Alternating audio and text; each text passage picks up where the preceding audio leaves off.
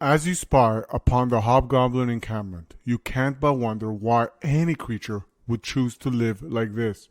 Do they even realize or even care that they're knee deep in their own filth?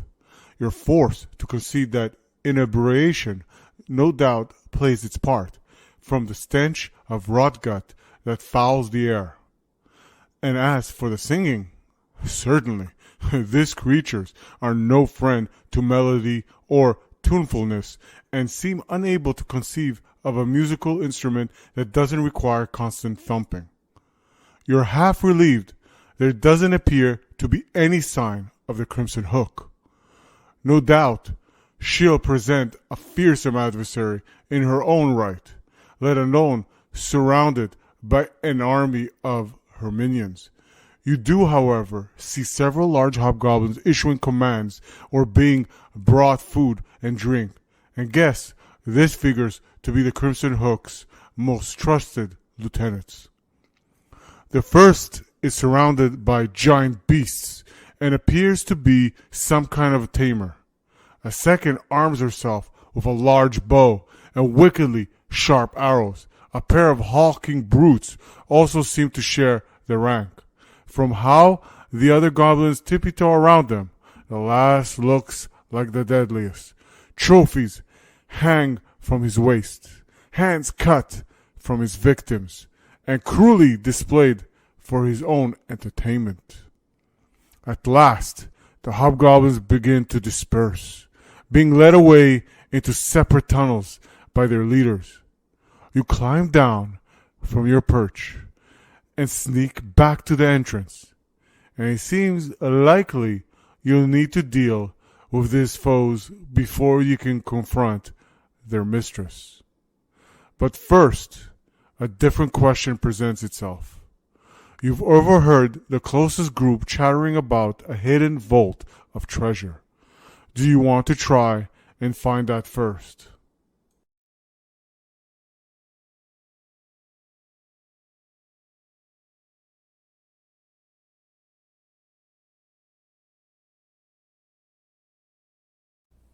Welcome back to RP Gamepire, and we are in Chapter 9, The Crimson Hook's Lair. So it sounds like we're going to be facing another fearsome boss.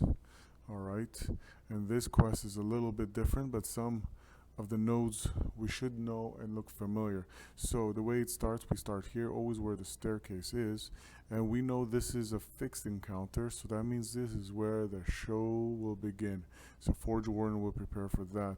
So we're going to try to take this path, and we're going to go all the way here, so pretty much to avoid this side, but also more important, we want this 6 treasure. So we might be taking a risk here, because if you look here, this is a standard crawl, so this is short. Only this one is a long one, but this one, this 2 are pretty much a long. And the difference with long, when we get to that encounter, we will display it with Forge Warden. So we're gonna go, this is our path and our trail, and we're gonna try to get right there to the Crimson Hook. Now, we also know that in this encounter there's going to be some new foes that we have not seen before, which is, again, what makes it amazing. And I think Forge Warden is amazed to take on the challenge. Don't forget, the heroes have become a little bit more powerful in a sense. Their equipment and gear has just revamped in a sense of status. And more importantly, there is a lieutenant scouting about. So they're scouring around, so it's very, very important to prepare ourselves for that. So let's prepare this quest, and this is, don't forget, this is a tunnel encounter, so that means here we'll go right here, and that is called more hidden tunnel encounter. So it's already set up randomly. We don't know which way it's going to go, and more importantly, we had to set up new challenge aspect cards and battle aspect cards. So first thing first, we're going to take this and we're going to shuffle it as best as we can. Alright, we have no clue what there is. So we're going to put that right there. And we're going to do this one also. And I don't know why I can't. Okay, I don't know why this is being difficult, but okay, we're going to try our best. Alright. And that was set for that. And now we're going to take all of the previous corridor tiles, amazing corridor tiles, and we're going to do the same thing for that.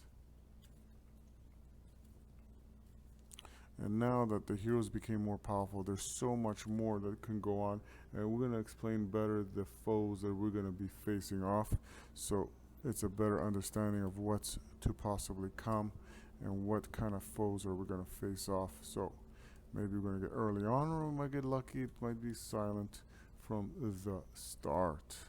Okay, so we're going to explain this later, but first, this is the 4 hidden pathway tunnels. Now don't forget, like before, we have done this before. One of these 4 are pretty much the passageway stairway to exiting and moving on and finding the hidden tunnel passage. So, and that's what we want. All right, so very, very important as we face off new foes. I'm going to be explaining them later as we go along. So the first things first, now that we did that, let me first, also we have set up a new treasure, and when that comes about, we'll shuffle it and decide. And there is no treasure in this encounter. So now let's, okay, so now what we're going to do is we're going to roll the dice to see if we can go right or left. And what we're going to do is going to roll anything above 10, we go right. Anything below is pretty much we go left.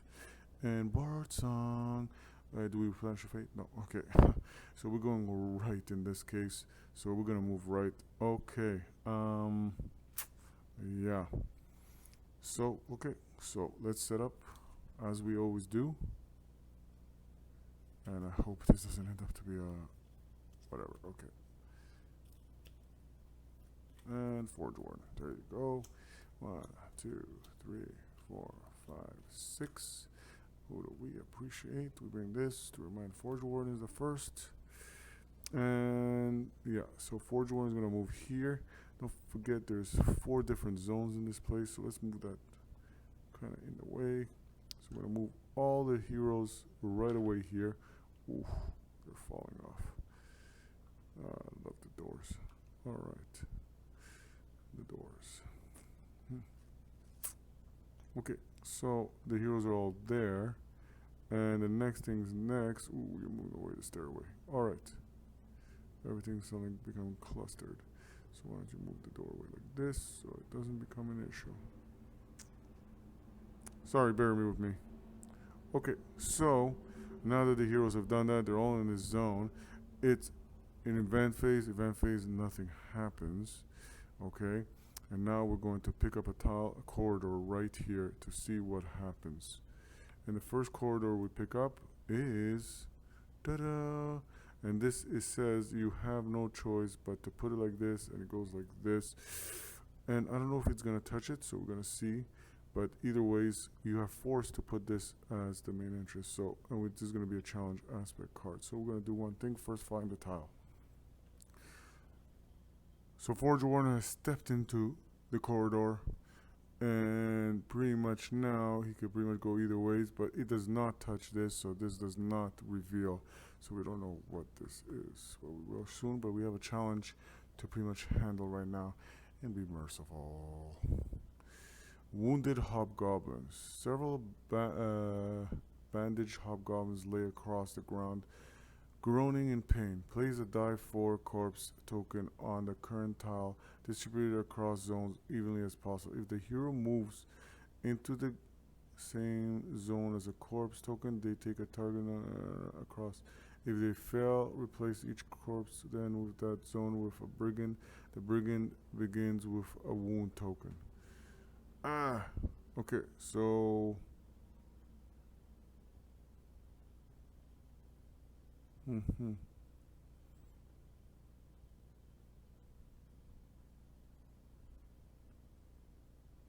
okay, so here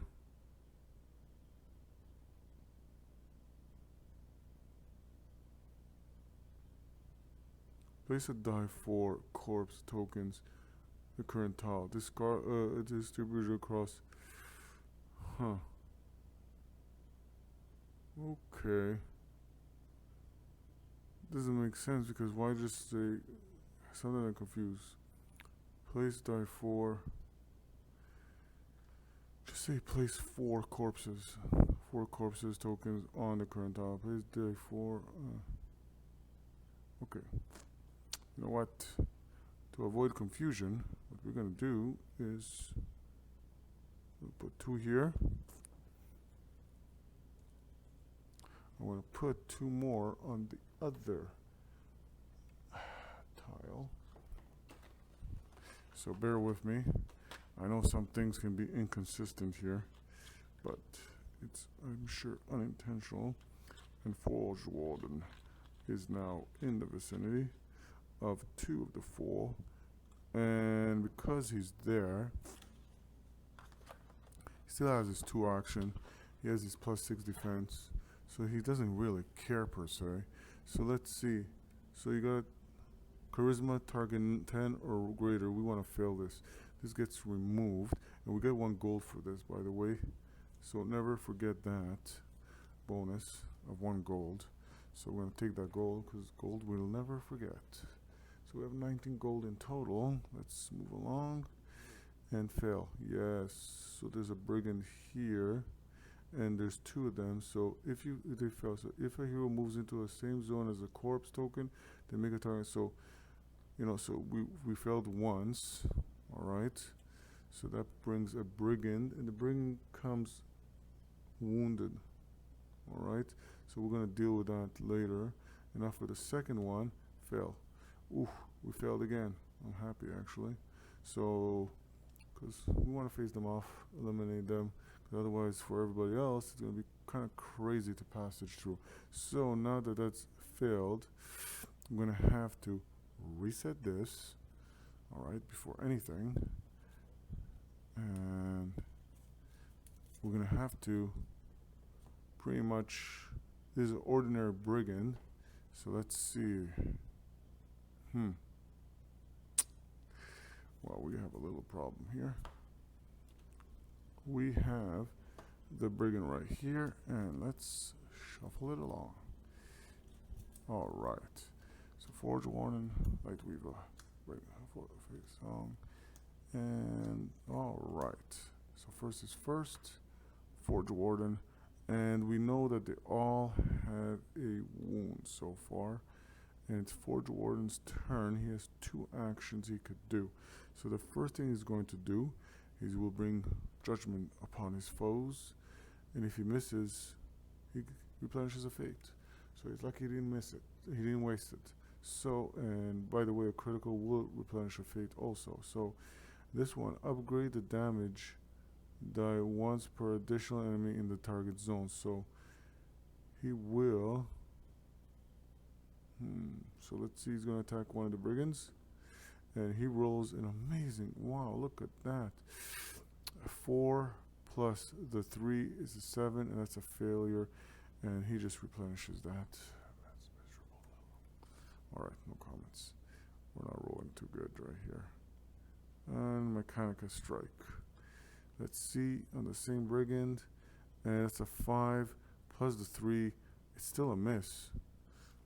Oh, what's going on here? Yeah. Okay. It goes to Lightweaver, and Lightweaver, he will move right here, and we have to watch out because now the heroes can do much more with their weapons. So, alright. So the only thing his weapon does that's big difference, he can't suffer a burn. So that's pretty good, I'd say. So what Lightweaver would do, now we will do Chain Lightning. Any critical, be it from the attack roll or the damage roll, will cause this effect of Chain Lightning to only 1/4 more.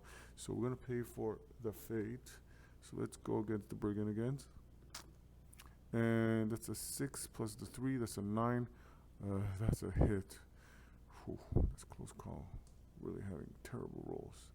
Alright. And that's a 4, by the way, that's a critical, plus the 2 that he gets. So that's a critical. So he obliterates this foe. Not that he had to do extra damage. And then he can re-attack for that one.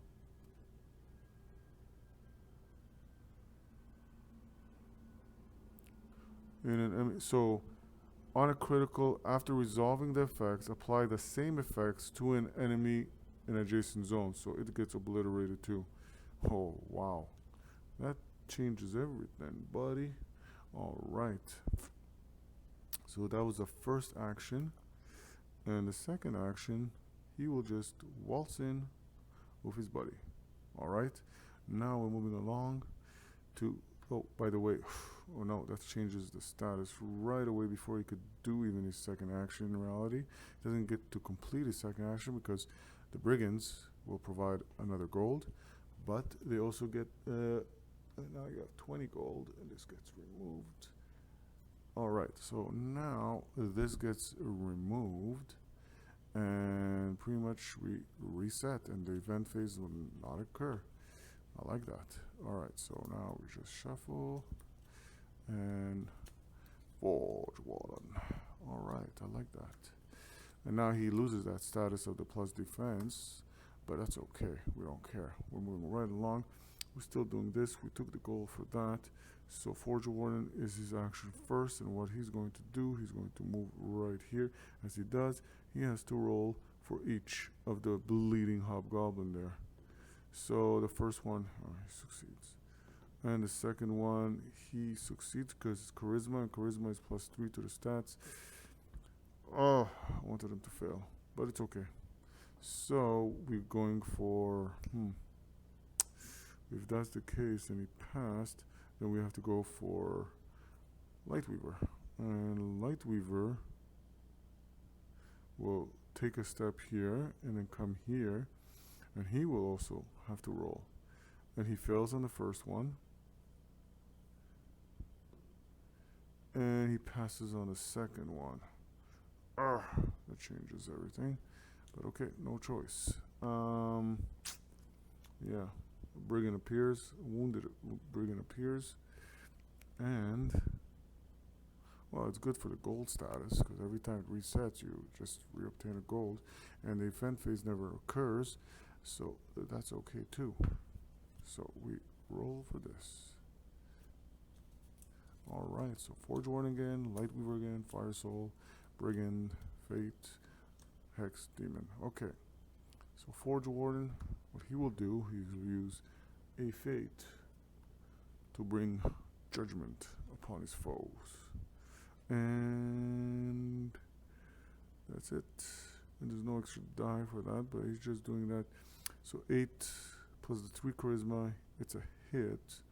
So that's not an issue. Now it's a question of what kind of damage. You don't need to worry about that. So it doesn't matter because any damage will kill it because it already comes wounded.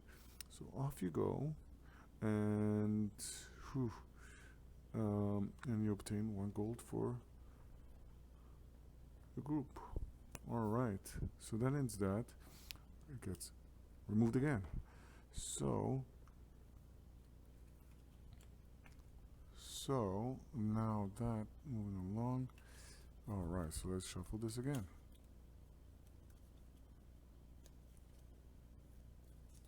Alright, Forge Warden, this.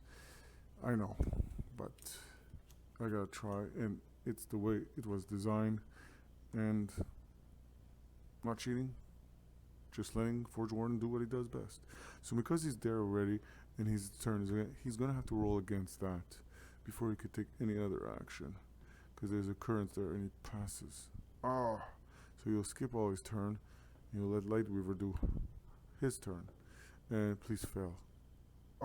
Succeeded because you tag 10.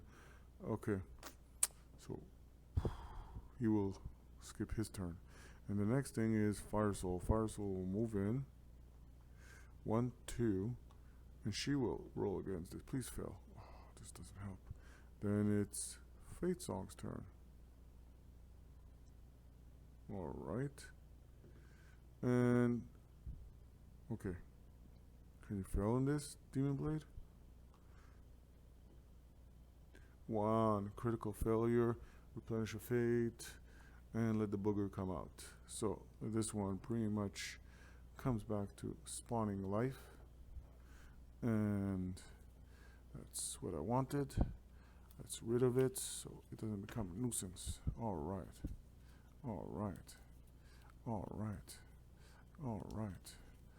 Forge Warden, File Soul, Hex, Lightweaver, Brigand, Demon Blade, and Fate Song.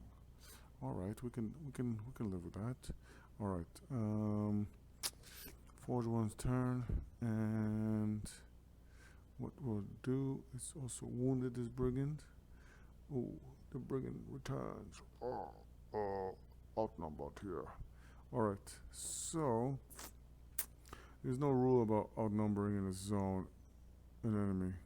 It'd be nice to get a bonus there. But it's Forge Warden's turn, and let's see something. So something that could have been done before. If Forge Warden defeats an enemy and removes their card from the marching order, replenish one fate. Ooh, that kind of makes sense to bring back the judgment upon you. Alright, so we're going to use the second fate, and because Demon Blade just replenished it with that one, and we're going to try to get it. So that's a 12, that's for sure a hit. So now we know we're going to for sure anything kills it. And 3, so we did remove it from the marching order. So first things first, what we're going to do is, because we're going to have to shuffle this again, this gets removed. We're going to put a gold marker here, and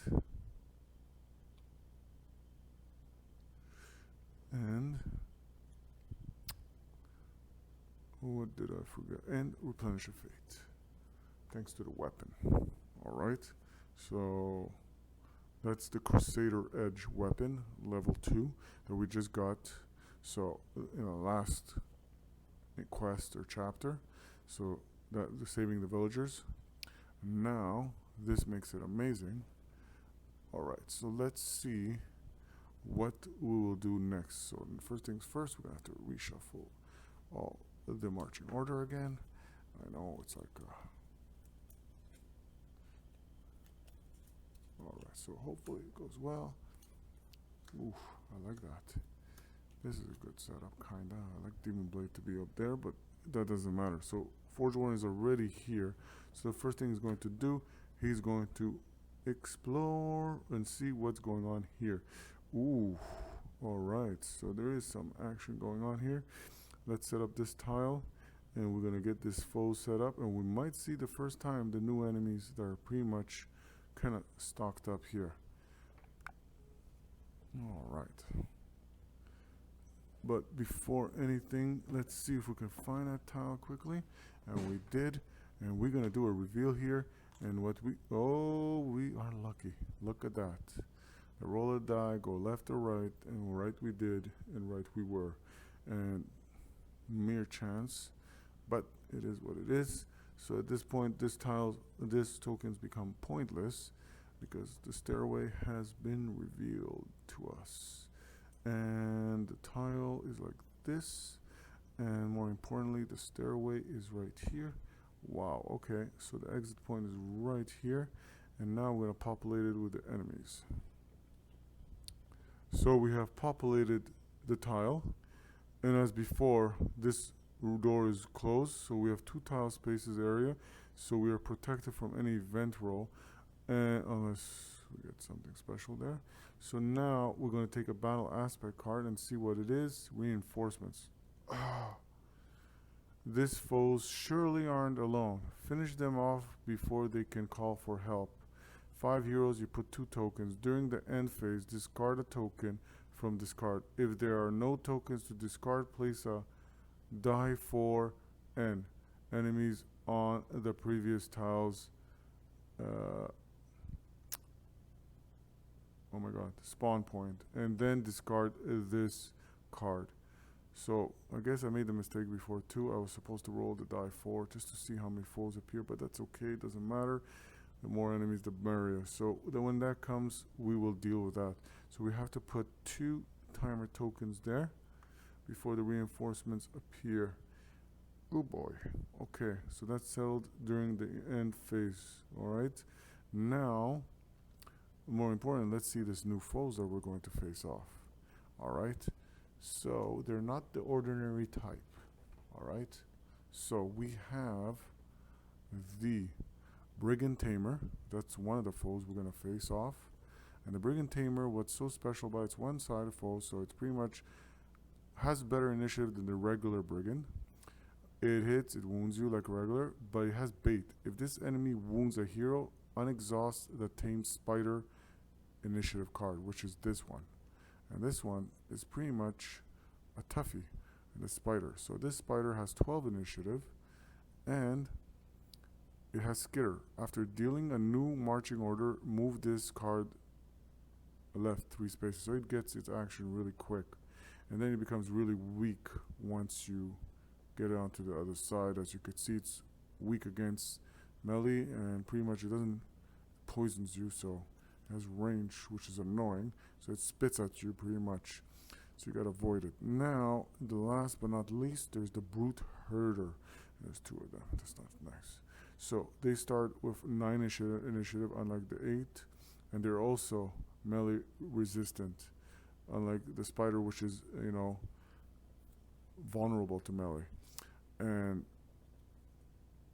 they do the same thing as before, but the only thing is hurting. If this enemy wounds a hero, make an event roll. So you don't want that. You do not want that. Alright? And then on this side, it's pretty much the same thing, other than his initiative goes up and becomes a little bit tougher to hit. Alright. But easier to critical. Alright. So this is pretty much the foes. And that's not nice. And there's possibility of reinforcement. But we did find a stairway, so luckily it ends here, if we're able to end it here. Okay. And by the way, this won't be brigands, it will be more of the brigand tamers, and we don't want that, right? Okay, so let's see what's gonna happen now.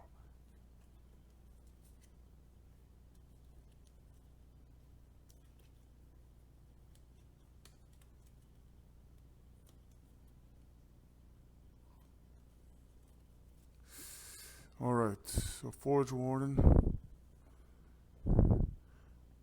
Tame Spider, Brigand Tamer, Fate Song, Light Weaver, Fire Soul, Brute Herder, Demon Blade, and the Hex.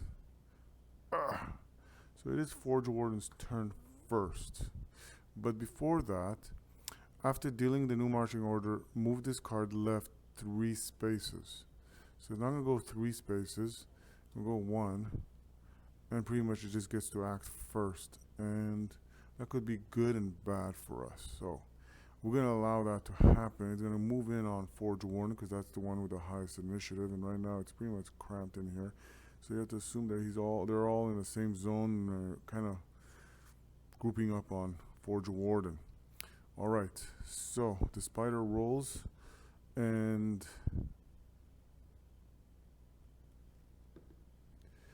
we have a 9 plus the 6, and we defend very, very well.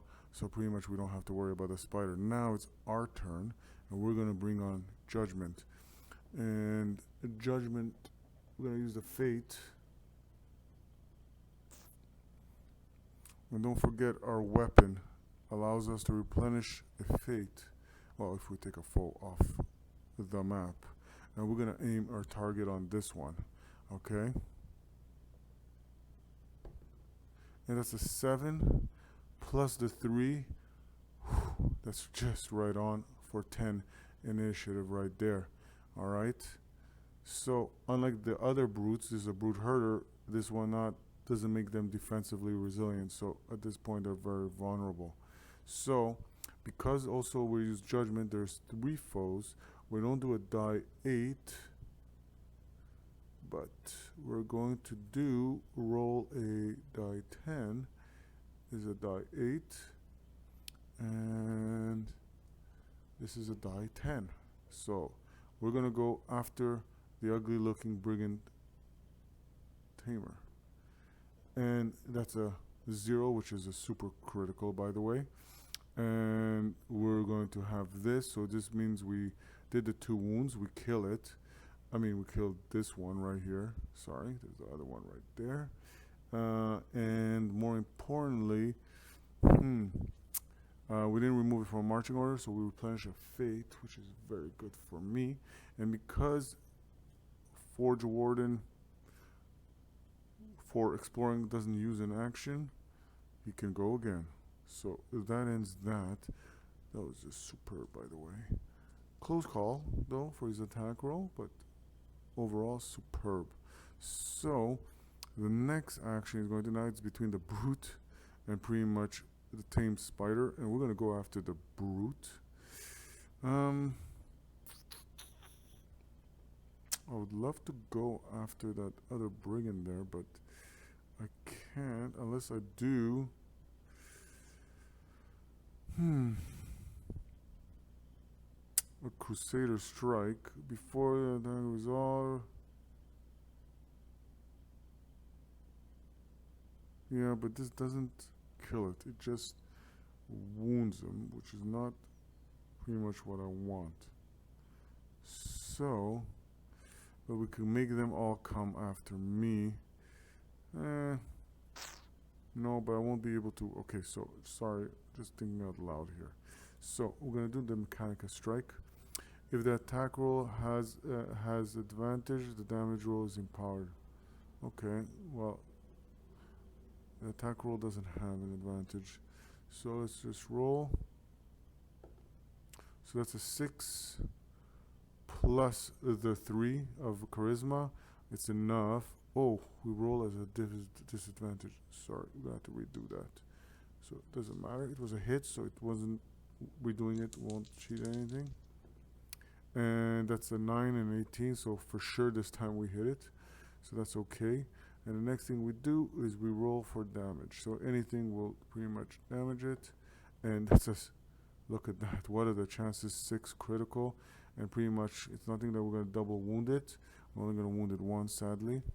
And more importantly, we're going to replenish a fate. So now we have all our fates, which that is very, very good, by the way.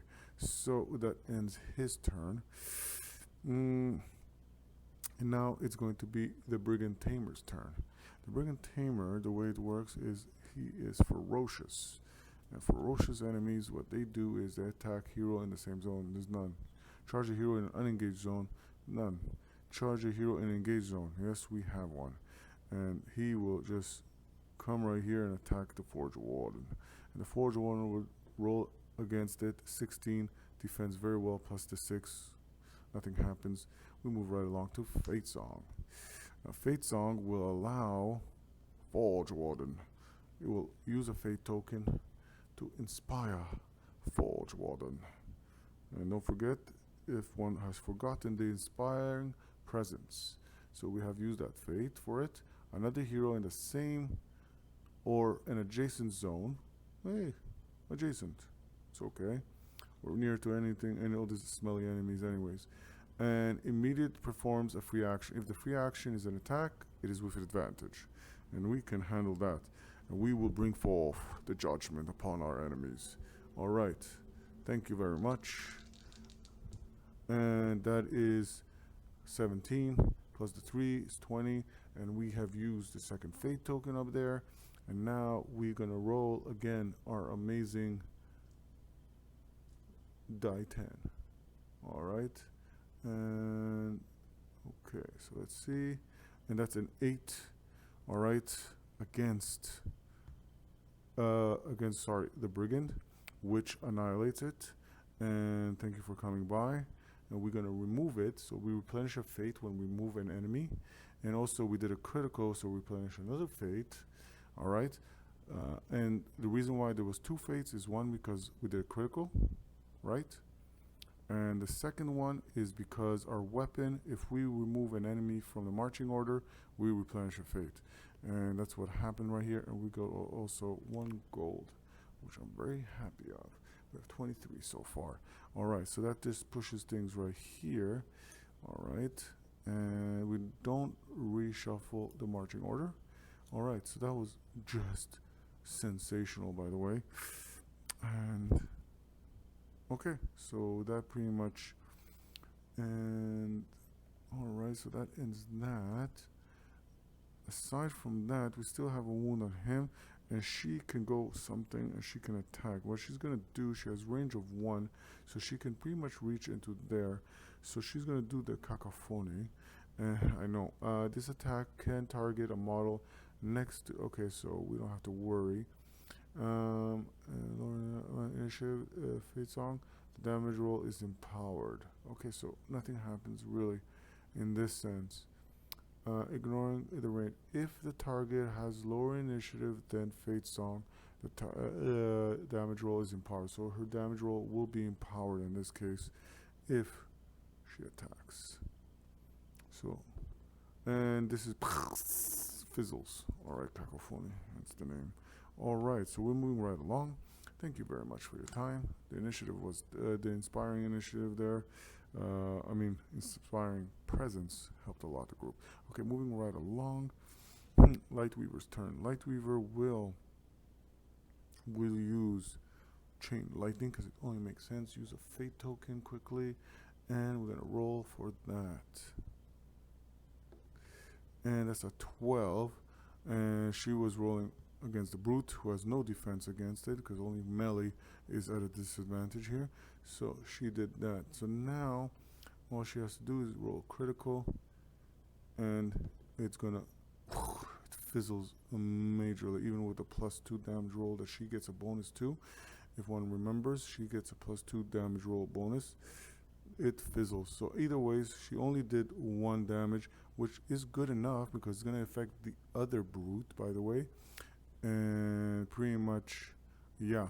So we have to watch out if the enemy wounded. Make an event roll. Okay, so that's, we gotta watch out. But either ways, this pretty much gets removed because only 1 damage was done. Now, can't use that. We can try with the arcane bow. When the making a damage roll, an extra die 6 and discard. Okay, so whatever. So we're gonna go against this brute right here. We're gonna try again with her using a second fate. And Bardsung, we replenish a fate. We don't even roll.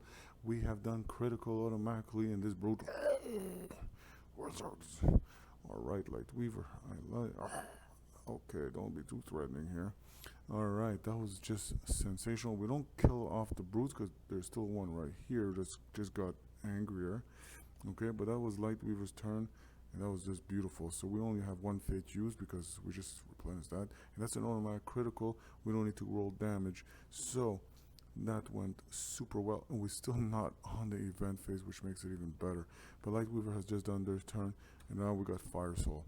So Fire Soul can focus on the ugly looking spider, hopefully, and do something with it.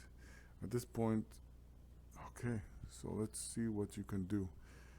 Alright, inspire us, Fire Soul. And she rolls a 15 plus the 3 is way sufficient to roll for damage. And what she can do is she can re-roll their first damage roll each turn. So yeah, she's gonna do that. And she, oh god, all you do is a damage to this ugly looking spider that also gets a flipsy. So this spider has 1 wound. Actually, you could put it right here because there's no other spiders on board. Okay, that's that. After, okay, no problem. And okay, that's okay, that's okay. And a second turn for her. Okay, sorry about that. Second turn for her will be, give me 1 second.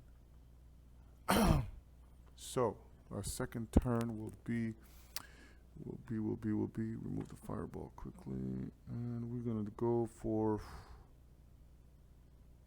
yeah, you know what, we're gonna go for the ember. Alright, it's not much of a damaging, but hopefully we could do a critical. And 18, which is not bad. And now we need a critical against Spidey. And that's a major critical, so that's good. So that's going to be the second wound.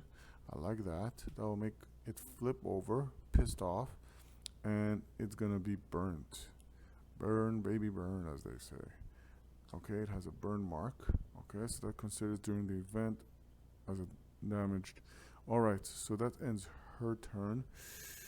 And now we got this brute, and this brute is upset, so he's gonna do 1 and 2 and just storm right here against Forge Warden, who still has his +6 defend, by the way. And yeah, so at this point they're not strong, because once you affect and damage and pretty much remove one brute, it affects all brutes, so this brute is kind of affected by it. So, and 4 plus the 6 is 10, and it's not sufficient. And if the enemy wounds a hero, take an event roll. Make an event roll. Oof, this is not good. Ooh, 5.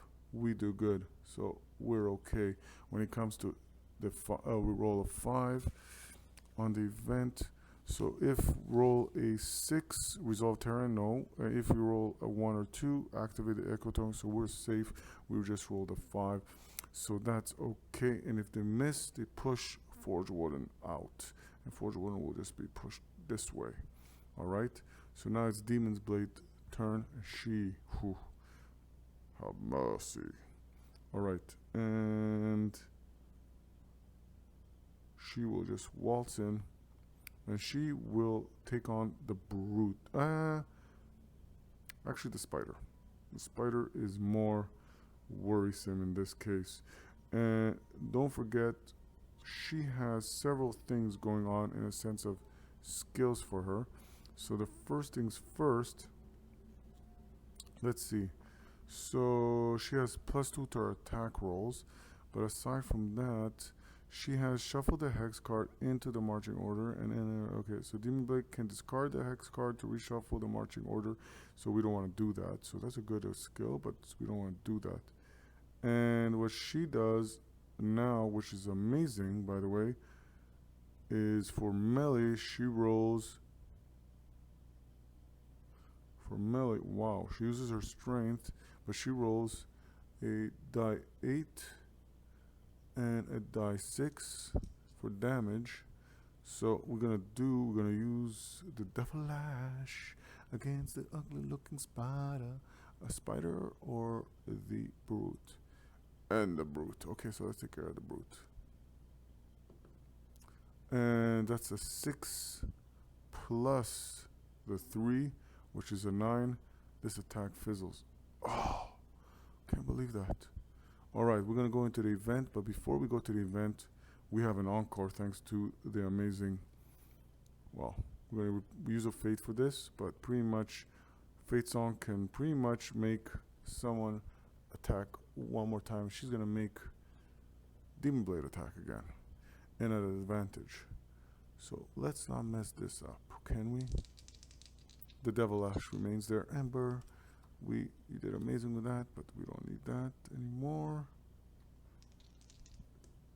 And with advantage, we're going to take this one, obviously. And with the 3 strength, that's 16. And now we're going to roll for damage. So it's like almost impossible to not hit. But either way, it's a critical. And a critical does 2 damage. And we remove what we wanted, which was the brute. And brute herder, I should say, for 1 gold. That will bring us to 24 gold. And yeah, this last one, demons. All right, and now this is kind of awkward because we're right. It says at the start of the end phase, Fate Song. Okay, so we didn't remove all the enemies, so we still have all these enemies here.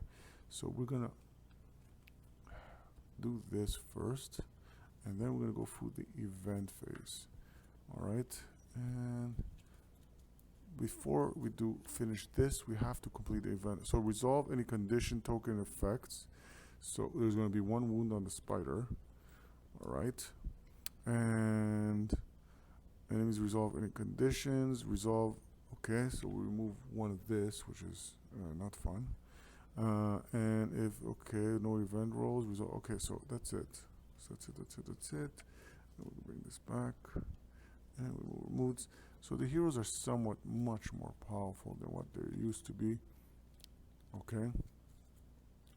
Forge Warden, Hex, Fire Soul, Tamed. And unlike before, this spider was also at a disadvantage, which I should have. Melee disadvantage, so I should have rolled an extra die anyways there. But either ways, it has no longer that ability, so it doesn't move in the marching order. So this is the new marching order. We have to finish this.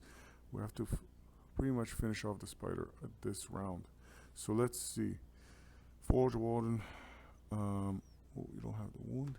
It has the wound, and it only needs one more wound, and it's done for. So Forge Warden. At this point, Mechanica Strike. That's all you need. All right. If the attack has a okay, no, and 8 plus the 3, 11 is not enough. Oh, again, it's at a disadvantage when it's at getting melee attacked. Oh, and also Forge Warden is not in the same zone, so a few things here to it. So Forge Warden moves in. Forge Warden will use Mechanica Strike, okay, and it is a disadvantage. So nothing really broken here. So let's see. Wow. I guess it's not meant to. Alright, so that ends that turn. So now it's going to go straight to Fire Soul, and hopefully you can do something here. And Fire Soul's right here. And Fire Soul, she's going to first unleash the Fireball. Alright. Ooh, that was terrible. Alright. And Fire Soul, let's see, she has once per turn, when Fire Soul inflicts fire on an enemy with an attack, Fire Soul may be placed in the same zone as that enemy. Okay, well, whatever. We could have done that last round, but we didn't do it. So, we were only one because only melee is disadvantage. So, let's see how we do here. Again, we fail. Oh, no, actually. So, 9 plus the 3 is 12. Whew. Okay, so we just barely passed it. So now we roll for damage. And we only need 1, but we can re-roll thanks to our special ability, and that's a critical, so that's enough. And if one has forgotten what we're speaking about, the Garnet allows this hero can re-roll their first damage roll each turn, and that was the first damage. So so pretty much she has done this successfully, and remove this. So this will give us 1 gold. Whew. That was a close call. So that will give us 1 gold, which means this will become 5. We have 25 gold. This gets removed, and the ugly spider gets taken away. And Forge Warden was right here. Demon Blade was right here, and they're all right there.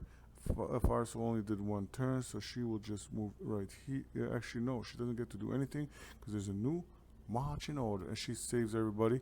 And so that means the event doesn't occur. So we're good. Yeah. So let's this.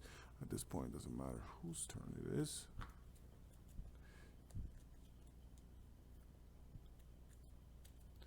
Alright, always Forge Warden, Fades on. Okay, so first things first, Forge Warden. Forge Warden will move 1, 2, and it's out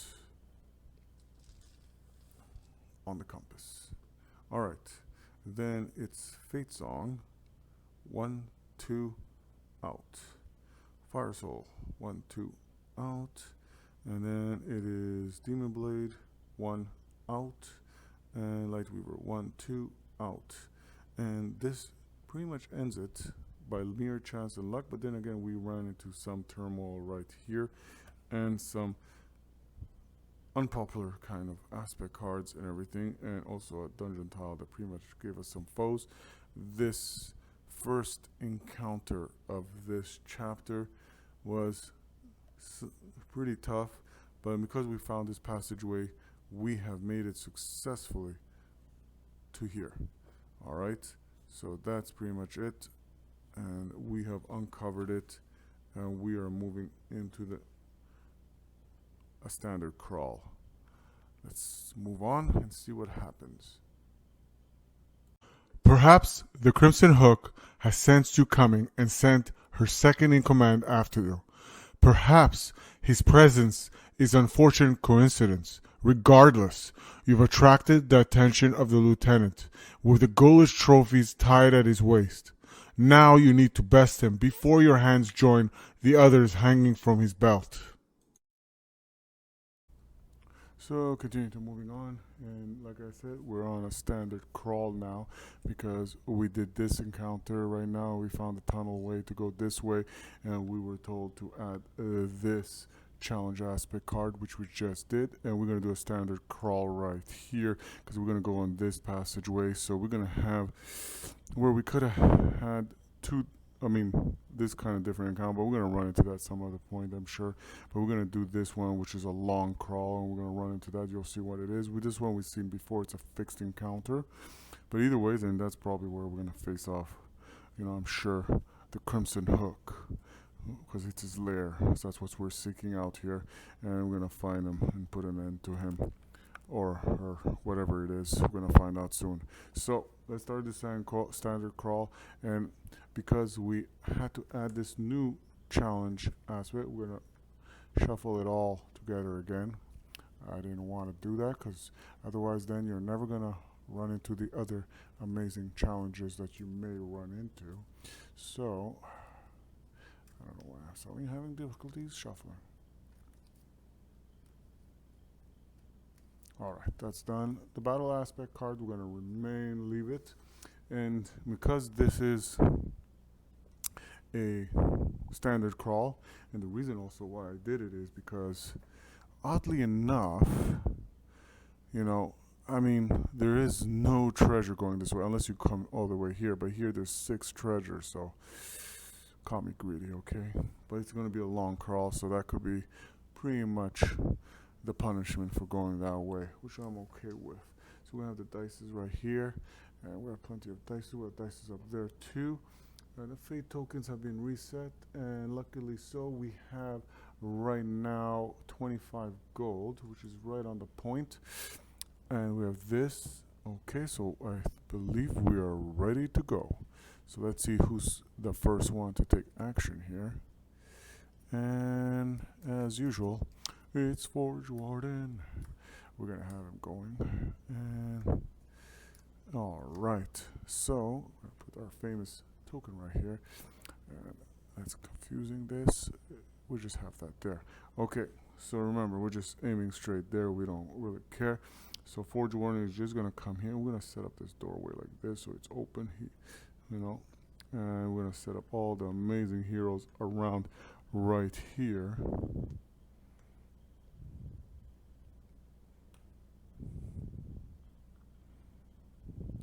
Okay, so that's set for that. And now that event comes, an event phase, and in event phase nothing happens pretty much. So we end it right there. And now it goes back to Forge Warden. Forge Warden will explore. And as he explores, he unravels this, and he finds this into the shadows, and he's going to be this tile and with a challenge aspect. So let me find that. He has this eerie sense as he pretty much has this set up, and we're going to pull out that challenge aspect card, but it has gone awkward for him, and we had just shuffled this, so we just know that. This looks all familiar. Wounded Hobgoblins. We place a die 4 so unlike before the mistake where we just put die 4, which wasn't that bad, we roll this, and what do you know, either ways is going to be 4.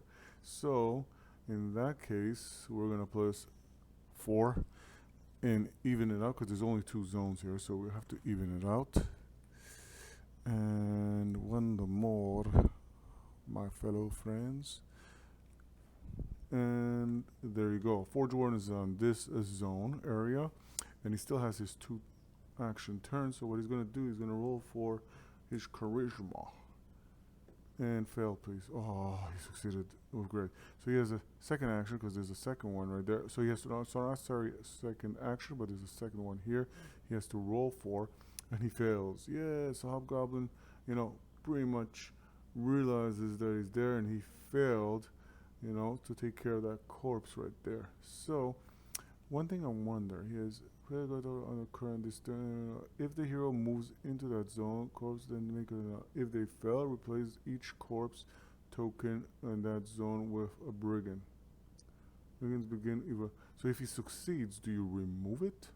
Which I haven't done up to now. So if you fail, they become this. So you know what? I think they're whimpering and wounded. So I would say, yeah. Okay, so you know what? This one, because this one is there, and this one is going to become. All right. So we failed here. It doesn't say. It's not that clear, but theoretically, I would say by scene, and you could hold me out on it and tell me if I'm wrong to do that this way. But I would say this one, because of the other one, become, pretty much in game. All right. And because this happens, by the way, because he failed because of one and the other one became what it is, we have a brigand in our midst. And because of that, we're never going to have the event phase because we're going into battle before even Forge Warden can do anything. So I like that. Forge Warden.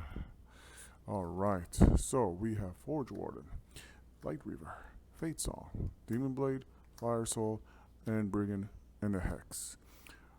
God have mercy on him. Alright, so Forge Warden will be the first to take his actions. And the first thing he's going to do is going to bring. Well, you know what? He'll bring Judgment upon one of his foes. And don't forget he's going to roll an extra die. So let's see what's going to happen. He's going to use one fate. And the beautiful thing, if he misses, he replenishes the fate. So in the end, well, ain't so bad. So let's see, Forge Warden. And he rolls a 6. 6 plus the 3 charisma that he has will make it a 9. 9 is sufficient against this brigand, this ugly looking brigand. And alright. And now I'm going to roll for damage. But he doesn't roll that regular. He's going to roll a die 8. And the reason why he rolls a die 8, because there's an extra enemy, so hence you increase the damage die. And upgrade it, and that's a critical, and that obliterates them off the board. Whew. That was quick. Mighty. Alright, but that removes that. And now for his second attack. Oh, I forgot to also mention that they're wounded. Right? So this one is wounded. Not that it made a difference. Okay, so, and they're wounded because hence they were founded wounded. Hence the challenge aspect card. And I do obtain a goal for that, and I did miss, so this ends this. And his second action per se. So we're gonna provide the gold for this. And yeah, he missed his second action right here. Don't forget he has a +6 to his defense for exploring that area. Not that he's worried. So the next one's turn is Lightweaver. And Lightweaver, he will just waltz in. He doesn't care. And for his second action, what he will do is unleash an arcane bolt. And that will use the second fate. Alright. And for him, there's nothing specific in a sense of bonus other than damage. And he rolls a 10, which is way sufficient, plus his intelligence was 13, so he's all good. And that will, okay, so let's do the damage. That's a 5 critical, more than what we need. And that removes, and that removes, and we're gonna go again, reset the whole board because, the marching order, and we're gonna obtain a gold for that. So let's see what happens when we recover a gold. So let's shuffle the marching order. We did add the gold, and that's the beauty of if you kill a foe at any time, then the marching order gets reset, and pretty much we never see an event phase. So we can avoid the event phase at some point. Alright, so they never got to attack because the heroes had the first attack.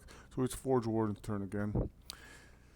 Um, this still remains because we got this too, and we're gonna have no choice but to confront that. Because the moment he walks in here, if he fails on one, he fails on the others. Thematically, he succeeded with one, and he 6 + 3.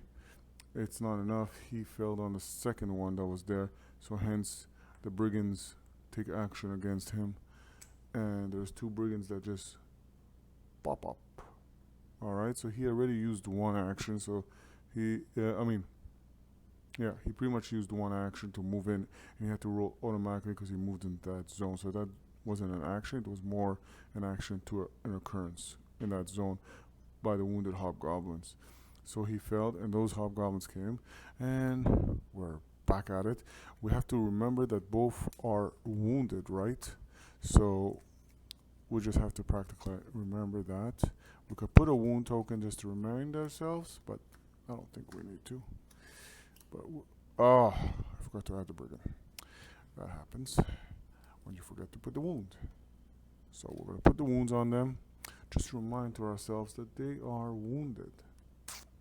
And we're gonna remove this arcane bold, which is confusing. So let's go this, let's go this, and let's go this, and we're gonna see magic in the air. Everybody's dying there. Alright. Alright, so it's Forge Warden's turn. And Forge Warden, the first thing he's going to do, which kind of makes practical sense, he will bring Judgment for his second. No, actually, it's his first action because we just shuffled the marching order.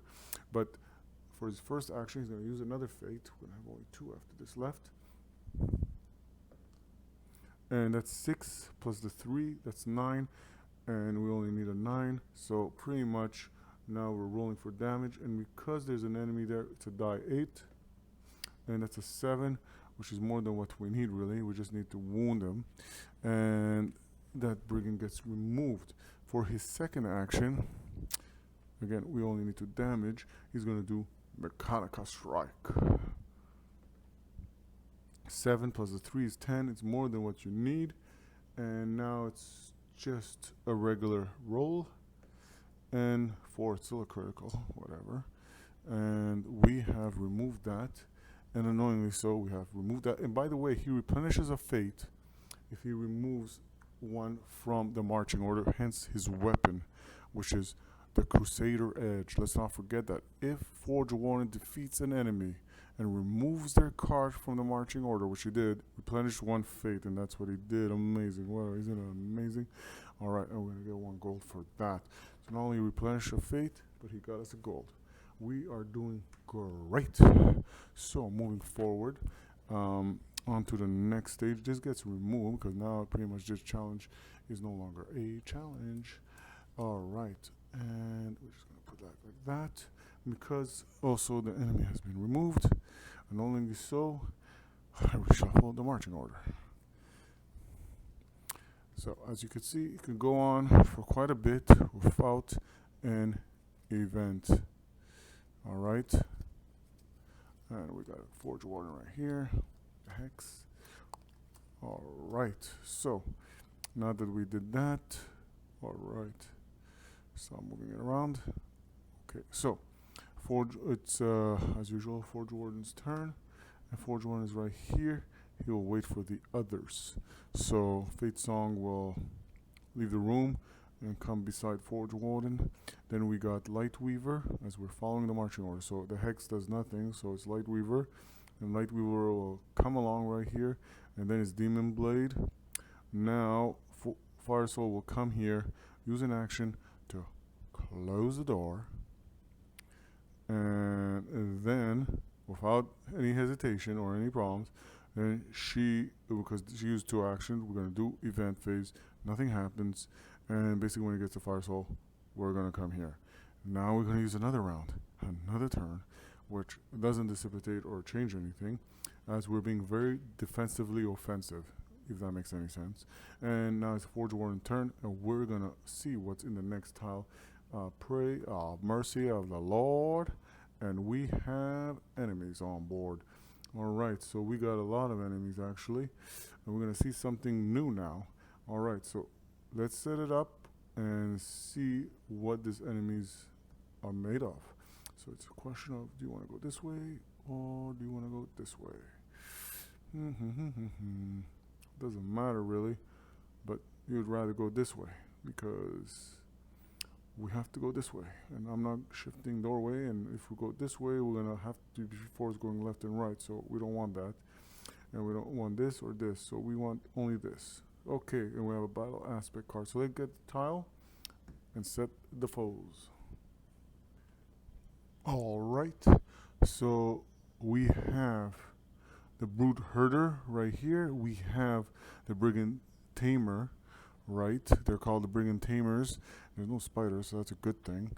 But we have a new foe, and that's the veteran raider, which is a raider but a little bit stronger, and I don't think we faced them off before. And on a hit they make you bleed. That's kind of tough, but alright. I think the toughest of them all, in my opinion, if the enemy, well, the toughest one is, because this one is odd because there's no spiders, so it doesn't have that bad effect.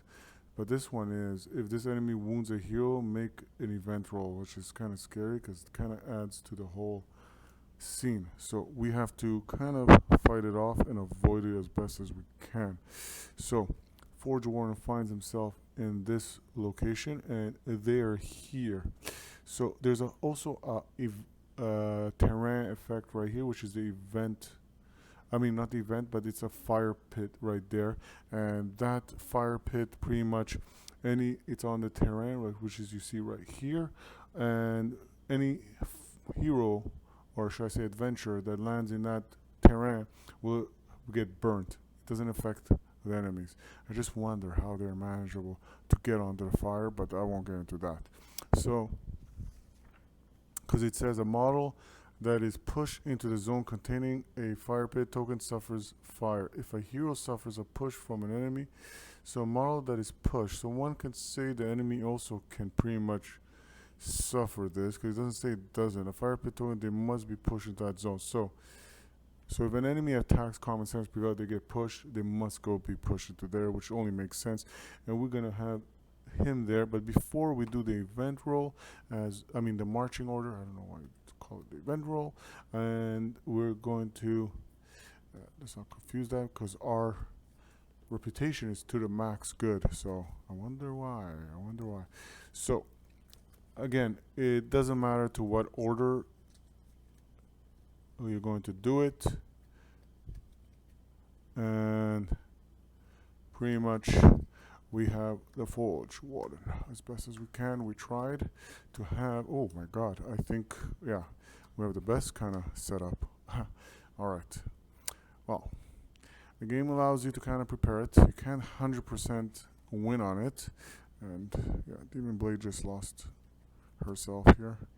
Alright, okay, so now that occurs, by the way, we're going to have the battle aspect card, which is this one, even though the tile is this way, because we're going to use a toolkit to go this way and end it. Pretty much the next tile is pretty much ends this standard crawl. So okay, so moving right along here, we're going to go and pretty much pull out a battle aspect card and then let this whole show begin.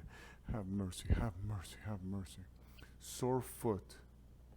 If there is a single goblin enemy model on the active tile at the start and the end phase and no other enemies in the marching order, defeat the enemy, then read entry. Okay.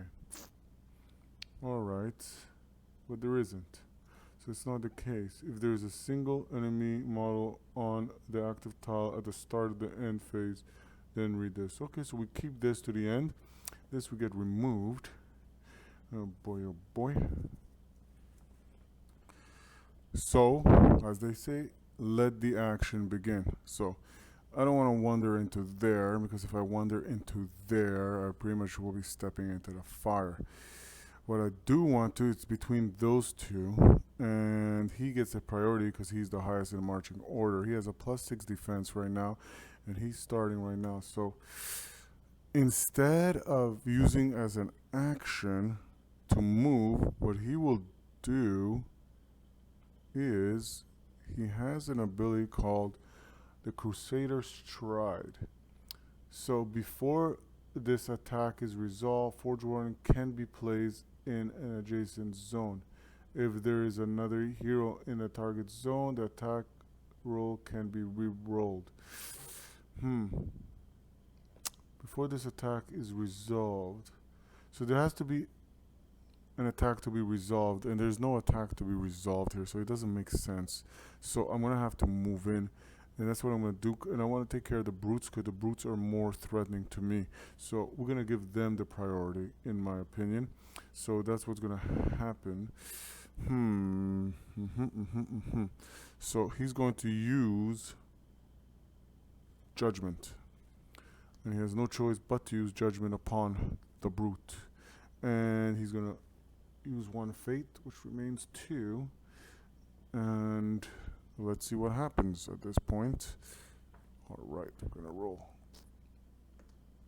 And that's a 17 plus the 3 charisma, that is a 20.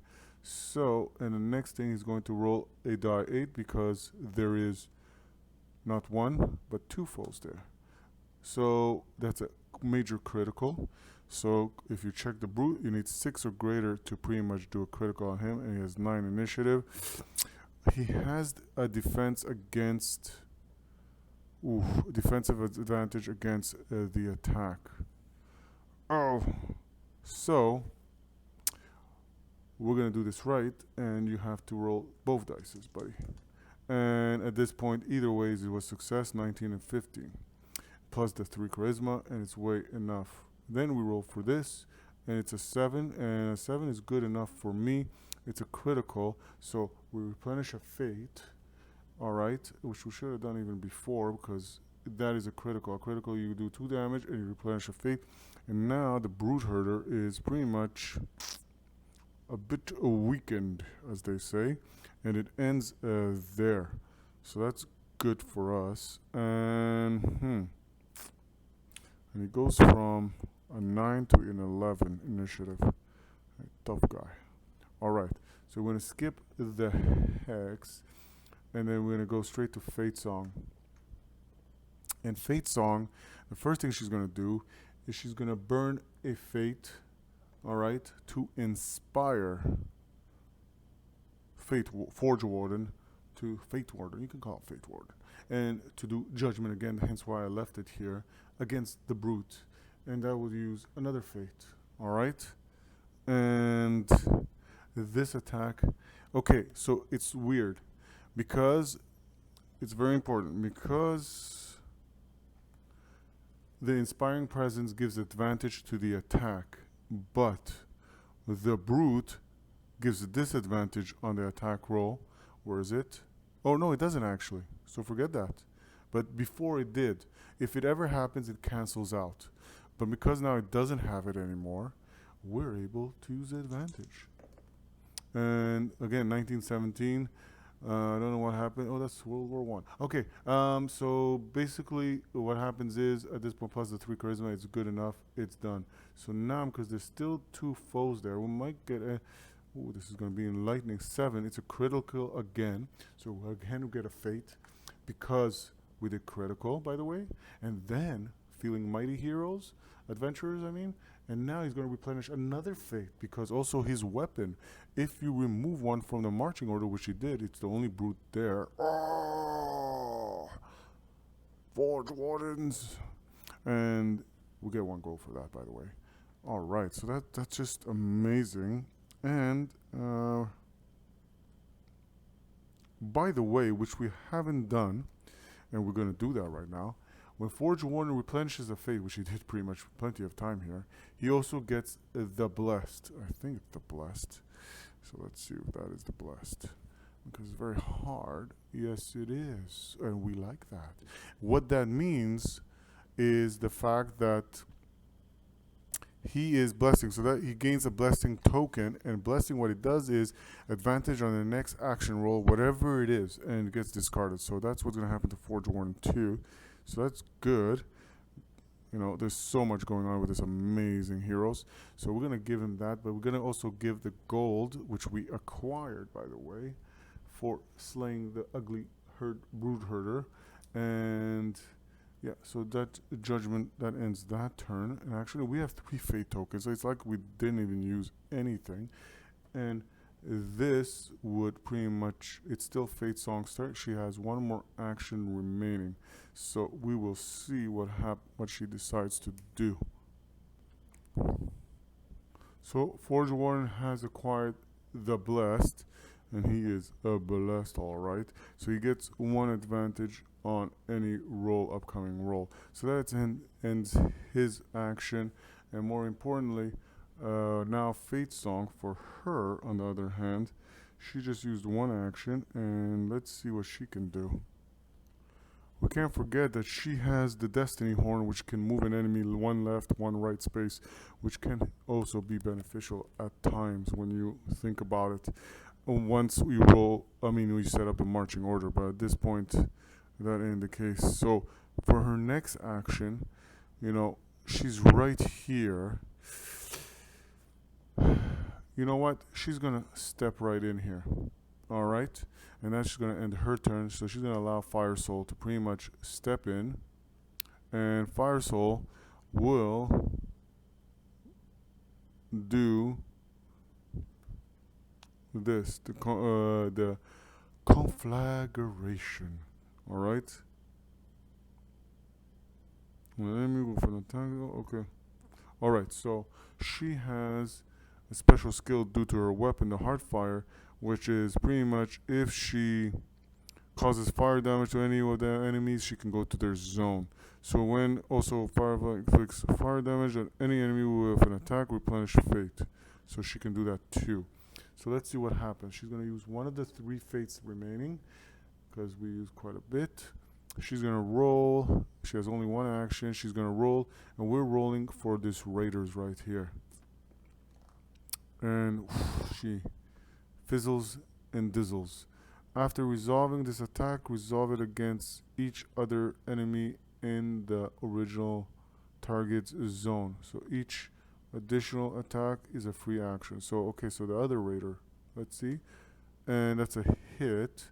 Good to note. Don't forget, they're veteran Raiders. Okay, so that's a hit. And now you roll for damage. That's a 5. And that's a critical. Okay, and again, it's disadvantage on an attack roll, but this is a magic, so it's okay either ways, but it's critical, and that obliterates 1 of them, which is good for me, by the way. Alright, so well done, Fire Soul. And now it's Lightweaver's turn. And actually it doesn't obliterate it. That's a mistake on my part. Bring it back. It doesn't obliterate it, but it causes it wound and fire damage. Alright, so we got 1 of them with fire damage and a wound, which in the event phase will die horrible death. So that is more like it and properly done.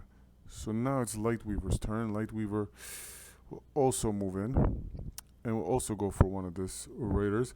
And he's going to take a chance. He's going to use a fate also, because if we hit a critical in any sense, then we can roll for the other one.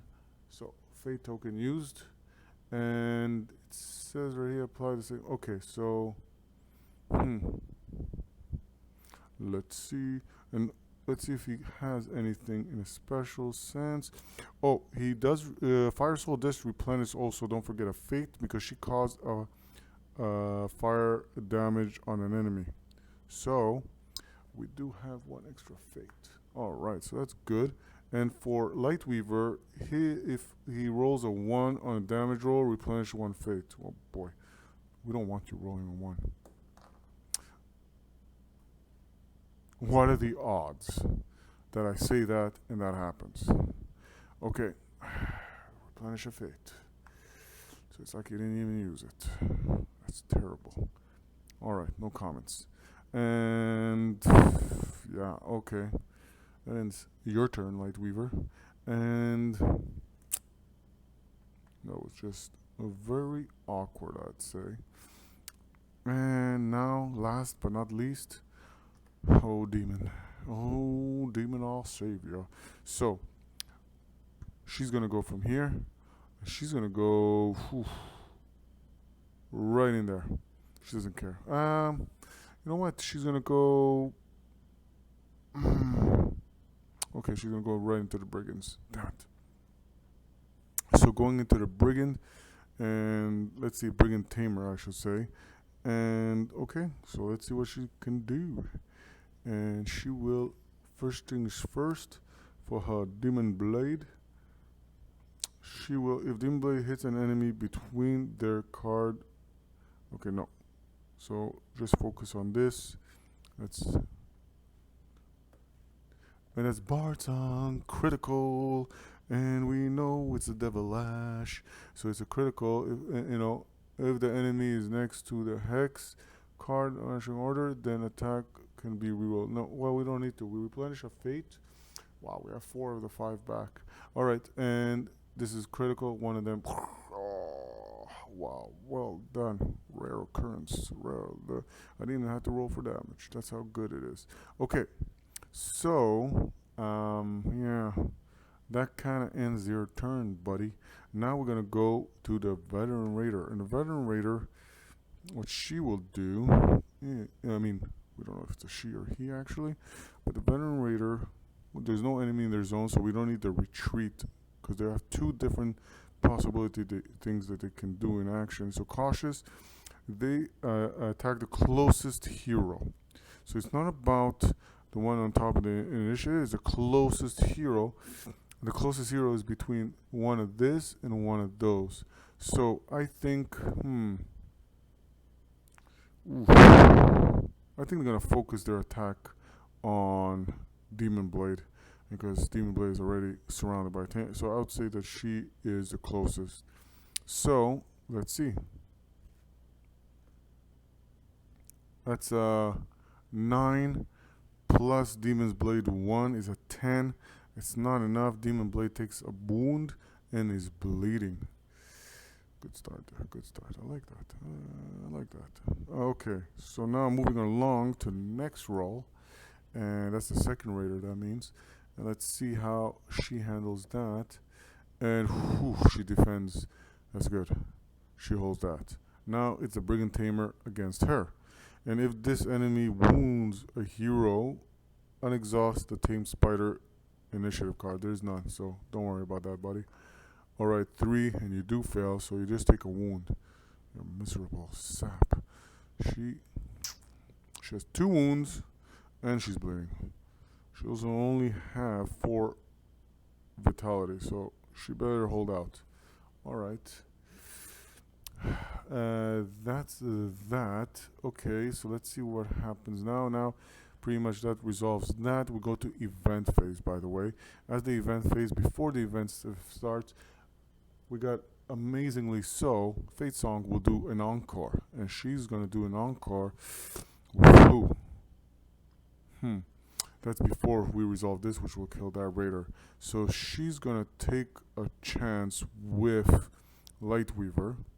And yeah, and she's gonna have Lightweaver do. Oh, we forgot this brigand attack Forge Warden.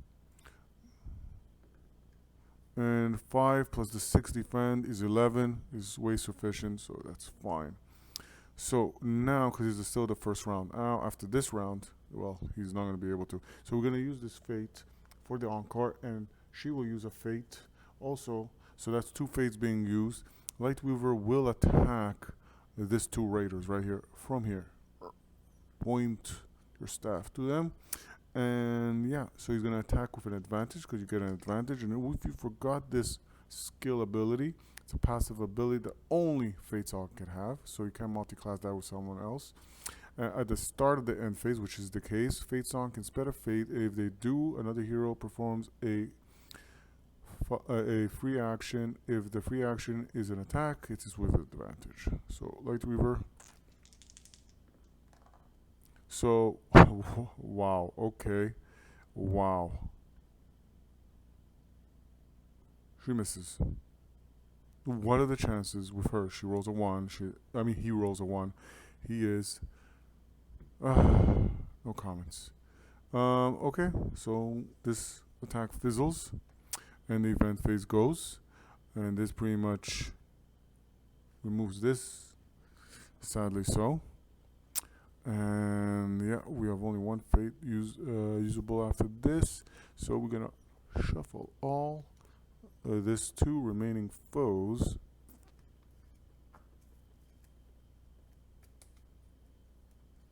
Joe, you okay?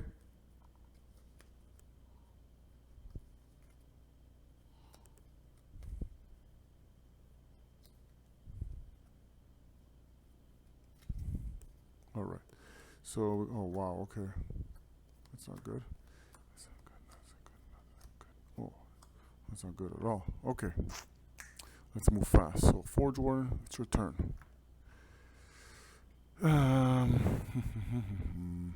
What you gonna do? What you gonna do? You only have 1, so you can only use. None of them are wounded, so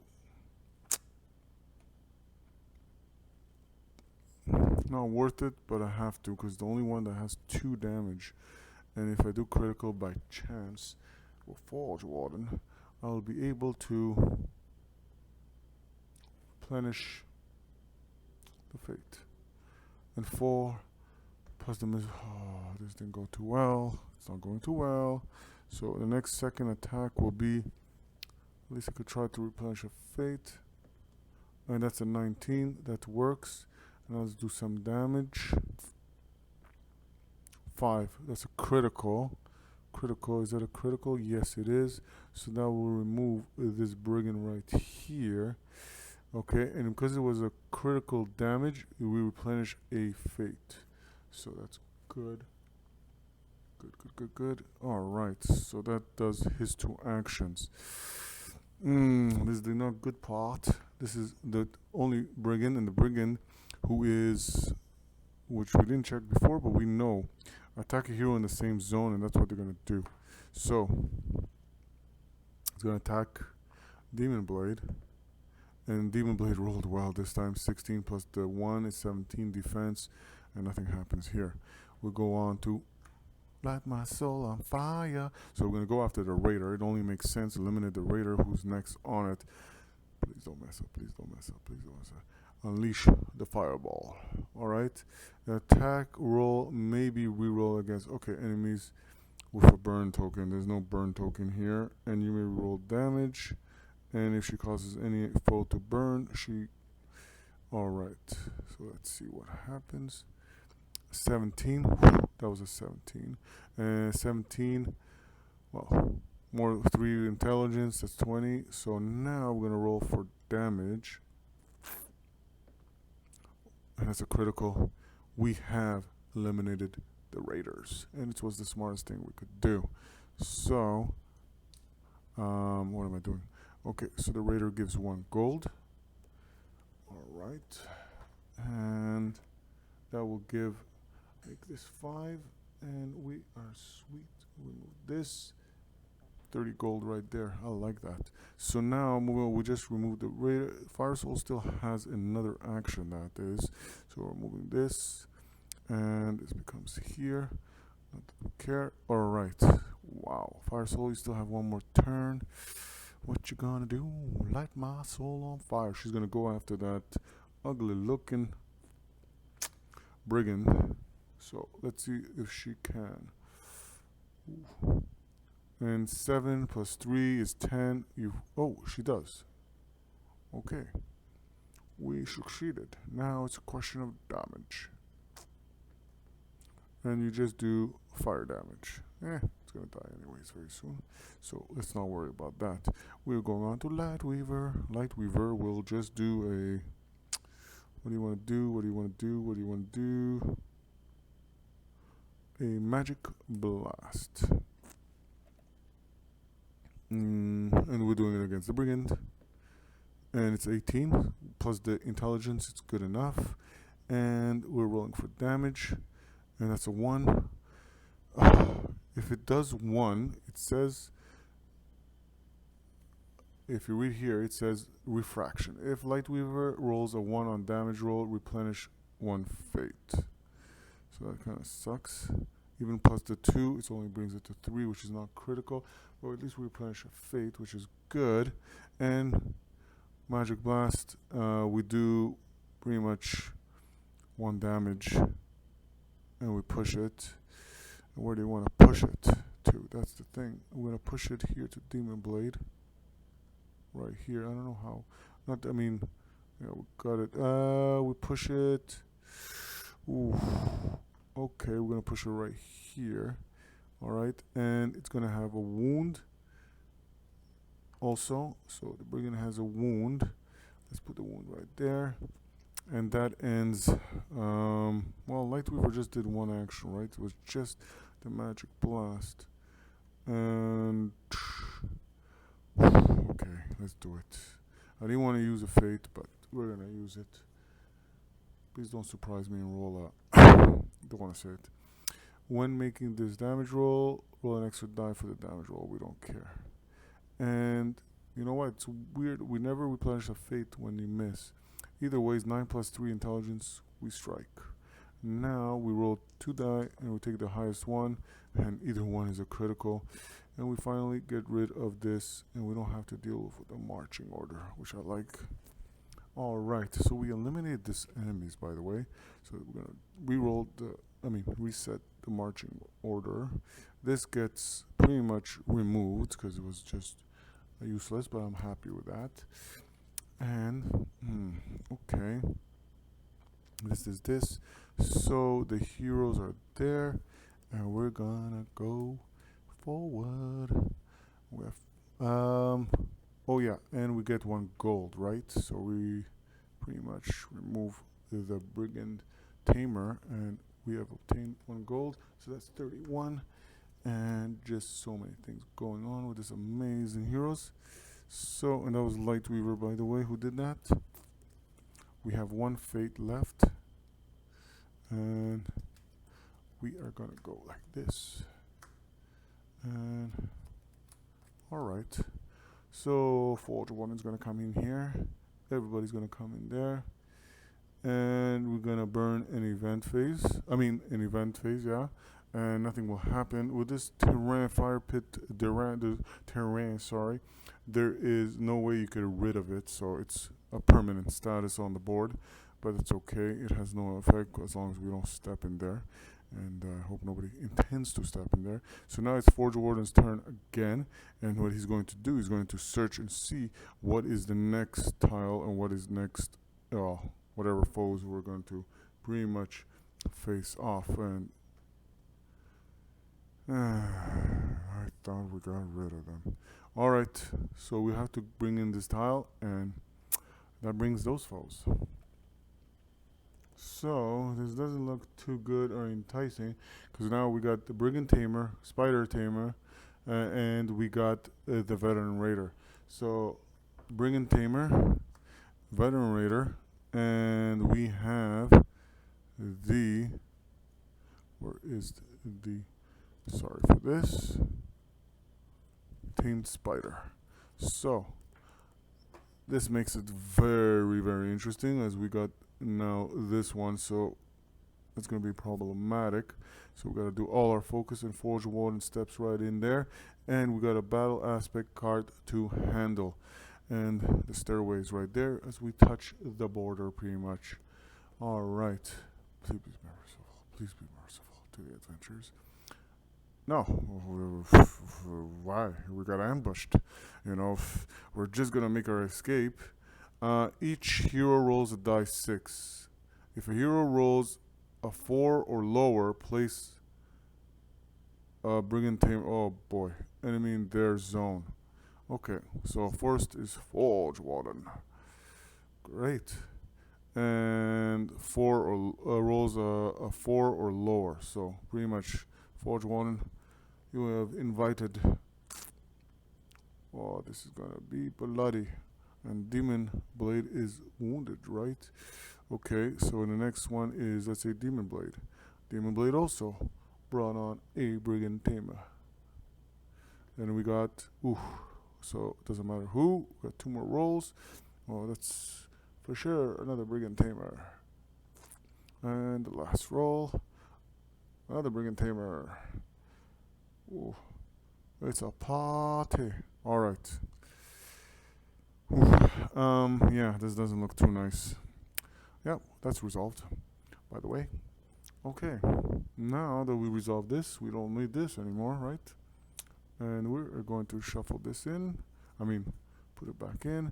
And this needs to be shuffled in. Oh boy, oh boy, oh boy. This is gonna be a party. A party. And this is gonna be. And alright, so we got Forge Warden, Hex, Lightweaver, Tame. Oof. It's not promising so far. Okay, okay, okay, okay, okay. The priority is the spider at all costs. Alright, so because then it renders the Brigand Tamers almost useless. Because the Brigand Tamers, what they do is if this enemy wounds a hero, then unexhaust, and this spider can pretty much attack and attack. After dealing the new marching order, move this card left 3. So 1, 2, 3, and pretty much would go first. But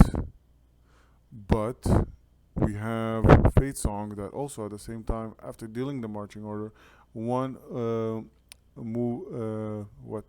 after dealing the marching order, move an enemy card 1 space left or right. So instead of coming all the way there, it's going to come in between the Hex and oh boy, this is not going to be fun. After dealing a new marching, okay, so this is pretty much leaves like this. So yeah. Alright, so we got that pretty much set up, and now it's Forge Warden's turn. And Forge Warden, well, that's another issue. He is blessed, by the way, don't forget, so he has an advantage here. So he's going to use Judgment upon his foes, and he's going to bring it upon the spider. And more importantly, he's going to use one of the fates, alright, and he's going to roll as advantage. Or we could do the Raider. Spider's not that bad. It's a Raider. Yeah, okay, we're going to do the Raider. And 11 and 15, so plus the 3 of Charisma. It's a for sure hit. Because there's 3 enemies in there, we don't do a die 8, we do instead a die 10. Alright? And that's a 9, as you can see, and that's a super critical. And the reason why it's a die 10 is because there's 3 foes. For each foe, you roll a die greater. And we did a super critical, so we pretty much eliminated the Raider, which was, I think, very pivotal, because it makes you bleed. And that could become a problem. And we have enough problems with Demon Blade, who is already wounded. So, alright. And that, don't forget he has another action, right? And because we removed one from the marching order, we replenish a fate, by the way. And we replenish another fate from this one. So we got replenished 2 fates. Alright. So we go also 1 gold because we eliminated the Raider. Veteran Raider. Okay, so following right along with everything that's going on, now he has 1 more turn. Because using an Explorer does not consider an action due to Bastion. And Bastion is his skill called. So, he's going to do Mechanical Strike because it's the only thing. And by the way, he no longer has the Blessed skill. So he's going to do this. He's going to do it against, you know what? I guess you could say he's going to do it against the Brigand. The Brigand Tamer. And 11 plus the 3 Charisma is good enough. And now let's see what he does for critical. And don't forget, he rolls a regular die 6. And he rolls an amazing 1, by the way. And that will be just sufficient to do a wound to the Brigand right there already in his vicinity. Alright. That ends his turn. And not to say it was bad turn, it was amazing. He eliminated the Raider that was in his pretty much vicinity. And that's not fun. Okay, so now the Tame Spider. The Tame Spider will attack our amazing Forge Warden. And Forge Warden plus the 6 fails. Wow. Okay. Forge one and takes a wound.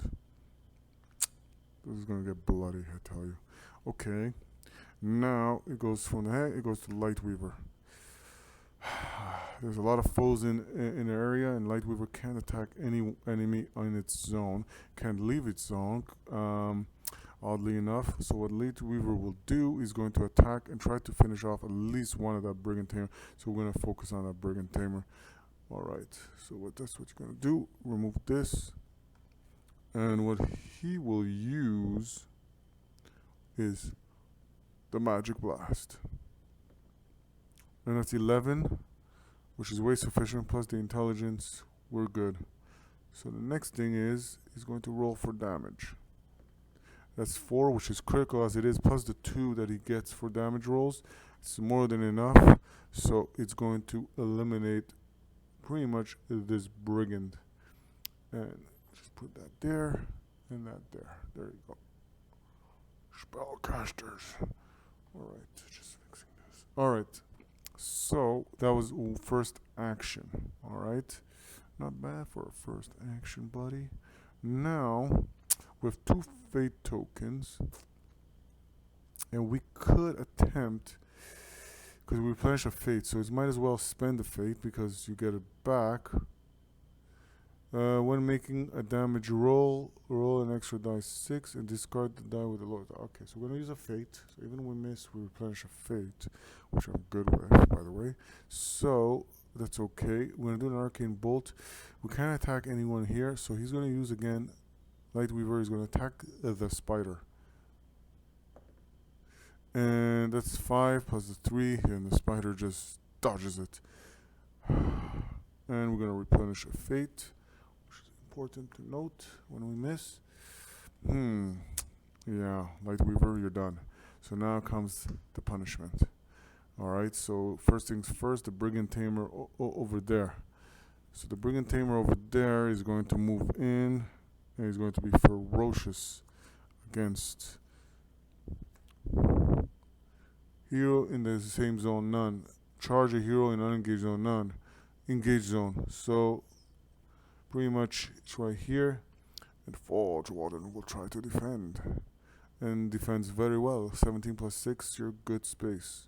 So that does that for that. Then it's this one will attack. Well, now we're going to attack. They all attack Light Weaver because Light Weaver, all 3 will attack Light Weaver in this area because the highest initiative. And as it says right here, hero in an engaged zone, and when there's multitude of heroes, you prioritize the one with the highest initiative. So that's 5 plus 0 defense. Light Weaver takes damage number 1. This is so good. And then yeah, it defends 10, 10. Oh, by the way, if the enemy wounds a hero, unexhaust the tamed spider initiative card. So it becomes unexhausted. Okay, so it will move down here. So pretty much meaning that it will get an action. Pretty much. Oh boy, this is not good. So the next one will attack 18, and that's pretty much defense. So 1 wounded it, and 2 against it defended Light Weaver. So that's pretty much very damaging to us. Alright. Light my soul on fire. Okay, so the smartest thing one can say or do is now it's punishment time. So we're going to do Fireball against the spider. And oof, fizzles and then tickles. Alright, that's not good at all. We're going to use this one. Conflagration. Use 1 fate to pretty much do it. And that's 17. Didn't miss on that one. Gonna get worried. Alright, and now we roll for damage. 1, we can re-roll. And not that it makes anything different. The spider just is on fire. Great. And that used a fate token. We did use a fate token. So, Yeah. Alright, Demon Blade, it's your turn. And Demon Blade. Oh, and when fire inflicts fire on an enemy with an attack, replenish a fate. So she just did that. And Demon Blade. Now, what Demon Blade? Demon can't leave the area because there's too many enemies. So we're gonna have Devil Lash, and she will take one of the brigands. 14 is way sufficient against the brigands. So now she rolls, and she wickedly rolls this 2 for damage. And we have critical. We remove 1 brigand without question. So that's that. And that doesn't use even. And, okay. +2 to the attack rolls she gets. Don't forget she's wounded twice and she's bleeding. It's not good. And now she's going to use another attack because she has another attack. And this one is Soul Drinker. After resolving this attack, the demon card can be flipped. If this attack hits and the target has higher initiative than the hex card, the damage roll is empowered.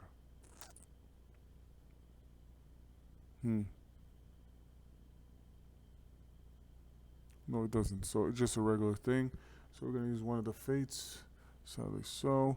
And what Demon Blade's special ability is, if Demon Blade hits an enemy between their card and the Hex Blade, yeah, it's actually, yeah, it's possible. Once you go with an attack, replenish a fate. So we only have to hit, not damage. Big terminology difference. So we used one of the fates. So let's see what she can do against one of the brigands. Oh, fizzles. Okay, so okay, it hits, doesn't hit, it fizzles. But we eliminated 1, so it's not bad. And now we got the Fate Song. Fate Song will use one of the fates to pretty much make Demon Blade attack again. Okay, and Demon Blade will use the Devil Lash. And 14, thank God, for against the brigands, always the brigands, because they're in the area and she can't leave right now. So 14 plus the 3 strength is way sufficient. And now she's gonna roll for damage, and she rolls a die 8 and one this. So all we need. So it's more than critical, and she eliminates. But now let's see also, because I believe she replenished also a fate because she did hit an enemy. All you have to do is hit, and also no,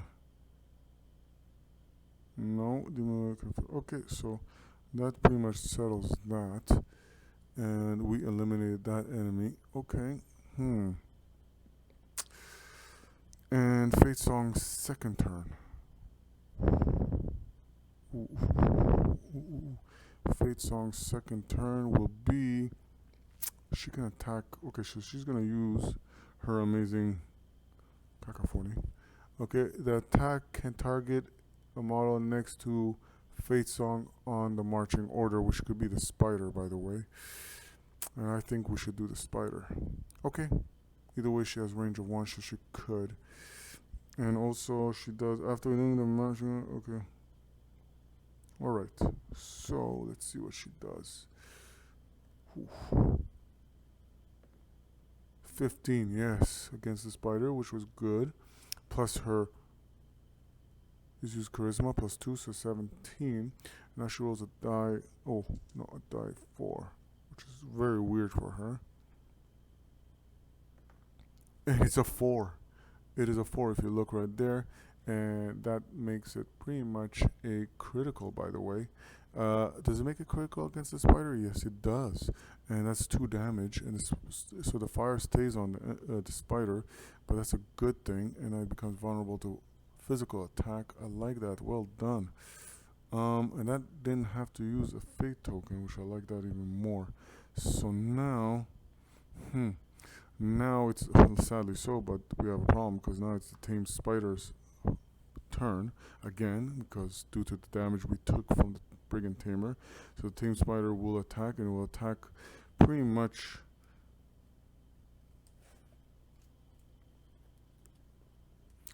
The Tame Spider will make an attack on Forge Warden, but just to see, it has that same behavior as the Veteran Raider, and they attack the closest hero, which is Forge Warden.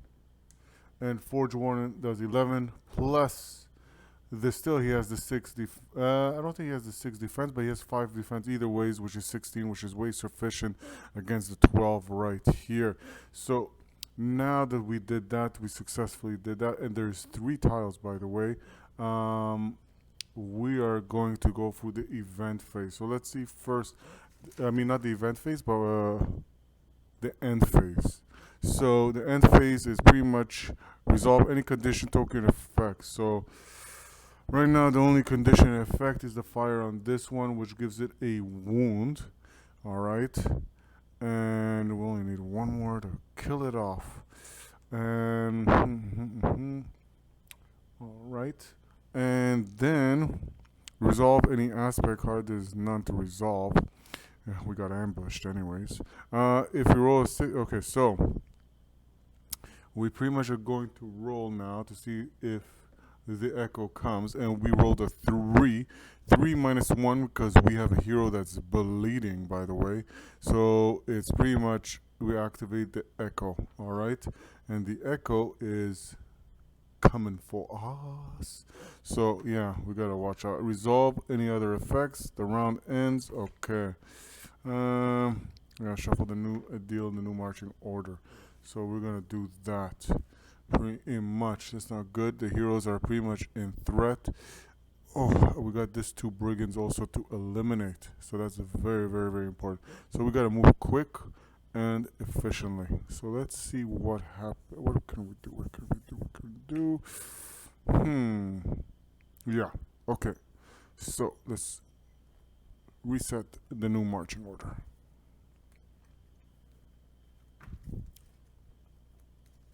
Alright. Alright. Alright. Alright. Okay, so we got Forge Warden, Lightweaver, Demon Blade, Fire Soul, Fate Song. Hey, what are the chances? And this. So that works just perfectly. Well, shuffle enough times and you might get lucky. Alright, so Forge Warden is the first one to go. There's only one fate, pretty much. So please don't mess this up and use your judgment in the right way in order. Alright, and let's not forget that his weapon is defeats an enemy and removes it. Okay, so alright, so let's see. Forge Warden will attack. Well, at this point it doesn't really matter, but we're gonna go after the Brigand, let's say Brigand Tamer, and a 10, that's sufficient, plus the 3 charisma, so that's a hit. And by the way, we're using the last fate. So something very important to note: if Forge Warden defeats, no. If Forge Warden replenishes, no. So we will see what happens here. So we didn't miss, so that's a good thing. And now Forge Warden will... Oh, he doesn't roll. He has 2 enemies, so he rolls a die 8, by the way. And that's a 7. It's a critical against the spider, which we happen to eliminate. And that's a good thing. So when he does, remove 1 from the marching order, and he replenishes a fate, they gain a bless. So he gets bless again, by the way. Still has 1 more attack. And then also he replenishes a fate, and he replenishes another fate because he did a critical attack. And well, now there's 2 fate tokens there. And we removed this. Would you say the brigand or the spider? Either ways, doesn't matter. So let's say it was a brigand. Sorry for that. Either ways, it's a critical, and we eliminated it, so we get a gold for it. All right, we're moving right along. We're very, very good. Now for the second attack. Oh, so if that was the case, we will leave it here. And I believe this one had pretty much a wound right here. So the brigand is pretty much. We're gonna have Mechanica Strike. So Mechanica Strike and oh wow, critical. So replenish a fate, and we could use. Oh, by the way, we could have done this at advantage because it was blessed. So remove that bless, but we get blessed again because we replenished the fate, so it doesn't matter. And if we removed an enemy from the board, we did. So we replenish another fate. So basically, we're fate, and this was critical. So we do another damage and we remove this. So that pretty much does for that, which is very very good. Whew. Right along, right along. Okay, so yeah, he uses two actions. So now it's Light Weaver. So not to be confused, he did his two actions. Amazing, replenish all the fate. So Light Weaver is just run 1, 2, and out on the compass. I just like to put him out on the compass. So next is Demon Blade. Likewise, she just went 1, 2, and out. Then we got Fire Soul, and this is removed by the way. And there's gold. Thank you very much.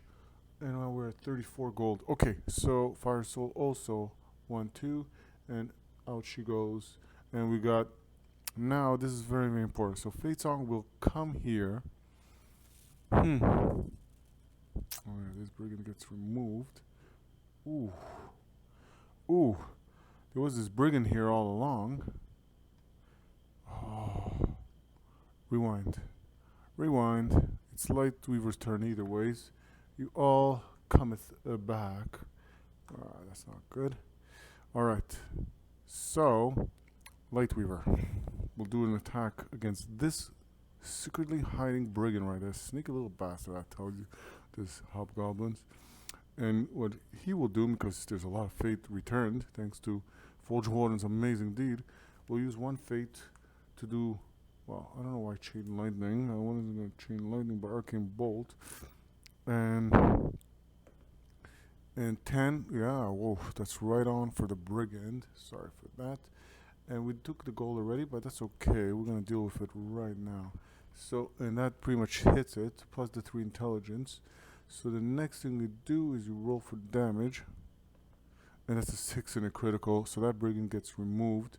We already took the gold for it, so we're gonna put it right there, and then we're gonna bring Light Weaver 1, 2 right here, for safety. So now that we did that, now that we have no more enemies, this 3 amazing valiant adventurers will move out of here. All right, because they're able to. But yeah, so that's what's gonna happen. So they get removed. So they're no longer on the marching order, right? So it's only them 2. So now come because they can't do anything else. I wonder why. So the event phase comes in. The event pretty much, pretty much the event phase comes, and the heroes, because they have this already, they're moving. It moves forward, and they have already an echo in the room, and that's pretty much going to give them a possible status right there. So the next thing that happens is pretty much so the amazing thing, it doesn't say, and that's pretty much put a comment. Do you make another event? It's not clear. Another event, because the event phase, there's only 1 token of this, by the way. So it doesn't make sense that there's going to be another echo somewhere else. So, and especially there's only 1 corridor, so it doesn't make sense. So in this sense, this is what it is. So now it's the hero's turn. I mean the adventurers. They're not heroes yet, and they will leave, and this will end this current standard quest. And if you look right here, by the way, because now that we finish, we're going into the maintenance phase. So we go right here, we're going to go right here, and we're going to see what a long crawl is, pretty much. But we have accumulated so far for completing 2 encounters 3 XP. Not that we plan to use it anyways. So that is something very very good. And now this 2 long quest, we're going to run into some good loot. Hopefully we don't run into good trouble too. So for the maintenance phase, as usual, there's not much that I would wish to do, except, so let's go quickly to the maintenance phase. We have the upkeep phase, and pretty much all the fate tokens get replenished, and all the valiant adventurers, well, pretty much remove all the damage they had, and they get healed up between encounters. That's a good thing. And we took on a lot of damage. Next thing we do is a gold step. So the gold step is pretty much we could use 10 gold. We have like 34 gold.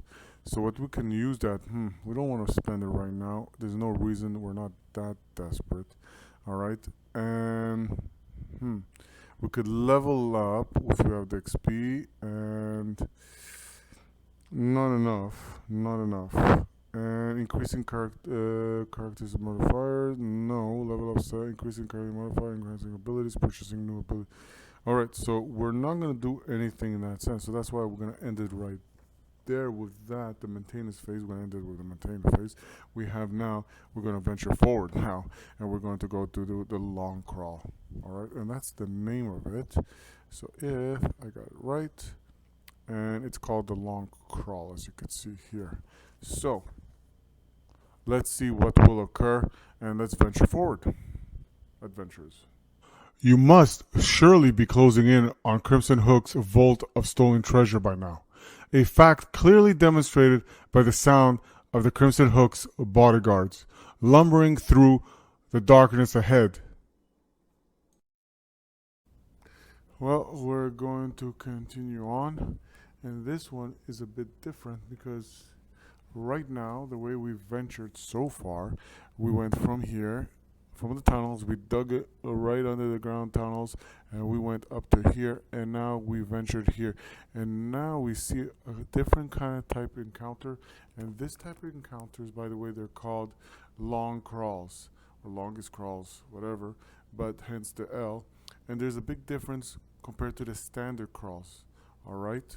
And in this case, there is 3 loots that we could possibly go for. So this what makes it interesting. So let's see how we want to venture forward. Now, the reason why we went this way is not because there's one less encounter to grind, and it's not about the grind, but the fact that there's 6 loot, and we were trying to seek out the loot that the Crimson Hook has been hiding around.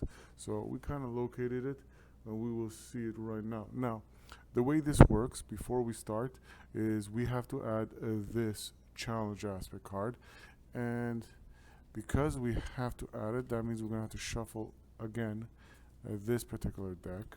We don't have to do the battle aspect card because at this point we're never going to see the other type of battle aspects that we would love to see.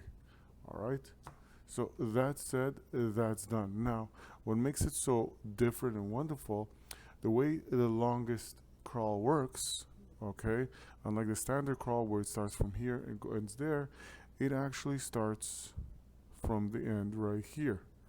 Alright, so pretty much it comes out here, and we are going to venture from here, and it ends right there, right at this line. So if you could see that line right there, that's where the longest crawl goes. So you got a exit point here, exit point here. So we got 2 doors because obviously you can't go this way.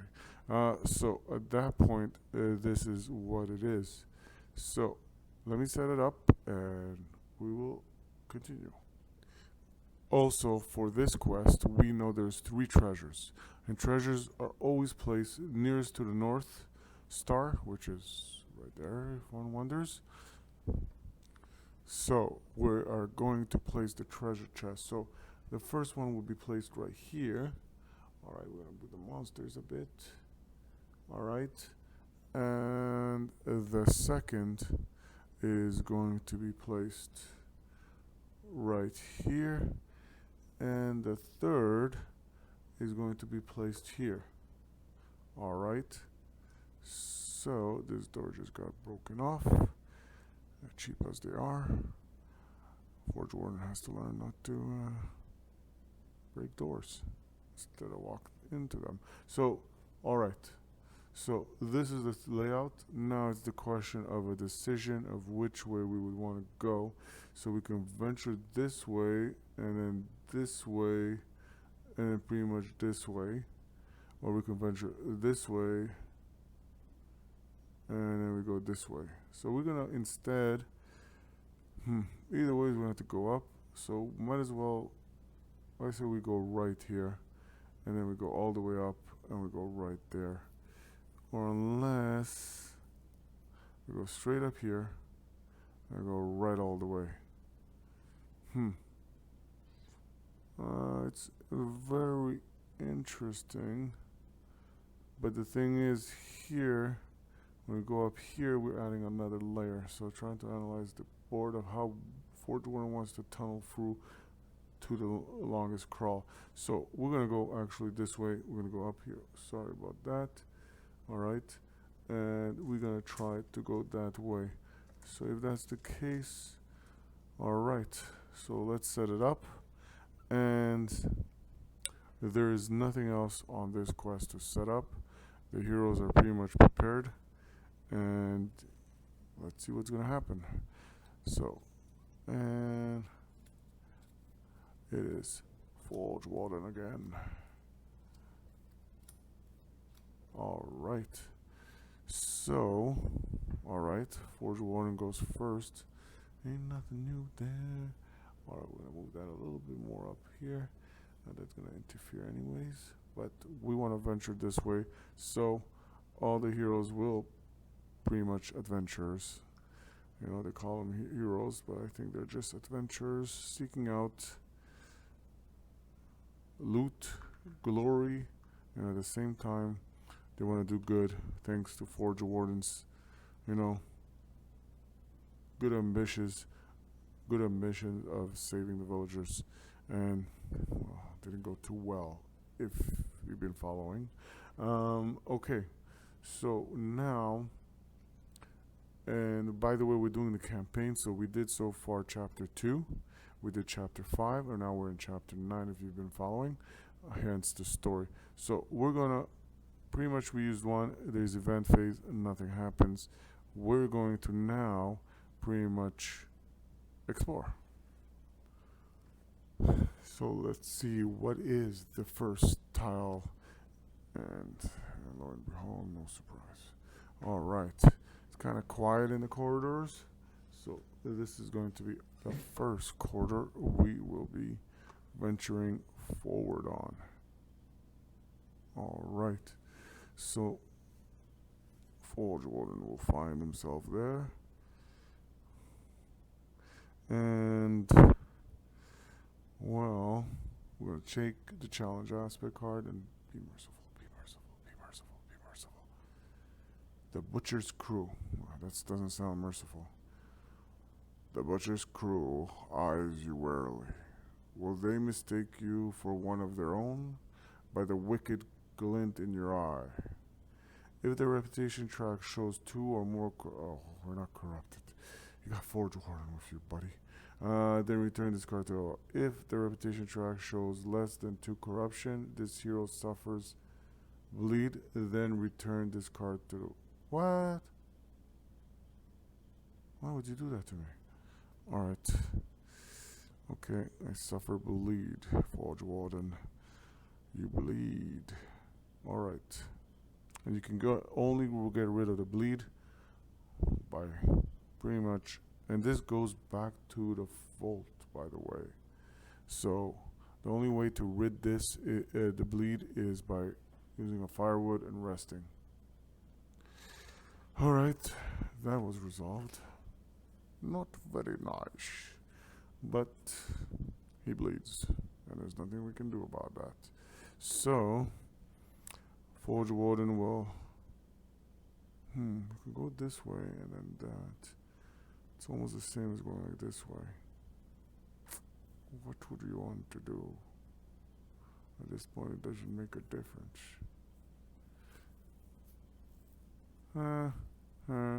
Okay. We march on. Let's not be complicated here, Forge Warren. Alright. So, then he marches on, and all the amazing, valiant adventurers following. Crazy Forge 1. Alright. That pretty much settles that. Everyone's here. And now we're going to pretty much seek out the room. And please be merciful. Please be merciful. Oh, okay. We can live with that. So, which way we want this? Because this sends us in a spin. Well, we're probably going to have to use a... Well, we're going to put it here. Then no, it's going to... So we're going to have to use a toolkit to pretty much go for here. So let's get this tile. And that is the tile.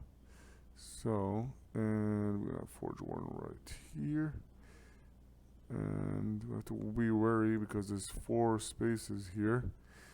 And the other exit is this way, which we can obviously go, so we have to use our toolkit.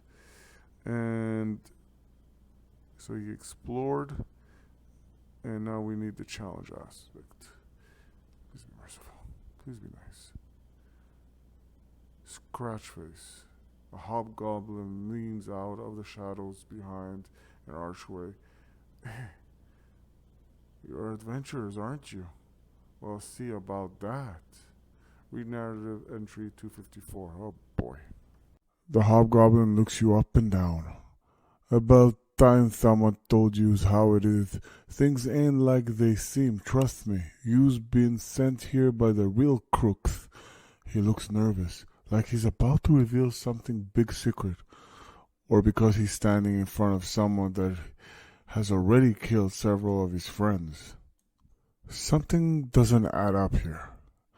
The hobgoblin sees the look on your face and quickly scampers out of reach. As he runs, he shouts behind you. You and then no heroes, you's a bunch of murderers killing my mate. From a certain point of view, you can't argue with that. Well, he's a whack job and a half. So we're going to return this, after reading the entry 254 and more, we're going to return this to the vault as per request. We have no idea what being crooked would have done, but at this point, Forge Warden doesn't even care as he marches forward, and so do all the heroes at this point, saying it enough times. March forward, and another event phase goes at this point, and we're going to use the toolkit to pretty much, so there's the second toolkit being used, and we're not that worried because, and those challenge aspect cards, I don't think had any gold on them from what I remember or recollect. I could be wrong. And some of them have gold, so it's very important to be wary of that, but doesn't matter. So he used the toolkit, he will venture forward. Let's see what room comes forward. Please be merciful. Ooh, I like that. Oh, I forgot to close the door. There's an event phase here that we forgot, so we're going to put this back. So, before we march on, we have to roll for the event phase, by the way. And -1, which is 4, we're safe. So nothing to worry about that. So, bring it back. And we're going to put this like this, so we get the gates going here. Let's find the tile. Oops, by the way, we just made a mistake. This is supposed to be a quarter, by the way. Oopsie. Daisy. So, oops. That's not nice. That's not nice. It's going to be like this. So we could do like this, and then we could do like this. So we're going to add this like this. Okay, so we're going to do something like this. So let's find this tile. Ooh, this is so close and debatable. I personally don't think it touches the rune in any shape or form. So this loot remains here. So we're probably going to have to put a room here, and then we can go here. even though we know what the room that's coming. Okay, so we're gonna have to put Forge Warden here, and okay, and we're gonna get. Well, either way, there's a third tile now here, pretty much, so it doesn't matter. And Forge Warden will come here. All the adventurers will come. Oh no, doesn't work with that. We forgot the challenge aspect card, so let's do the challenge aspect card. Please be merciful. Lure, a rare opportunity to send your pursuer in another direction. This adventurer can spend a toolkit to discard an echo token from playing area. If there are no echo tokens in the playing area, shuffle this card back into the deck and draw a replacement. So what we're going to do is just put it in the middle. We don't know what it is, and we're going to take the next one. Be merciful. Spider handlers. 3 hobgoblins herd a massive spider ahead, jabbing the poor beast with a long prod. Place a giant spider on the current tile's spawn point and 3 brigand tamers evenly across the adjacent zones. If the tile only has a single zone, place all the enemies on the spawn point. Well, it doesn't have a single, so what we're going to do is so this poor Spidey goes here, and not really poor because they're gonna pretty much create now a scene. Oh boy, I don't like this. So, and evenly as much as we can. So there you go. So at this point we're gonna get reset, and that was nice. And yeah. So place the giant spider on the current spawn point and the 3 brigand tamers evenly. Alright. And this goes. Oh, and we get 2 gold, by the way, for this.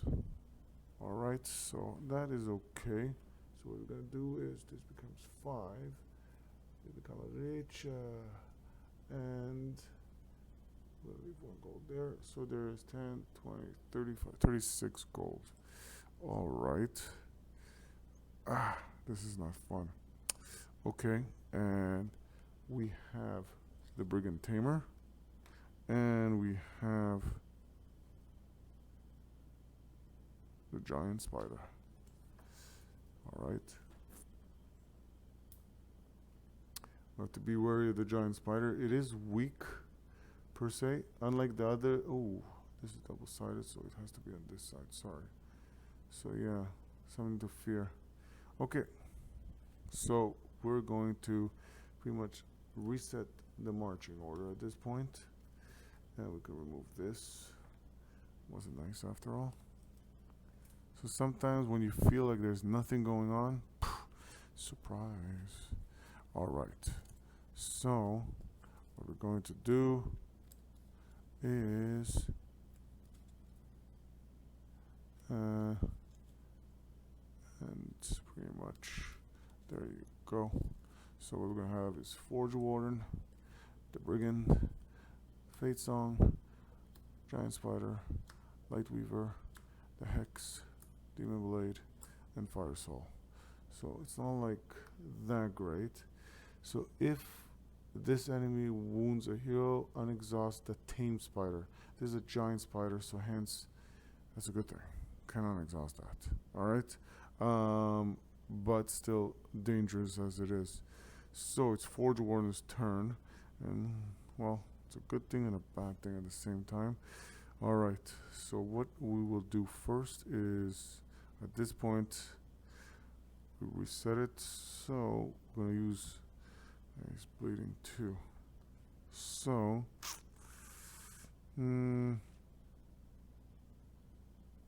alright. So we're gonna use 1 fate. Okay, luckily if we miss we replenish a fate. And we're going to try to strike one of the brigands. And that's 5, plus the 3 charisma, and that's not enough because those are no longer 9, but they're 10, so he misses.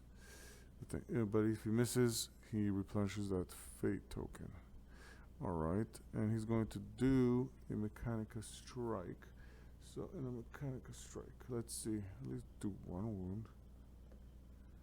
Ah, critical failure. Okay, Forge Warden.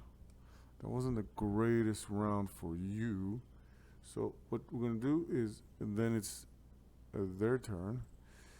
Oh boy. So they're ferocious. They attack first a hero in their zone.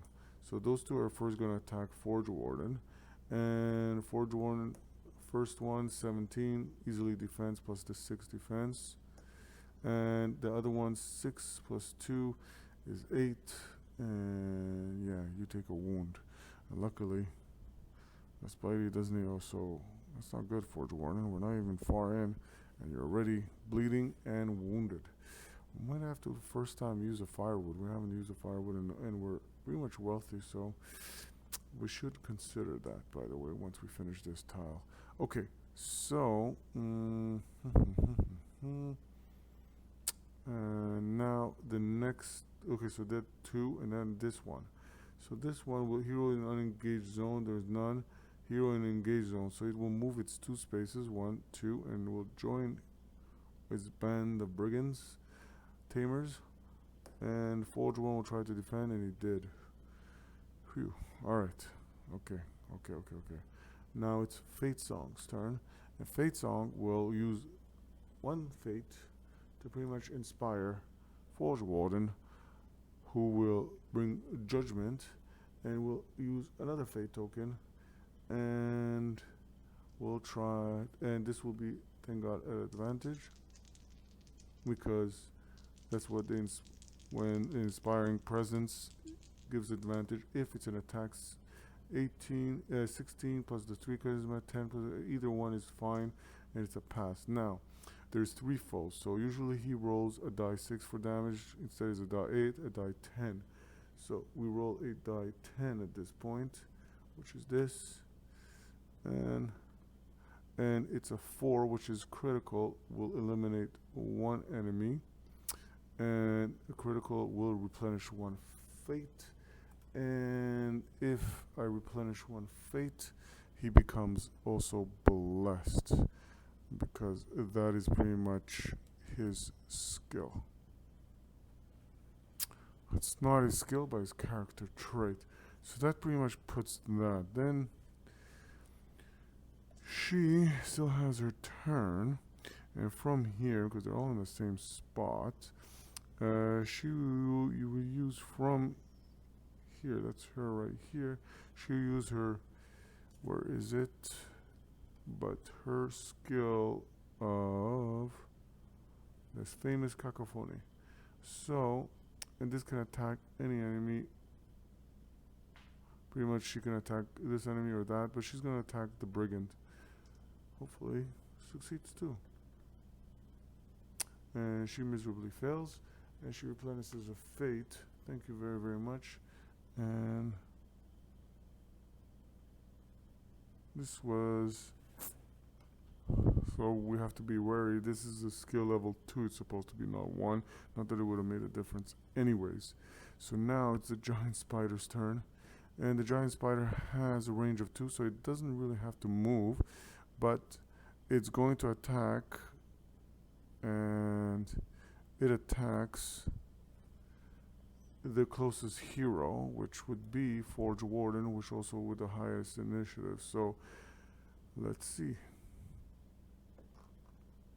So 7 plus the 6 is 13. That's enough, and there's no miss to this, so we dodged that one thanks to the plus 6 that we have right there the moment we step in, right when he explores on the first round. Okay, so now he has by default 5 defense, but he gets a +1 for exploring, because Bastion is level 2, and also it's considered a free action, so it's not really like he did any action. Okay, so either ways, that's done. It's Lightweaver's turn, and Lightweaver, please, chain lightning. Okay, so it's gonna use a fate that we already decided. We know its damage, he gets a bonus, and we also know. Okay, so let's see.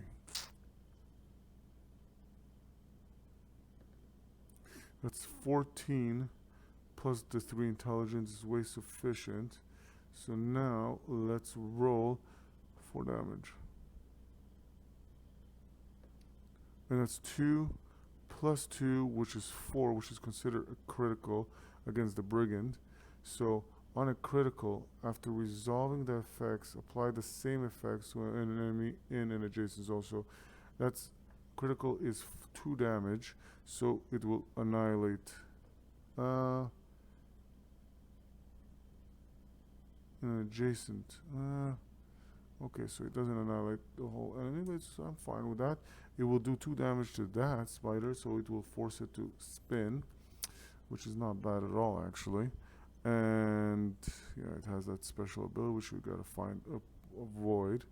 And okay, that was the first attack, and well done on that. Okay, so that's chain lightning. Chain lightning, pretty much once you critical on one, it has the same effect on the other. You don't have to roll, but it's on an adjacent zone, not in the current zone. Okay, so now that it did that, it's going to do arcane bolt when making the. Okay, so we're gonna go for another fate token here. So we're gonna roll, and at this point we're gonna go for the brigand. Try to eliminate the brigand. So 8 plus 3 is way sufficient. That's 11, and we only need 10. And now we're gonna roll. And don't forget, he gets a +2 always to his damage. So 3 plus the 2, which is way sufficient. And we were supposed to roll extra die 6 for damage and discard lowest, but doesn't matter. At this point, he gets a 5, which is a critical to eliminate this brigand. So we eliminated this brigand, which is good, and we obtained for that 1 gold. Very, very good. And that's pretty much the second turn. Yeah. Now moving right along to Demon Blade. Demon Blade will just waltz in. Okay. Right to the Spidey. And it's going to do its double lash attack.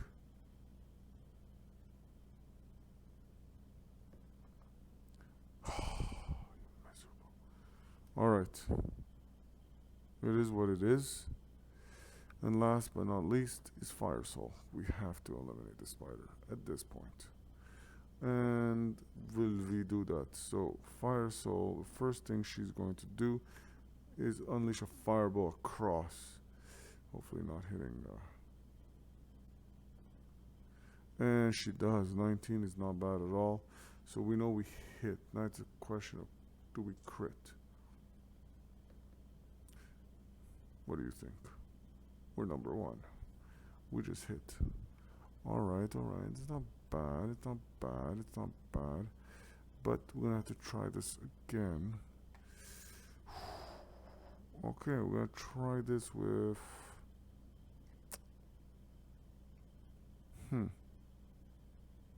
We could actually, before we decide to accept this, not done yet with the fireball, she has the garnet, which allows her to re-roll the first damage roll. So she's going to try to re-roll this, and she does a 4. A 4 is a crit, which is 2 damage. So she does kill it off. Happy to say that. Happy to see that also. Well done. And yeah, let's see this. Okay, so that eliminates the giant spider. We're good over there, and well done. So now we eliminate this. We get No gold. I love that. No gold. Hard work for nothing. And by the way, for Demon Soul, we kind of Demon Blade, we messed up. The spider was at a disadvantage. We should have rolled 2 dice, not 1, but that's fine as for now. Okay, so right along. So we did that, and now there's a new marching order. There's no event because of the fact that. And we're gonna go this way. We're gonna use a toolkit, and the reason why we're gonna do that, actually, you know what? We're gonna do something. That we are going to pretty much come here. All right, and rightfully so, we could, and we're gonna use a firewood to rest, just because of, only because of one, which is going to be pretty much Forge Warden's fault. He's going to remove the wound and the bleed that he has, but he still is holding on to his bless from last time. Alright, so now the heroes can kind of move on. I don't know why this is kind of crooked, and this comes like this. Alright, still doesn't touch that. Alright, so we're gonna have to use that last toolkit pretty much. Whew, okay. We'll have to use that toolkit to pretty much go this way. Alright. And we pretty much know what the next room is. We did look before. So that kind of sets that. And, so we did explore. Let's find the tile. Well, this doesn't look too good because we are out of toolkits. So we can't replenish until the maintenance phase. And in that case, we can't go this way to go follow there. And now whatever tile that we may get, you know what I mean? We may get in the near future. We don't even know if it's going to even allow us to go move here, because at this point we're almost blocked, so we can't have anything that goes beyond this. So obviously this is going to become a closed area, because if it goes beyond, basically if it goes beyond this existing line, then pretty much this becomes the last tile, and we don't want that. So unless, what we can do is we could decide to go back and just trail off this way. So we can go in this room, get the treasure, which he has that turn. So it's still Forge Warden's turn, by the way. So not to confuse. So Forge Warden will take 1 action to move, because exploring is a free act. Oh, but before we do that, before we get all excited, let's see what really happens in this room, because we still have a challenge aspect card, and this door does not want to stay straight. Alright. Anyways, so we're gonna have this challenge to resolve. Please be merciful. Please be merciful. Earthquake. Oh, I knew it had to be something. So the hero makes a target number of 5 action roll. If they fail, go to red. Okay. 11. We pass. If they fail, go to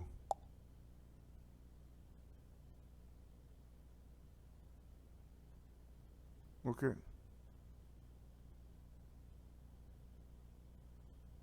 So we didn't fail. So place any number of heroes.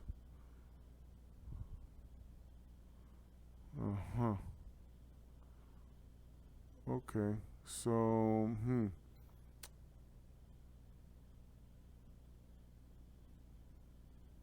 So nothing really happens other than we get 1 gold again. So that's kind of awkward. So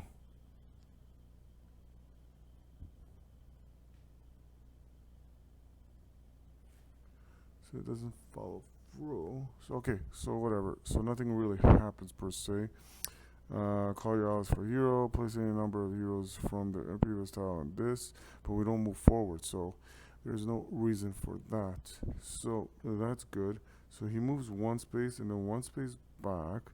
So he'll check what the treasure is, and you only get it once you move into that zone automatically. So now because you moved into the tile per se, and now we have all this loot treasure to choose from. So here we shuffle it as best as we can. We don't know what it is. And there you go. Please be good, please be good, please be good. Sword of Flame. The blade feels searing hot. The torch as though it has just been forged. Add a burn to this fire damage, basically, to this hero's first attack hit effect each round. Okay. Okay. Alright. It's not great or what I wanted, but it's not bad at all. Okay. So this gets removed.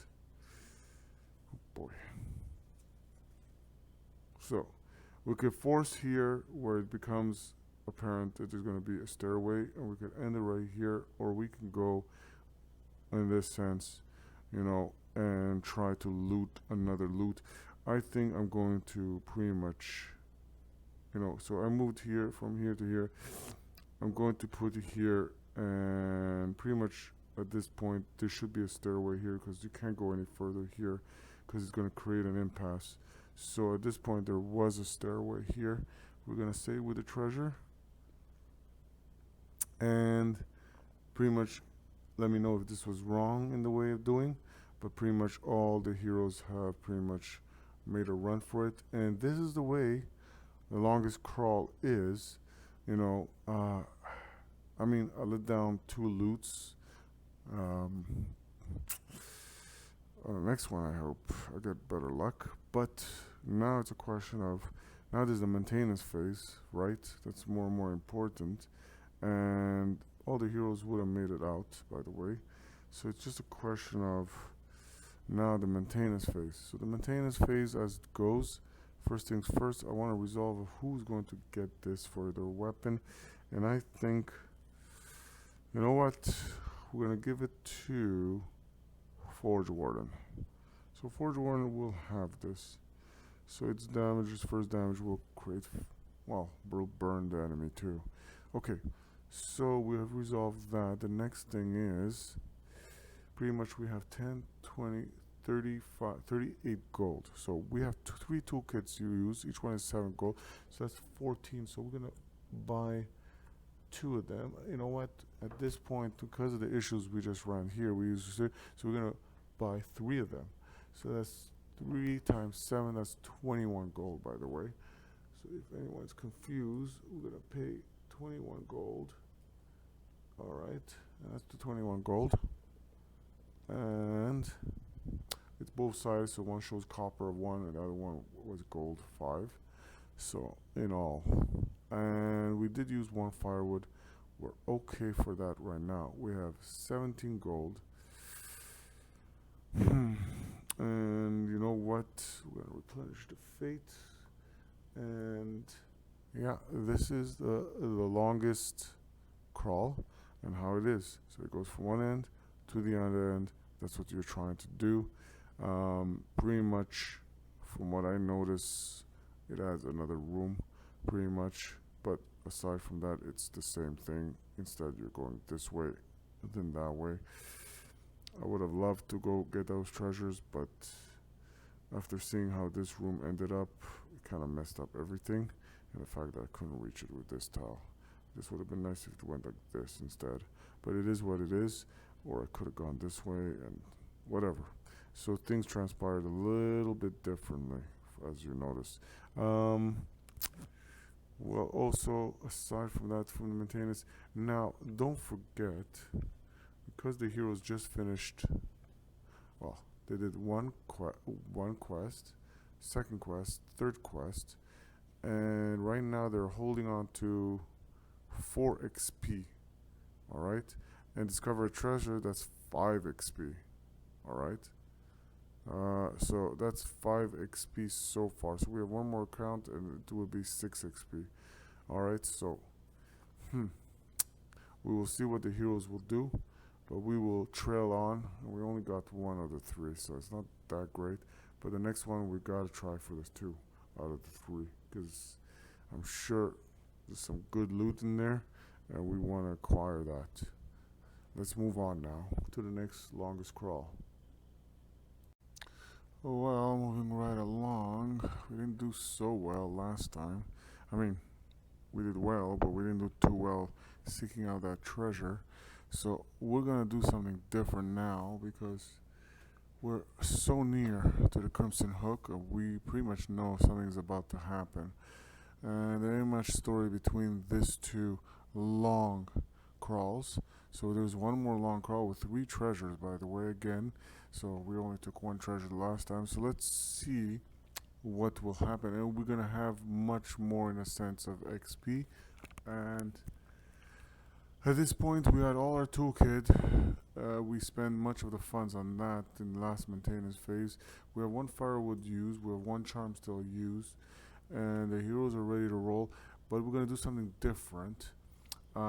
We pretty much are going to not touch the challenge and battle aspect cards because otherwise we're never going to see the other aspect cards, and there's pretty much a few of them that are essential for us to happen for us to, well, if we want our battle against the Crimson Hook to be a little bit lighter on the end. So we have to be kind of merciful, or at least ready to take some pain. Hopefully they don't appear when we got other tragic issues appearing on the board. So the game plan at this point is going to be a very long crawl for real. Instead of going directly like we did last time like that and hope to get this treasure and go this way, so to ensure that we get it, we're going to go this way first, and then at some point here, if we're allowed, we're going to go right there, and we're going to go right across right there, right blazing through that compass. Alright, so hopefully that works out for the best of us. So yeah, so there's going to be something like that. So that means we're gonna move this more on this end for now, and so because we're gonna start that on that end. So okay, so this treasure is pretty much gonna be lost to us, but that's okay. So let's do this again, and here we go.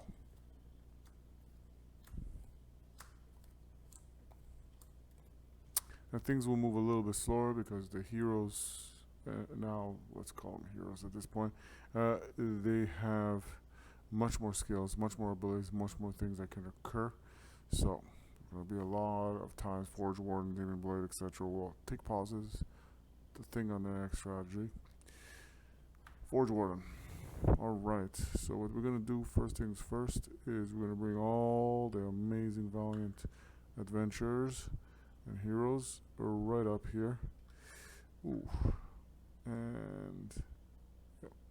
So they're gonna all move, and at this point, in all due respect, it should be moved one by one, but they're all gonna move, and there's no event phase because there ain't nothing much that can happen, and you don't redo the marching order because there is no activity that's new. So in that sense, what it means is you don't change the marching order. Okay, so now they did that. It is Forge Warden's turn again. And we're going to see what is the first tile that we're going to get. And that's not good. That is not good. So as we know, so there's terrain effects, and this one is rubble. So rubble is a little bit different, right? So it's in the middle right here. And what it does is pretty much when a hero in the same zone as a rubble token is attacked, empower their defense roll, then discard the token.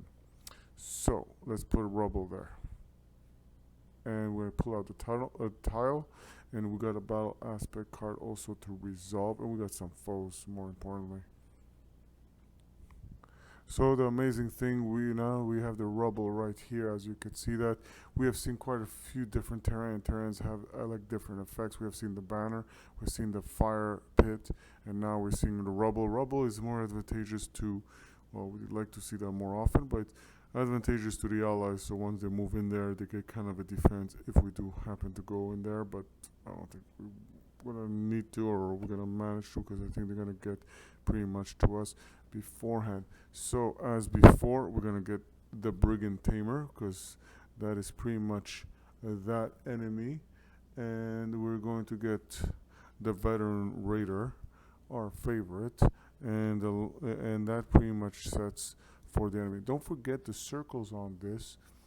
Not that you see it well, but the circles on this mean that because there's 5 valiant heroes on the board, that is why we're going to have to, let's put it here so you can see better, we're going to have that extra enemy. So we have 3 foes on the board, and we're going to have to pretty much reset the marching order.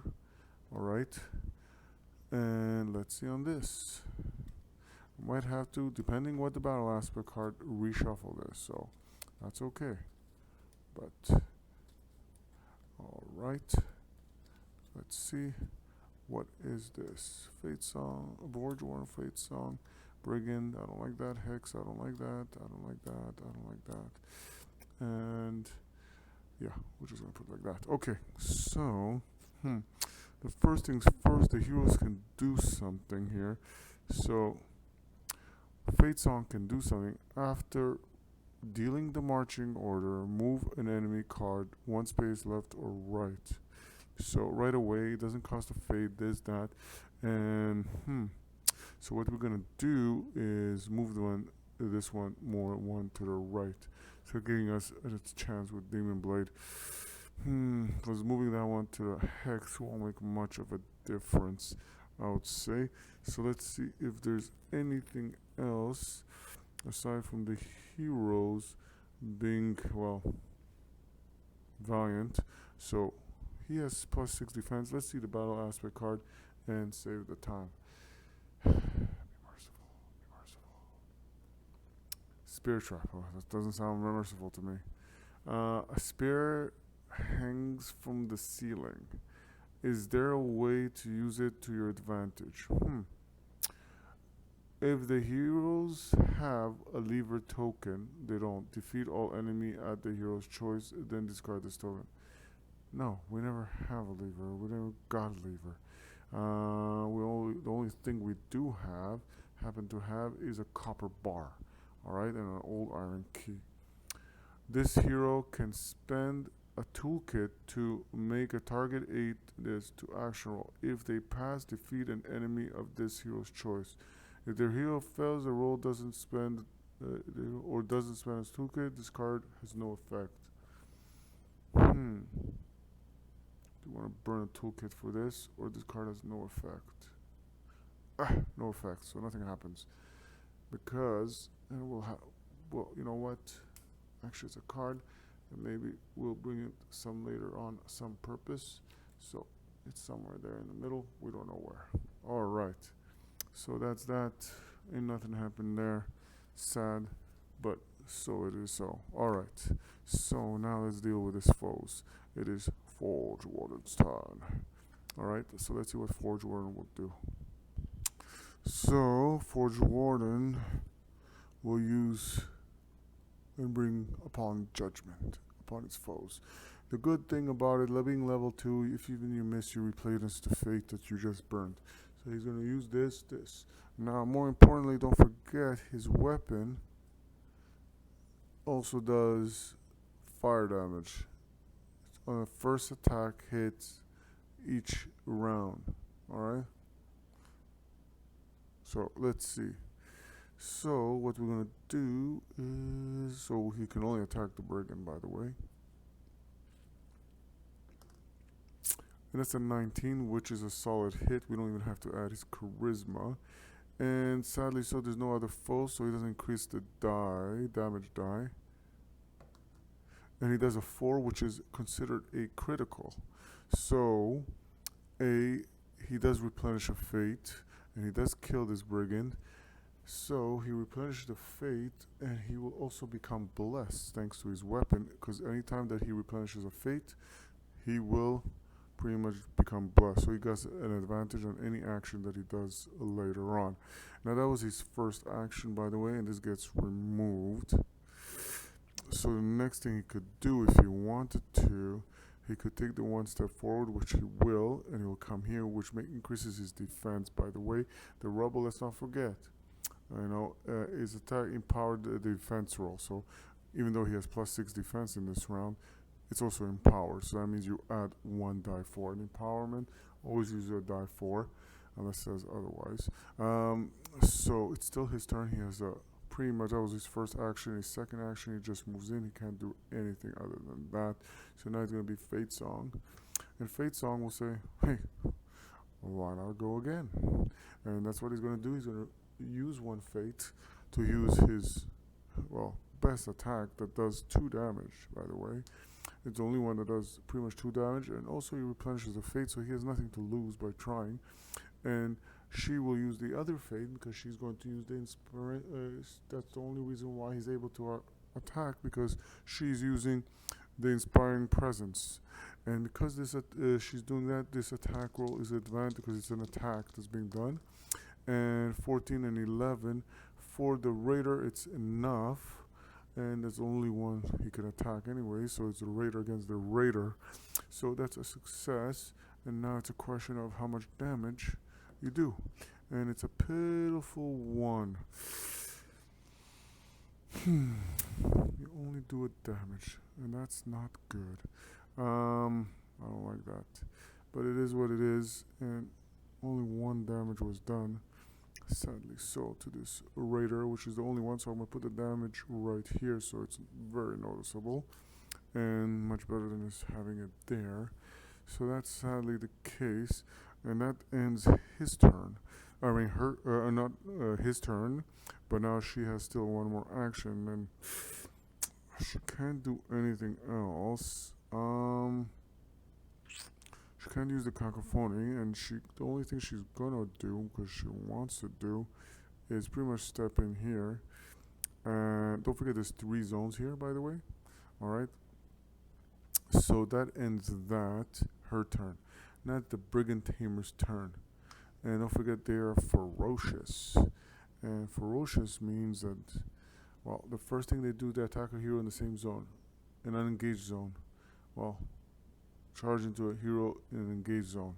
So that's the only thing it could do. It comes right here, and it's going to attack Forge Warden. Now, if this enemy wounded, but it doesn't matter because there's no 13. It's well enough, plus the 6. And also, he could have pretty much used this, and he didn't, so this becomes void anyways, even if you didn't use it. Alright, so because the Blessed, the way it works is the 0 gains advantage on their next action roll, and then discard this. Actually, it doesn't get discarded because it's action roll. This wasn't an action roll, it was a defense roll. So it's very, very different. He still is blessed. Alright, so that's a good thing. Next thing is, okay, so the Brigand Tamer pretty much didn't happen anything. The Hex, either way, he defended well because he rolled a 13 plus the 6 defense. He's well defended. Demon Blade walks in, and she will go mad on this Raider. Okay, she walks right here. It's 2 steps. I mean, the second step right into that zone, and she will also attack. And she will use her strength as always. I think she can do melee very amazing, but later on I think she should increase her range. It'll help a lot. That's a miserable Devil Lash. And she was doing Devil Lash. I'm sorry, I didn't specify that, but either ways that's a failure. Alright, and that pretty much ends her turn, and that was a pathetic roll, Demon Blade. And sadly so, it's this Veteran Raider's turn. And now they attack in a very peculiar way.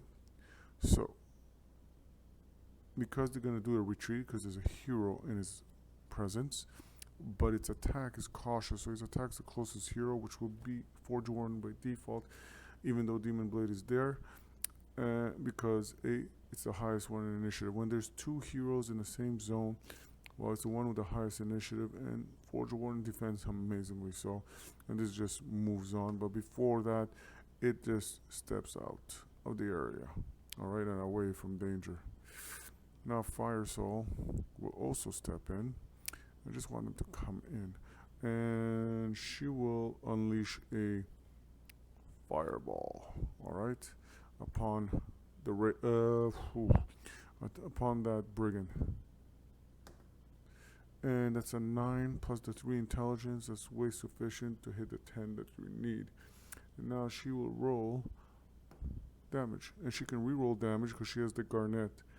But after that, she has to stick with it, and that's all she needed was a critical, and she eliminates it. So that takes that off. Alright, and she gets a gold for the adventures. And now we stand at 17 gold because we spent quite a few of our gold last time. No, 18 gold we have right now, sorry for that. And now that uses all up her actions.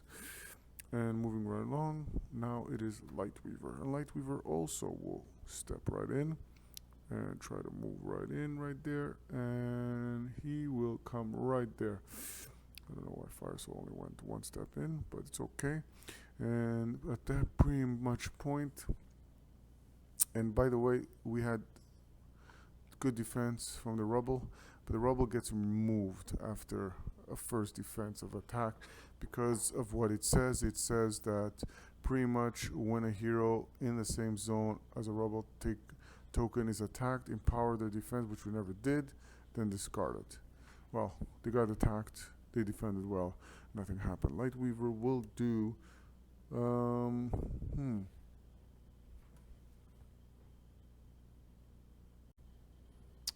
well, sorry, Lightweaver, OBS kind of caboodled on you. And so, what you will do against, without having to use any fate token, because you don't need to, and let me see.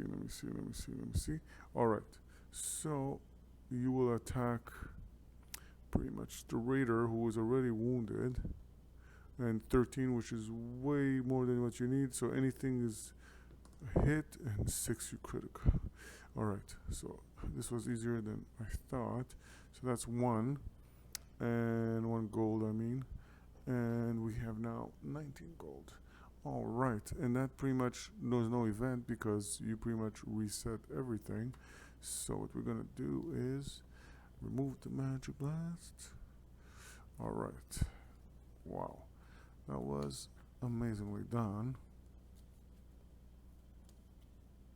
Alright. Okay, so we got Forge Warden. Alright, so spellcasters. Alright, so we have the decision to make because we can't go left, so we have to obviously use a toolkit to get out of here. Otherwise we can't, because again, they say that usually when this occurs, you don't even have to use a toolkit, you just use an exit point. But, because to me, this is pretty much a dead end automatically, so I should put something here, because there's no way we can do anything there anyways. So this is a dead end. So what we have to do is pretty much use a toolkit, because otherwise we could always come back here. And I love these doors. I don't know why they just can't stand still or straight. So we're gonna see, we're gonna step off, and yeah, let's see what occurs next. And oh boy. Alright, so this is pretty much the board. And I pretty much, well, I'm going to say that I used several events to pretty much close this door, and I'm not going to spend the event, so before I reveal that door, or anyways, this would be the next one anyways, so you can't avoid that. So we're going to use a toolkit, if you're following through. So we're using a toolkit, pretty much we have to go through this way. So let's get this tile here, and pretty much populate it, and then pretty much figure out what punishments could come. So, luckily so, as you can see, this tile touches the rune right there, so right there. So that pretty much cuts it in. That automatically means the treasure will appear on the spawn point right here. We got some wicked foes here. We got a Reaver here. We got another Veteran Raider. We got the Brigand Tamers, and we got the Brood, well, Herders. So we're gonna set up these foes, and they're not pretty, I tell you that much. And let's send this, and we got this, and the toughest and the one I fear the most actually out of all of them is pretty much the Reaver, because the Reaver, aside, if this enemy wounds a hero, make an event roll. That also scares me. but also more importantly, this one on the other end does causes serious wounds. All right, and so we gotta pretty much try to avoid them as best as we can. So we got also a battle aspect card that we have to resolve. So this is pretty much the setup, and non-wandering monsters. Wait a minute. This cunning foes work in pairs, making them far more dangerous. Disciplined foes. Non-wandering monsters enemies add +1 to their target number while they are in the same zone as one or more enemies. Ugh. Okay, so they become more annoying. Thank you for clarifying that. Damn it. Alright, so that's not good, that's not good, that's not good. Alright, so let's see this. Alright, so let's shuffle this. And alright, oh sorry, I'm not. And I'm gonna just shuffle until I get pretty much in a good setup, but that's not a good setup, that's actually a terrible setup. And oof, oh, that's one of the worst setups. Yeah, that's not gonna go too well for me. And luckily, we have Destiny's Horn, so we can move an enemy left or right. You know what? I'm gonna move this one more to right, and yeah. So also I have to see something because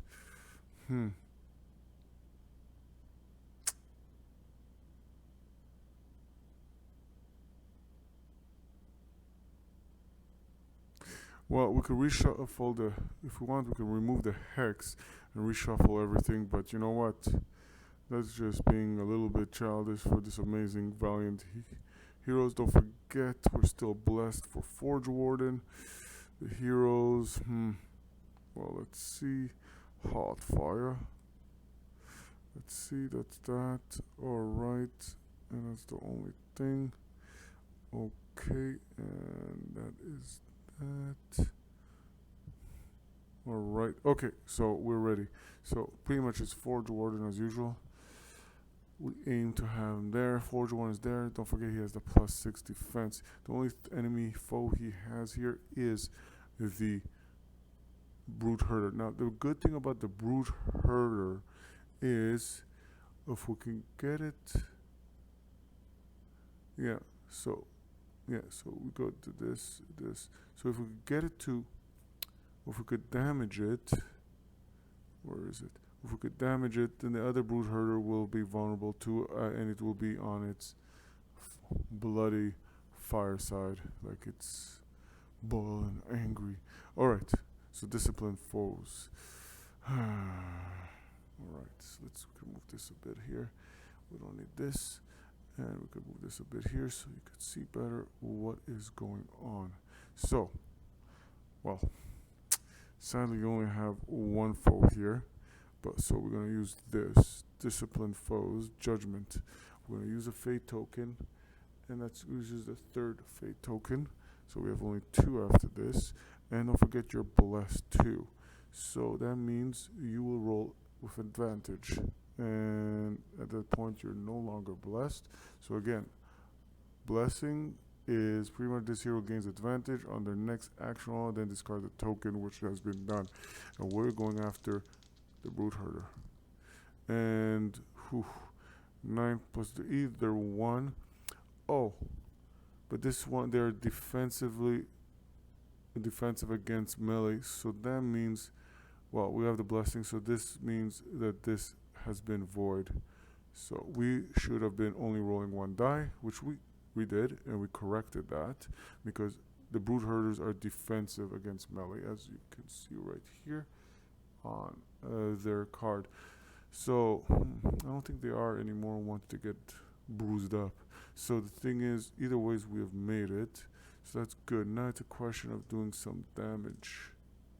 Sadly, we can increase to the oh, 4. But that's not enough. There's 6. So we only do 1 damage, sadly. So, but they say 1 damage is better than nothing. Okay, so we have 1 wound on this one. Now, the only thing is, he has another attack. Because for him, exploring doesn't use his turn. So, he can't use this anymore. Sadly so.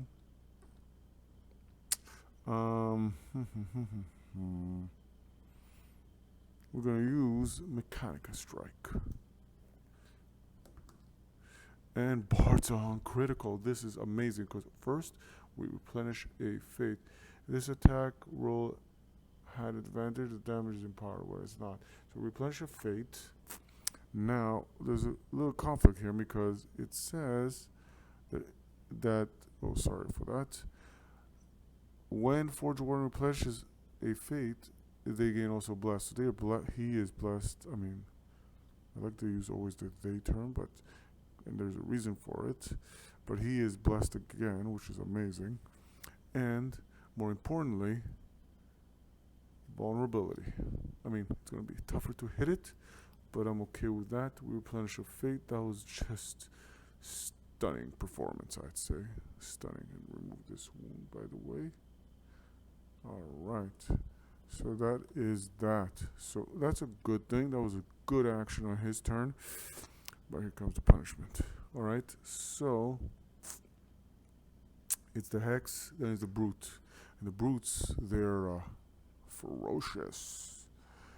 You know. Let's see for ferocious. So ferocious enemies are okay, so ferocious enemies are attack a hero in the same zone, and that one will attack, well, Forge Warden is right there, and 17 is well enough to defend in my opinion, plus the 6 defense, so that's okay. So hero in an unengaged zone, none. Hero in engaged zone, push through, pushes everybody aside, and runs right into Forge Warden. So we just have to be careful. So you know what? We're just gonna make him come right there. All right. Try to give it a correlation of a story here going. All right. They're all ganging up on him. And 19. Whew, he defended. He defended. So, and there's nothing in a sense. If this enemy wounds and he didn't, so it ends its turn. So pretty much. But now we got another problem. We got the damn Brigand Tamers. The Brigand Tamers are totally different. So let's see how the Brigand Tamer will be. So they're ferocious too, by the way. Alright, and they have bait, but there's no Spider Tamer on board. Luckily so. So that nothing brings on that. So therefore attack a hero in the same zone, there's none. Not unengaged or none. Engaged. So pretty much run right in, run, let me through. Alright, and they're gonna attack Forge Warden. First attack is 3 plus the 6, that's 9. Fails, Forge Warden takes a wound. Alright. Second attack, and 6 plus 4 is the 10. We dodge it. Alright. We dodge it. Okay, even though he's cramped out, he's being surrounded. Look at him. He's just wow. I don't. Can you see anybody there? I don't see anybody there. All right, Forge Warden and the mighty day. All right. Okay. Makes me think of the Borg. All right. So either ways, he defended, and now the heroes get some solace, and they're gonna try to come in and attack. Now the problem is. There's still the Reaver and that, and I think, oddly enough, the adventurers, they can still target the Reaver from a distance, and I think primarily that should be their primary target. As for Demon Blade, she will come in and waltz right in, right behind sneaky little demon, and she's gonna attack the Brute. Any one of them doesn't matter because at this point, we know what they do, and we have to eliminate them because Well, pretty much they're kind of scary. Now she has also range attack, but she'd rather do melee. So she's gonna come in, and she's going to use the Devil's Lash. And 10 plus her 3 of strength is way sufficient to hit the 11, which because it's 13. And now she rolls amazingly so a die 8 and a die 6. And if the enemy is next to the hex, it is card on the marching order, the attack can be rerolled. That's why it's so hard to read. I don't think I need to, and because we did a major critical, 6-1, and that's a 7, so whatever, we're good. It's beyond it's basically one of these dice will do the critical. So it did, and we pretty much eliminated one brute. Demons. Yeah, exactly, buddy. Here I am. Deal with it. Alright. And yeah, Demon Blade finished her turn and successfully slow. Now, let's see how she replenishes fate again. If Demon Blade hits an enemy between their card and the hex card, which she did, on a marching order with replenish one fate. She replenishes one fate. I like that. And by the way, her attack rolls have a +2, which I keep on forgetting. But either ways, you replenish a fate because she pretty much hit someone between her and the hex. Alright, so moving right along, it's Fate Song. Now, Fate Song, amazingly so, what she will do is first use a fate to inspire Forge Warden to attack. Alright? And the thing is, right here it's Judgment. It's going to use a fate. Now, because it's going to be for an attack, it comes at an advantage. Now, he's also blessed, so he could roll extra die, but you're pretty much limited at this point. It cancels out. There's only so much, tokens. Dice rolls you can have, so it pretty much voids that, but that doesn't matter. Now, don't forget, there's 3 enemies in this area, so his damage will be empowered. So that's 18, 11, that's enough to hit that brute, in my opinion, and that's a good thing. So, we hit it. Now it's a question of doing damage. So, because there's 2 more enemies, instead of rolling a die 8, it's going to be a die 10, and this is a die 10. And aren't we so thrashy crappy? And we only do a regular hit, sadly. So we roll a die 10, and that's what we get, buddy. Let's see if there's anything that we could do. Oh, one thing we have forgotten to do, much in our case, is add fire damage to the hero's first attack in effect of each round. Yeah, we never did that, so we're gonna leave it. We're not gonna do it, but we have to remember that in the next round. Okay. But yeah, that pretty much burned out that idea. So now let's see. She will use on the brute the cacophony. I know, it's such a beautiful name. So let's see. This attack can target models on a marching order, ignoring range. So okay, doesn't matter. She's within range. She has range of 1, and she will roll against fizzles and then tickles. All right, so that didn't go well too either. All right, this is not gonna be good. Now it's Reaver's turn. Oh boy. So the Reaver is disciplined. Yeah, scary disciplined. So attack, it says attack a hero in the same zone, there's none. So charge a hero in an engaged zone, and that is pretty much the only one. And goes out to Forge Warden, and this gang really cramped up in there. And yeah, enemies with another enemy in the same zone on their attacks. So we have to pretty much watch out for that, which we didn't count for, but not that it would have made much of a damn powerful attack. Defense rolls have disadvantage. Alright. So, ganging up. So this is scary.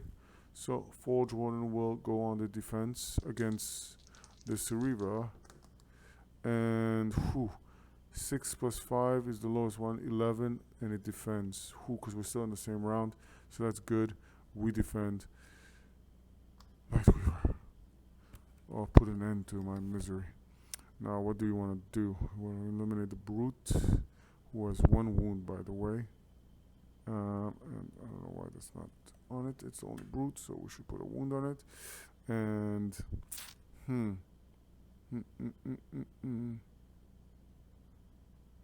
okay. And, oh no, it didn't get wounded, sorry.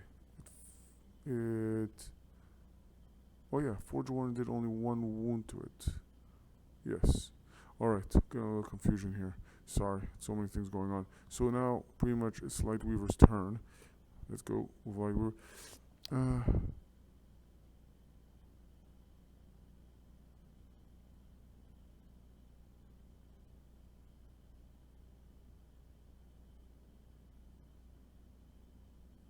Okay, so there's a little mistake here. So Forge Warden would have failed this, because there's the +1 on the discipline. Forge Warden takes another one. So nothing changes other than Forge Warden taking a wound at this case. So he has 2, because now we have to remember on the only on the defense. So when they're attacking, they get a +1 to their targeting number while they are in the same zone as one or more enemies. So target number while they are in the same zone as so they're kind of tougher to pretty much hit. So they have a +1. I have to remember that for all cases, attack or defense. I don't like that. So Lightweaver, get this.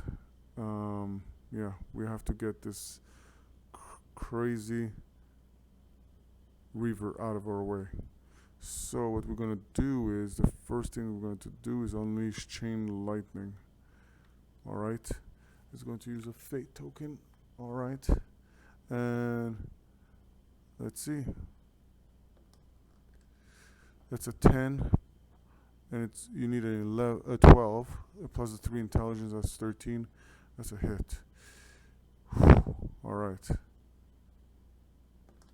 That's a 4 critical plus the 2 damage that gets a bonus from its equipped on its weapon, the ruby cluster. It's a damn critical, so it got a critical, so that's a good thing. So first thing is critical is 2 damage, so we're going to do this first of all against the Reaver, which makes it more scary. And on a critical, after resolving this effect, apply the same effects to an enemy in an adjacent zone, which we're going to do to the only one that's outside of this whole zone, by the way, is the Veteran Raider. So all we have to do is just roll. Oh, we don't have to roll, sorry. After resolving the effects, apply the same effects to an enemy in an adjacent zone, which was pretty much 4 and beyond, because it gets +2. And that's the Raider, which will kill off the Raider, by the way. And that's good. Oh, sorry. Amazing effects. And I'm so happy of that, at least. So that voids that. We got rid of 1 foe. And now we have 20 gold. We're just going to remove all these tokens. Alright. So, yeah. Alright. That was 1 attack. So this is the second one, because we only have 1 fate token left. We're going to do Arcane Bolt also uses well, on a miss you replenish a fate token, so I can deal with that. And when okay. So what we're going to do this is we're going to do on a Brute who has already 1 wound. Lightweaver 17. And that's more than enough because it always has +1, so it's a 12 we need, but we're good. Now it's a damage roll. But that's, oh yeah, we don't need, okay, so it's okay. So that's a 3 because the +2 we always get. So either ways we damage it and we kill the last Brute also. We're not doing that bad. We're not doing that great because we gotta focus on the Forgot totally to focus on the Reaver, but we eliminate this brute, which is good. We eliminate, well, actually saying we don't take credit. Lightweaver did. Alright, good job. And we got rid of the, spellcaster splashed me out. Alright, I like that. And bringing closes in. And they're all closing in right now. I'm Forge One trying to pressure in. And we have one more gold, by the way. Thanks for that annihilation. Alright. Okay, so that does for Lightweaver's turn. Last but not least, Fire Soul. And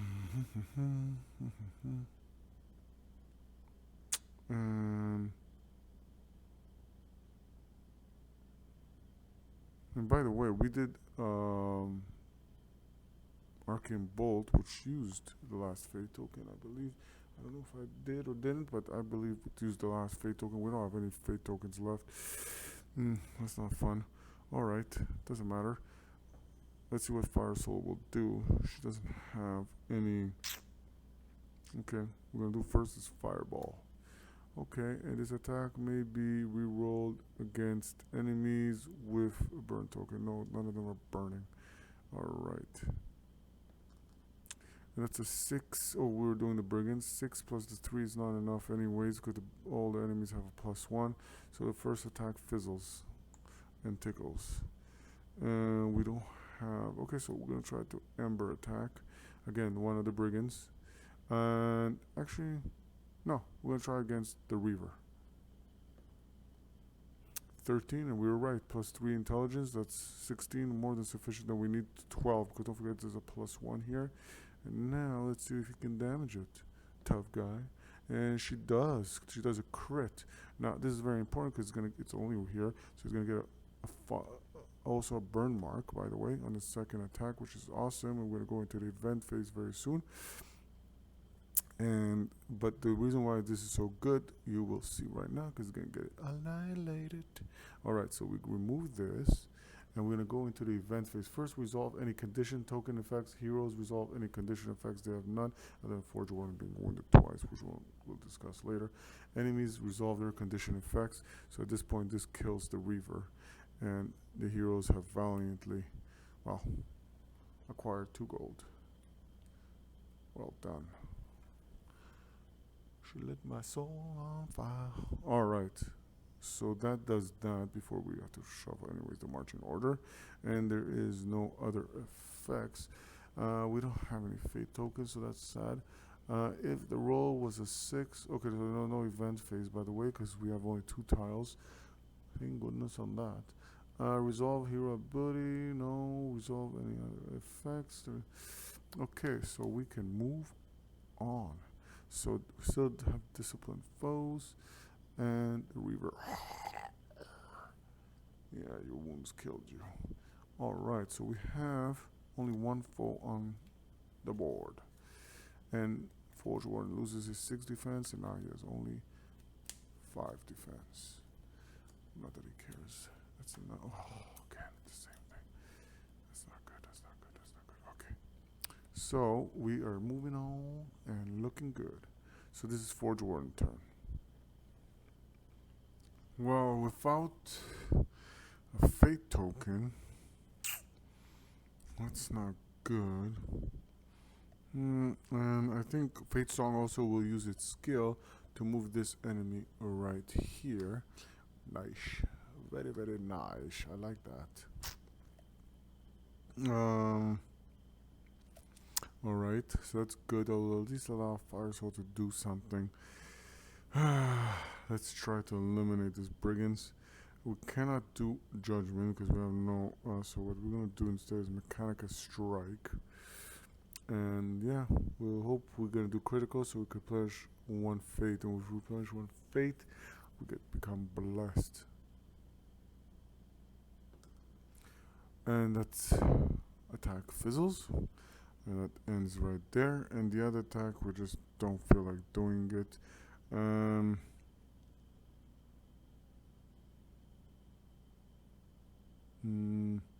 Yeah. So nothing hit, nothing happened. If Forge Warden defeats, no, I didn't defeat, he didn't do anything. Alright, he's not gonna do a second action. It's gonna go straight to Fire Soul, and she's gonna use her Fireball against if the attack roll again. Okay, so all right, and God, all right, this is not good. Fizzles. Okay, and we're gonna try to do Amber.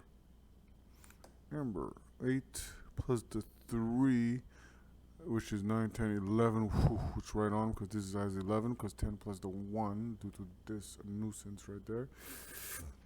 And yeah, so again, just non-wandering monsters, enemies add +1 to their target number if they are in the same zone as one or more other enemies. Okay, so alright, so we hit. So it's a question of now doing some damage. Oh God, all you do is burn him. Alright. Oh, sorry, wrong burn. Random one. Let's burn down one. And this is not good because they get to attack, and they're gonna attack Forge Warden. Alright, that was just pathetic round of attack, guys. 13 defended. Alright, because don't forget we have to do against 11. And that's 4 plus 5, 9. He takes another wound. That's not good, Forge Warden. Ouch. So he has 3 out of 5. That's not good at all. Okay. And that does for that. They both attacked. Now it's Light Weaver's turn. Light Weaver will, you know what, move in here. And he will attack the Wounded Fire Bring in there with a Magic Blast from the past. And that's a 19. Won't even roll for anything else. Let's do something here. And that's a 1, which is plus the 2. It's like it gets a wound, it gets pushed out. Alright, so it's gonna get pushed back to this zone. Sorry, this zone right here. So this is 3 zones right here if you notice. Anyways, then it has taken a wound also, so it's dead anyways next round. I mean the event phase. But that ends your turn. Now it's Fate Song, and Fate Song can't inspire anybody, but she has a skill that one of her skills is that if there's no fate token, she replenishes automatically a fate. And because of that, but we can't use judgment, we can't inspire. Well, we can get Demon Blade to attack an extra round. So then it could use the other round to just move in and attack that one and eliminate it. Instead and skipping the event phase if we have to. Okay, so we don't have to do the event phase. No, because it doesn't really matter per se at this point. Just thinking aloud. No, she's not gonna waste it on the inspiration. So she's going to just try to damage that one. So she's gonna do her first action to move in. The replenishing of fate is just a skill that she has by default. It's passive, and she will come in and she will use Cacophony, not a magic blast, to take care of that one that's wounded. Yeah, she just wants to get rid of it for all good sakes. Hopefully she hits. And she does. 12 plus her 2 charisma is way enough. That's 14 against the 11 that she needs to hit. Now she rolls an amazing die 4, so we won't get into that. And she does a 4. By all means, she does a 4. She hits a critical, which is amazing and odd. But she eliminates this brigand, which would have been anyways eliminated. But it's good enough. She just going with the plan. Now it's Demon Blade's turn, and Demon Blade, well, hopefully. Only Fire Souls out there. Wait for me, guys. Demon Blade will come right here, and she will try to attack with her Devil's Lash. Just stop showing your tongue to everybody. And Bardsung critical. We replenish another fate. And and does automatic 2 damage. So that eliminates that. And thank you very much. Thank you very much. Well done. Took a little bit of time for you guys to roll around, but it's not bad. So this gets removed, making it 1 more gold. I like that. We have 24 gold already, but that was one crazy board, and this gets removed happily so. And now we automatically get this, by the way. And oh, well,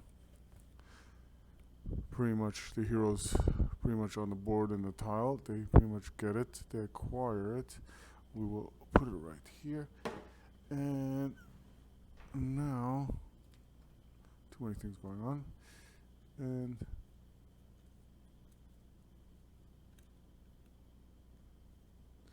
And we're just gonna keep shuffling until we're happy and we get this one. Add +2 to damage rolls. Whew, that sounds familiar. Deep Ruby. Doesn't sound like the same one. Okay.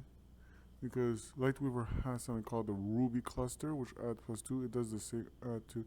Alright. I'm okay with it. I'm okay. So she is Lightweaver, but I can't give it to Lightweaver. We have to give it to someone else. Whew, not deep. Between Fire Soul and Forge Warden. I'm gonna give it to Fire Soul. No, Fire Soul can't because she has the Garnet, which is pretty much lets her to reroll the damage, so she can't equip it. So you know what? We're gonna give it to. Yeah, we're gonna give it to Forge Warden for now. We have no choice. Giving it to Demon Blade just doesn't make sense. She attacks wickedly so. So, okay, so now that we did that, we're also going to take a time to spend another firewood and we're going to rest. So we're going to burn, we have 2 out of the 3 burned. Alright, and we're going to replenish 1 of the 3 damage that Forge Warden has. And with that also, we're going to pretty much reset the marching order.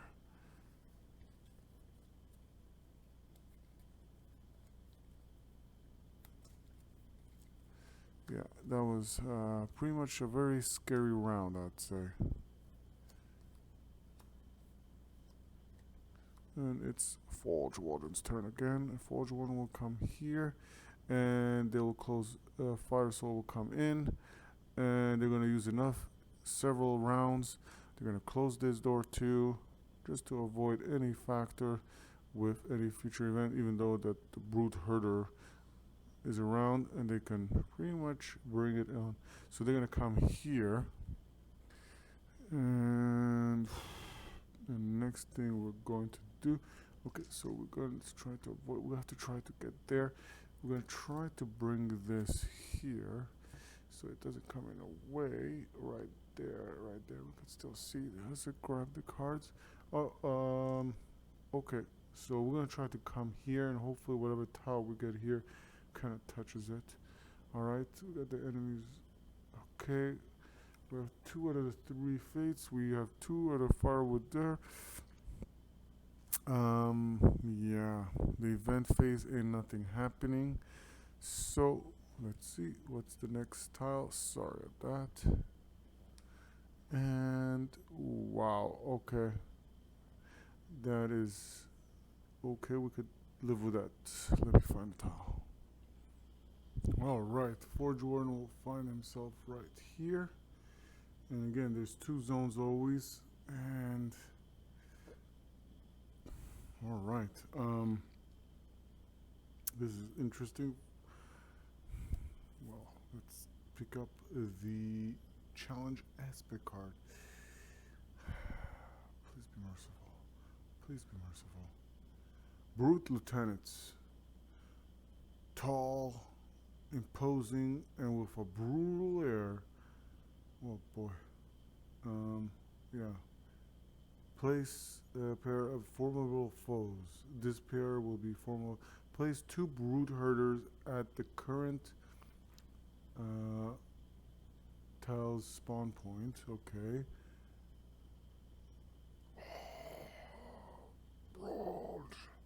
Alright, that's not nice. While they are in the same zone as each other, the brute herders can't suffer wounds.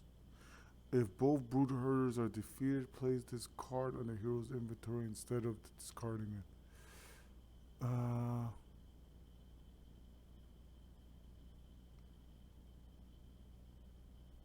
Can't suffer wounds. That's not good, so we gotta get it out, and we're getting 1 gold for that. So that means we have now 25 gold. Hence the reason why we and spent it last time. So that's kind of scary right there. It makes it interesting. So Forge Warden turn, what do you want to do? Because at this point it's not about really, because you can't use judgment on them, and you don't even, you have 2 fates right there, but you need to push them out somehow.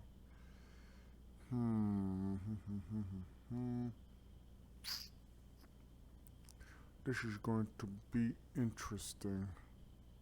So, yeah, we're gonna get this first reset. So now it's not about Forge Warden moving first. It's about anyone other than Forge Warden, actually. Alright, so we can kind of cheat a bit there. Call it cheating, but it's part of the design. Some things happen. So, okay, so we got a good edge here. So what we're going to do is Demon Blade is going to come what's in, but we can't. That's the annoying thing. We're not there to pretty much, we can't kill it. We can't wound it when they're together. So we have to somehow lure it. So,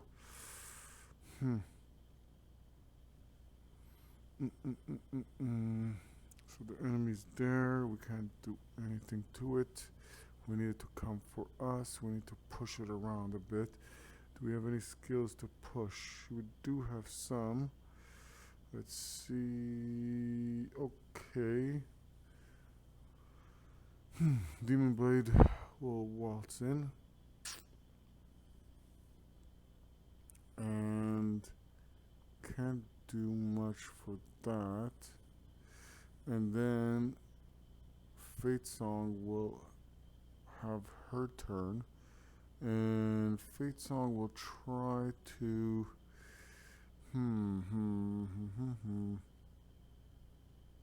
okay. Well, Fate Song is gonna use a fate.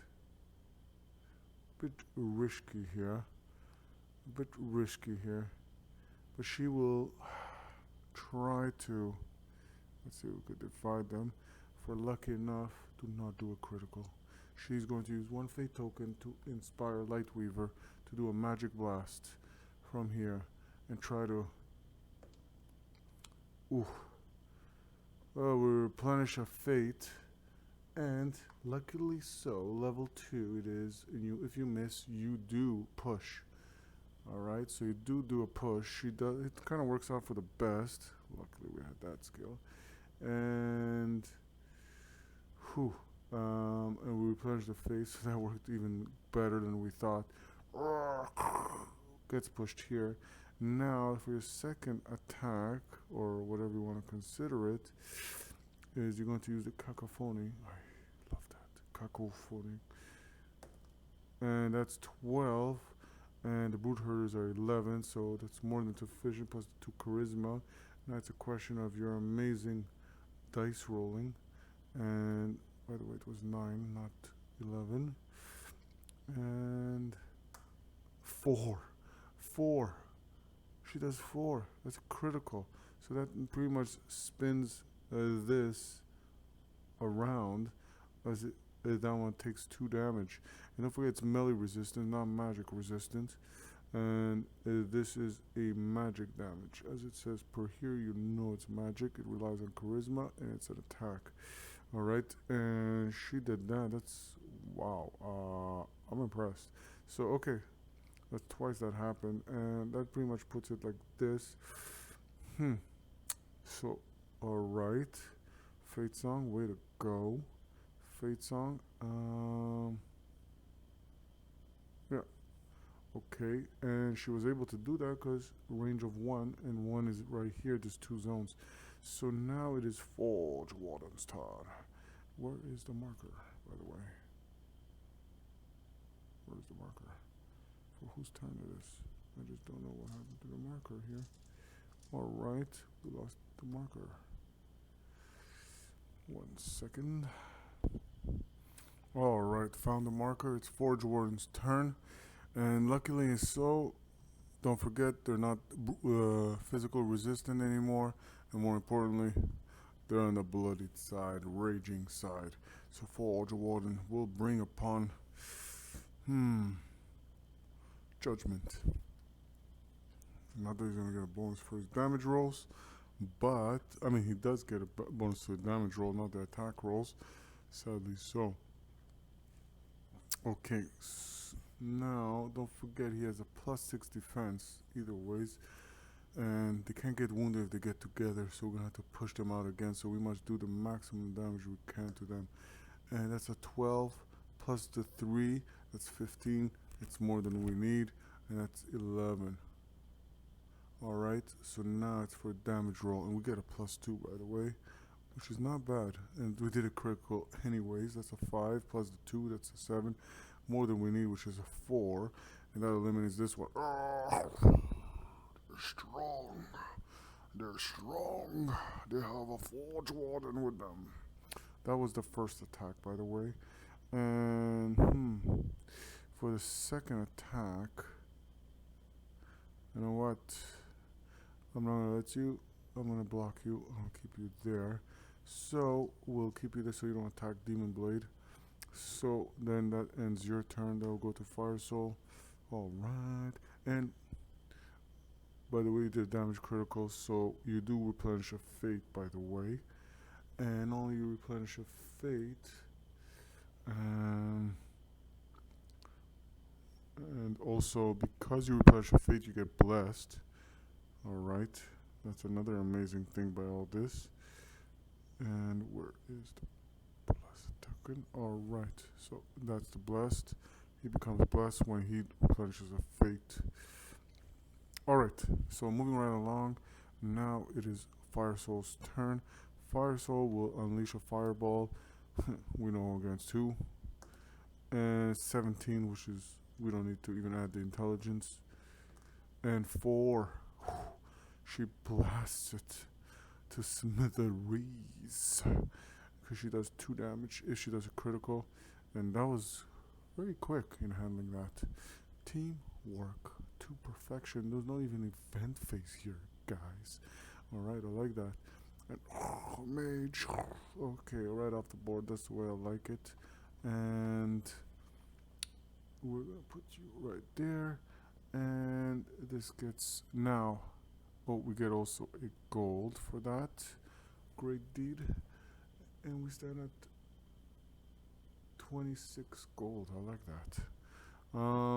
Now, if both brute herders are defeated, place this card in the hero's inventory instead of discarding it. So you see, it has relevancy to the end. It was important that we face off against these foes. Alright, so now because that happened, by the way, there's no event phase, and we are going to reshuffle this. And that is to perfection. And we're gonna Forge One's gonna come here. We know how it's gonna work. All the Valiant heroes are gonna come here. And yes, they spend a round also to close this door. Avoid it as much as we can. Thank you, thank you, thank you. And more importantly, we're going to use the last firewood to heal one more wound of Forge Warden, so he just to protect him. So we have no more firewood because we have still quite a bit to go. So now that everybody has rested, and when you rest, you also remove any conditions, bad side effects. So the next thing we're going to move forward, we're going to reveal. Be nice. Everything's done. And okay. So it depends how we want to play this. So I would say we play like this. So that's going to be like this. Alright, so let's set this up. And there's a door right here.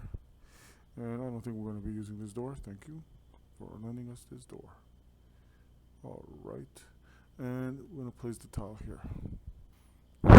Alright.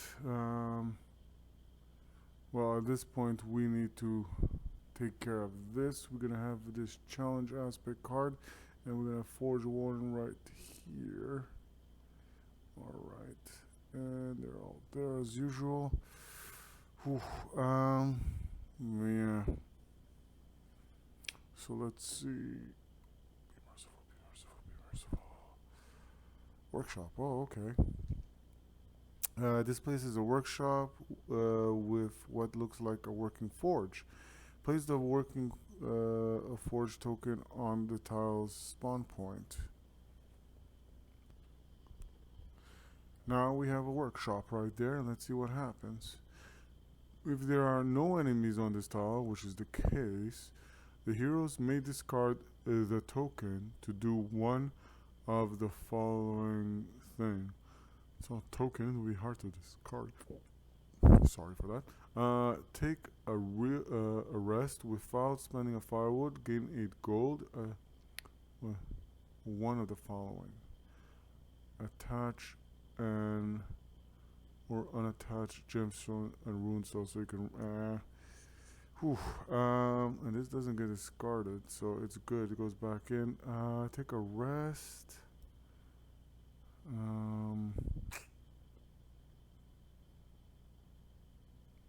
Where we're going next, firewood wouldn't mean anything, so we're gonna have to replenish at some point.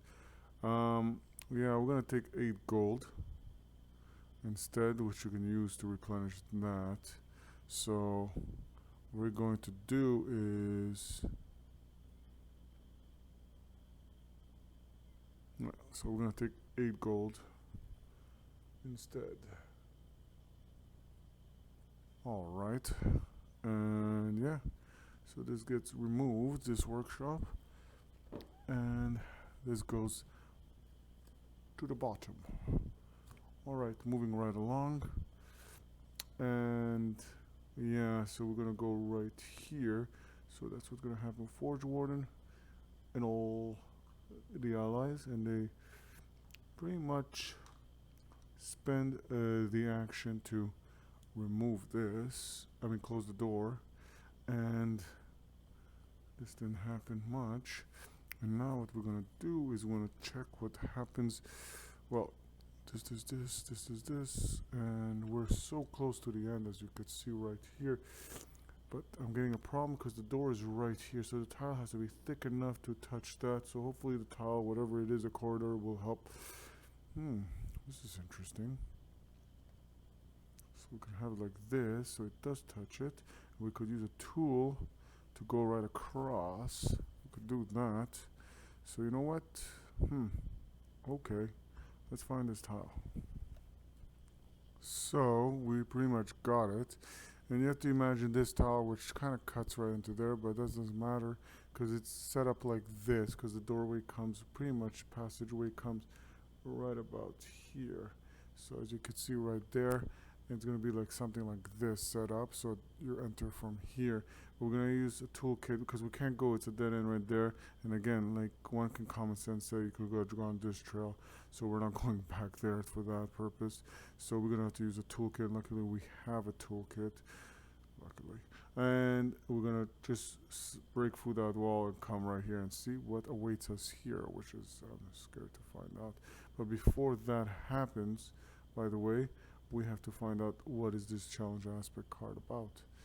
And Goblin Trader. Ooh, how convenient. Okay, does it look trustworthy? No, but when needs must. The heroes can spend 10 gold to replenish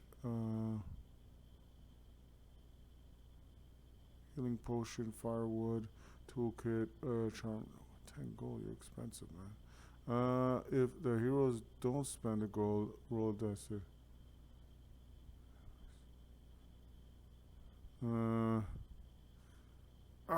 10 gold. Alright. We're gonna replenish.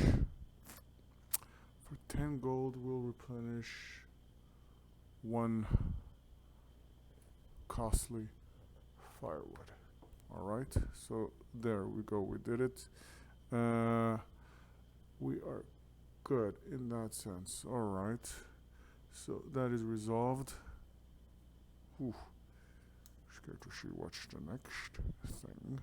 Alright, so what we're going to do is now this treasure has been acquired. We did good. We got 2 out of the 3, which is not bad. So again, we're going to go through the song and dance, and hopefully we get something good. Alright, so what is this? Elixir. The smell might be pungent, but the effect are undeniable. Replenish a healing potion. This you could use to replenish. It's almost like you have 4 healing potions. That is very useful. And we can give it, we don't have to give it to anybody, we'll just have it in our bag as we carry that. Ooh, so you know what, just to be safe on the safe side, we should put it with what our other special gear, and so we don't mix it up, because this is all the particulars that we have. You know what, we're gonna put it right here just to keep note of it and to remember of it. You know what, we'll have to put it somewhere where we don't forget. You know what, we'll put it on the board right here. Okay, so that's that. That pretty much sets that. And now we're going to use the toolkit to pretty much break through that and see what's on the other side, because pretty much there's enough space here to pretty much whatever we put here is going to pretty much bring the stairway, that's for sure, we know, but there's enough space so it doesn't end here. There's a stairway that goes pretty much here. So let's see what's the next one. I was hoping for a little piece, but yeah, that's not gonna happen. Okay, it doesn't matter which way we go at this point, does it? Okay. Yeah, I don't like that.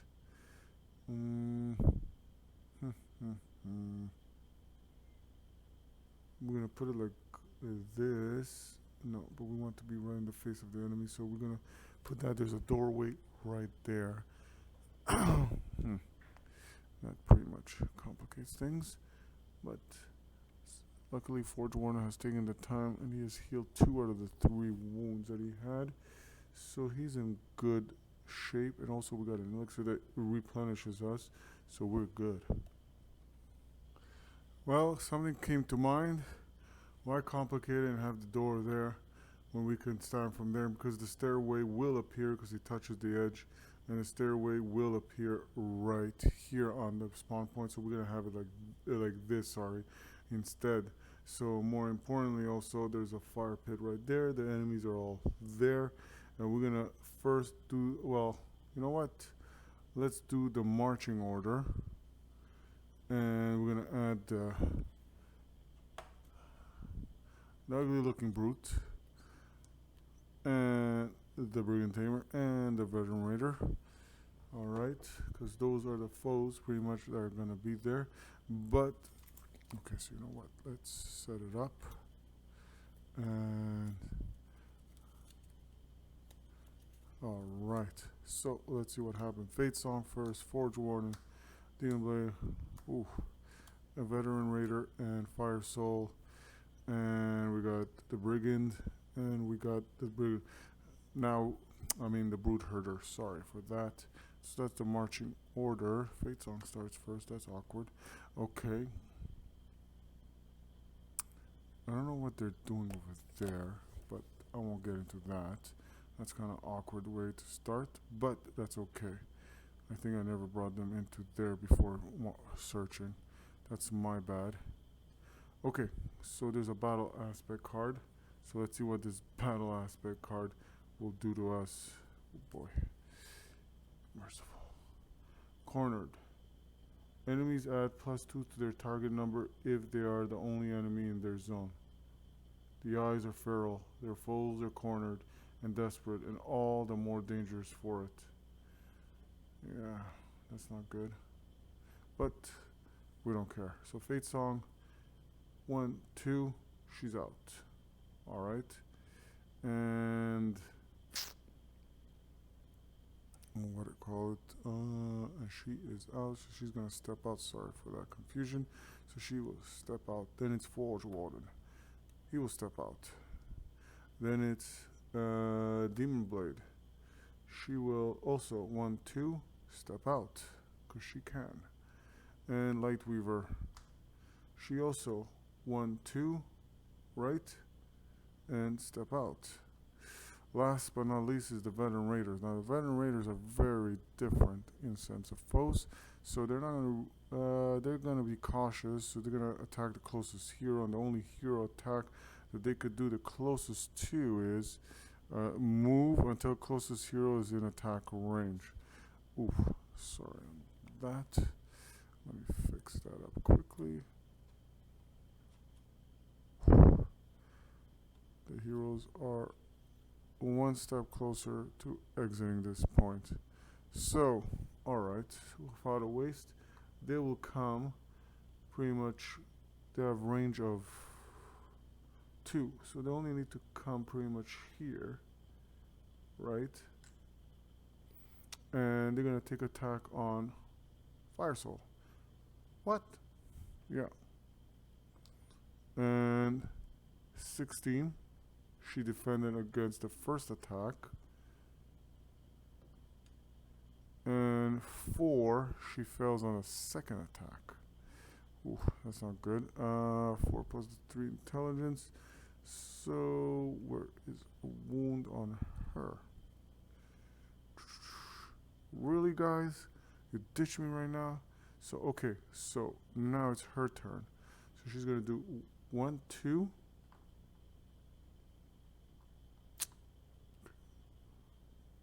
Right, let me fix this. And she will try to leave. And she does, because she has to roll. Don't forget there's a blowback.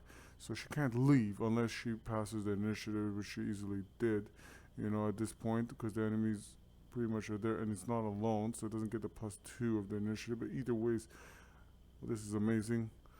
She gets out. Luckily, because otherwise she would have, I don't know what would have happened, but either ways this changes, and this pretty much puts an end to this amazing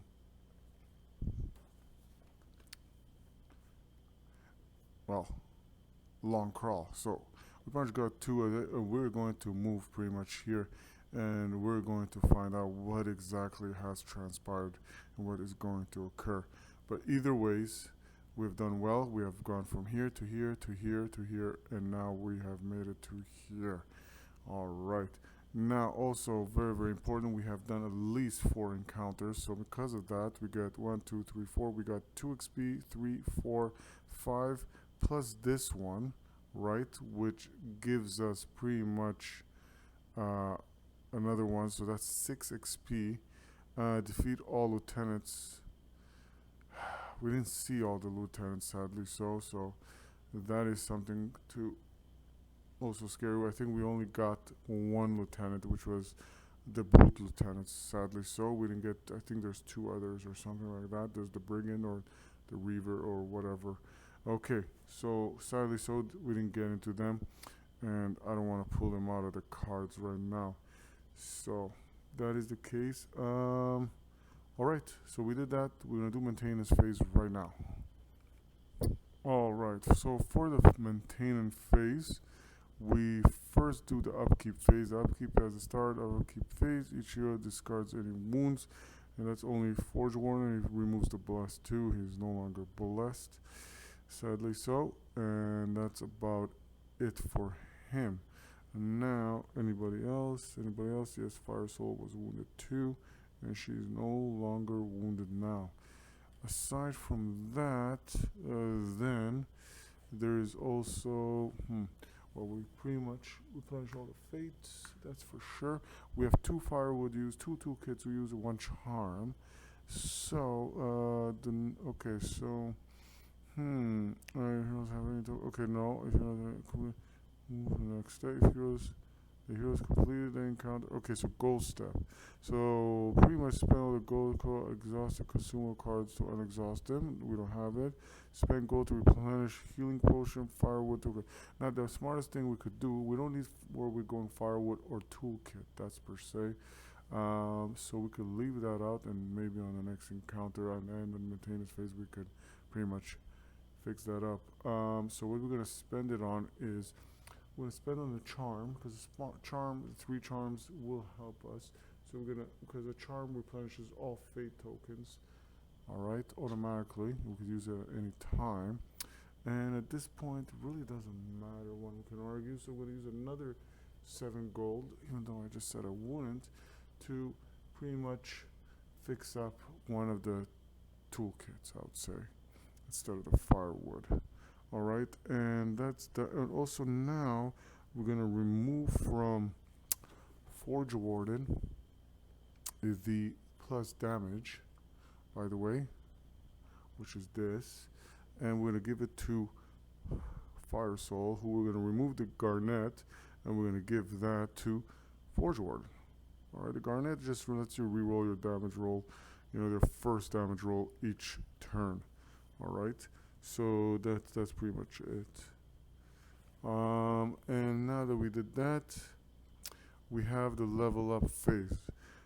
Fate Song already has saved, if you look at her dashboard, she already has saved 2 XP. So she has saved 2 XP, which she can use to pretty much help her, as she's getting right now, which is accounted for. As we just counted together, we're getting pretty much 6 XP. So each hero will purchase new skills. I think they use 3 XP, so they'll have still 3 XP after the fact. So we're gonna go first with Fire Soul, and she's going to purchase this skill, which is called the Burning Intensity, because she does a lot of burning. And this one, pretty much for 3 more XP, which she has, will go to level 2, and we're going to put it to level 2. It uses also a fate token, but if you miss, you still burn them. But this attack may place additional burn tokens on an enemy already suffering the burn condition, which is very good, by the way. So that means this can pretty much have multitude of fire, so in the event phase it could actually cripple and actually kill some foes. So this is a very good level 2 for her. Alright, now to our next valiant hero, we're going to go to Forge Warden. Forge Warden, well, pretty much he's going to use this, and for 3 XP to purchase this and 1 XP to play. He's going to have 2 XP left, so he uses a total of 4 XP to get a Guardian. Once per round, when an enemy targets another hero with a charge, it targets this hero instead if the hero is in the enemy's charge range. After resolving the enemy's attack, the original target can move 1 zone, which is nice. So we can do that. That's for Guardian, and don't forget, Forge Warden will have 2 XP added. I don't mean added, but will have extra 2 XP. Now for Demon Blade, she will purchase the Breath Stealer. And that is because if this attack defeats the target, Demon Blade adds an additional +2 to their strength and intelligence attack roll for the remainder of the round. So that makes it deadly because she gets inspirational, she gets pretty much +2, to her strength, this die to attack roll, so that makes it more like reassuring. And also she has a second attack, and later on from what I know, you get pretty much even a third action. So either ways, this costs 4 XP to upgrade. She won't be able to upgrade it to level 2. So we'll keep it like this. This is a fate token, and again, it's a damage that she might need. Alright, and that's for 3 action. So that means she has 3 action left. 3 XP it costed, and it's going to be 3 XP that she will have in reserve. Alright, now for our next hero, which is Fate Song, she will get pretty much harmony. So she can move another hero a number of spaces to the left or right on the marching order up to equal to her charisma, which is 2, by the way. But now this costs 2 XP to level up to level 2. She has 6 XP to spend, so you already spent 3 to acquire this. 2 more to this, so she's going to have 1 XP left. She's going to spend the 2 XP to make it to level 2. Move another hero a number of spaces left or right on the marching order up to equal to this hero's charisma modifier. Then the hero gains bless.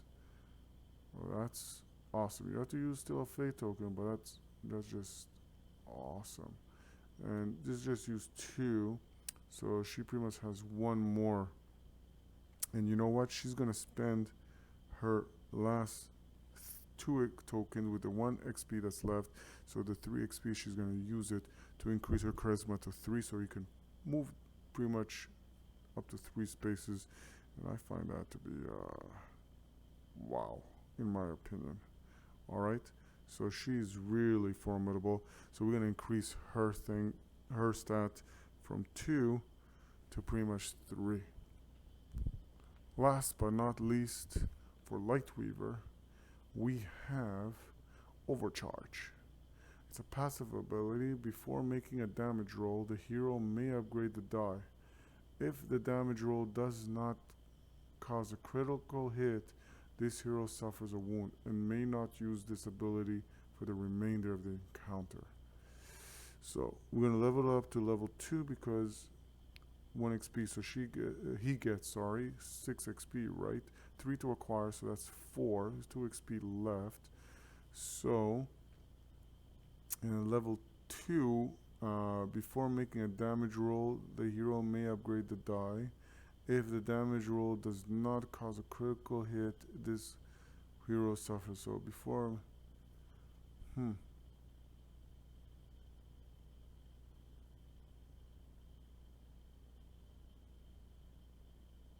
So at this point you could keep using it, but you're going to suffer wounds, so you don't lose it in the encounter anymore. That's what makes it level 2 special. Alright, and this hero 4, so pretty much has 2 XP remaining after using this. So that is pretty much formidable.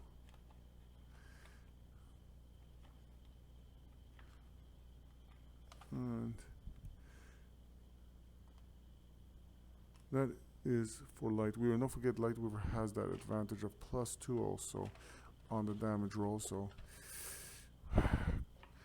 lesser chances of messing up, but then, you know, things can happen. So that ends that. That is the maintenance phase. The heroes are upgraded. The heroes have their bonus XP. Demon Blade didn't use much because it can't upgrade because it's costly to upgrade to level 2 the Breath Stealer, but it has 3 XP, and that's good enough. Save the side, and also Forge One has some XP. Save the side, and so does Lightweaver. But everybody has what they need. Everybody has revamped. We have 2 firewood used, 1 toolkit used, and all our charm, all our fates, all our healing potion. We have obtained elixir, and we are done with this long crawl. Thank you, and let's bring it on with the Crimson Hook.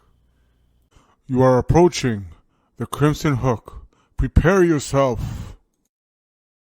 The sound of drums is deafening this deep in the Hobgoblin lair. Angry beats tumbling over each other in an endless cacophony. They're joined by angry voices that seem to come from all directions. The closed tunnels hiding whether your pursuers are a handful of guards only or an entire army. There are likely too many of them for you to face. That much you do know. Your blades will blunt and your muscles tear before you even cut through half their number. Defeating their leader is the only way to stop them. She regards you scornfully as you enter her lair. As much the predator as the giant spider she's made her steed. Other goblins watch from the shadows, their eyes glinting with malice, but she shoos them away for now with a single look. Whether they'll remain in the darkness or not will depend on how many of their commanders you made examples of on your way here. Well, we finally made it against the Crimson Hook. And villainous it is, and kind of scary it is too. And this is the boss scenario and the boss setup. Now, this is a real boss, unlike the Reaver Captain, which was also a boss, but one would consider a mini boss compared to this one, which is more ferocious. So the first thing you do is pretty much your heroes roll a die 4 and place the crimson in the corresponding zone. So we're going to roll a die 4, and that's how it's going to work. So the first things first is roll this, and it's a 4. And that means it jumps right here, alright? It is very dangerous, it is very ferocious, and it's going to be tough to kill compared to anything else. And by the way, luckily we were able to find the brute lieutenants, but we were not able to find the other lieutenants, and they're going to come for us when we go into the end phase, and that's an issue we are going to run into. So we have to maximize, like we did with the Reaver Captain, maximize the damage we do against the Crimson Hook, or else it will do the maximum damage to us. And I'm going to show you right now very soon of what it could possibly do to us. Now, aside from that, we're going to have to place the reference card. So when we attack, we are trying to target this initiative number. So when we attack the Crimson Hook, this is the number we're looking at, and that's the artwork, and that's the name. That's how many, well, its movement is 4, which is incredible, but then again, it's riding a ferocious spider. I don't know if you get here, I'll show you the miniature. Look at that. It is sick. I don't know, we're not getting clear here. So maybe if I go like this. There you go, look at that. Look at this ugly looking freak. Ooh, wow. Sad, I'm not into those paintings anymore. So, but either ways, you could see how ugly and ferocious it is. So the next thing is, knowing that it's 5 or greater to do a critical on this, alright? And more importantly, at the end of each Crimson Hook's turns, roll a die 4. Then move the Crimson Hook to that corresponding zone.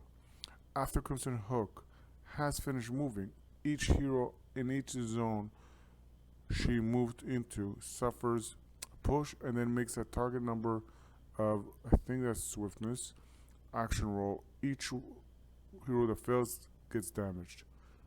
A wound. Wow. So we gotta take it. So it leaps. So basically you roll the die and it's gonna find itself spot. So either way we don't plan to. I mean, well, we're gonna try to lure it out, but that's a different issue. We're gonna try to push it out of the zones, and this is pretty much the zones that it could be in. So you can't be somewhere here or here. So this is zones, and we're gonna try to bring a maximum damage we can. Now we have to set up this 3 cards in the initiative order. So this is how much to attack it initiative you have to pass. When we defend, this is the defense we have to do, and each one, as usual as before, like the Reaver Captain, has both sides. And we're gonna show you how it works with the damage. So this is also kept at the end when the end phase comes about. So this is kept just at the edge right here. It's irrelevant right now, so we're just gonna put it right there as a reminder for us. The most important is this 3, which is for Roche is different, and when it comes to each one's turn, then we'll discuss it. So as you could see, it pretty much when we do defense against this attacks, this is the defense we have to pass.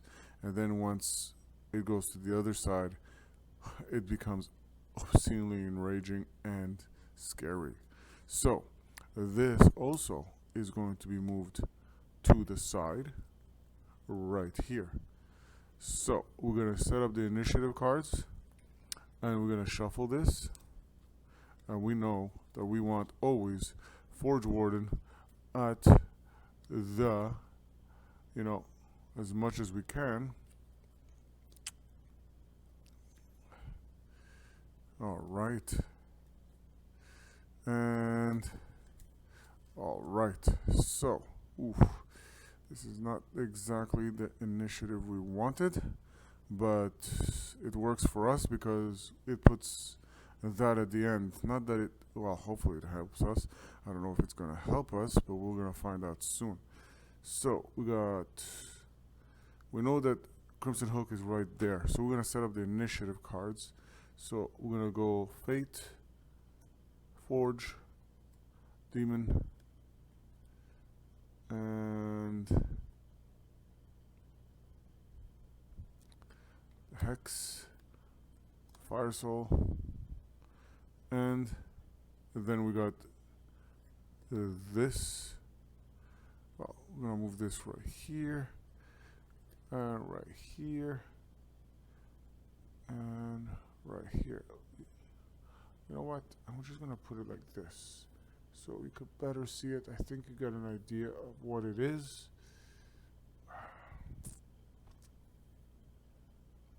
We're gonna move all the dices from there. I'm gonna bring it here. And sorry for this.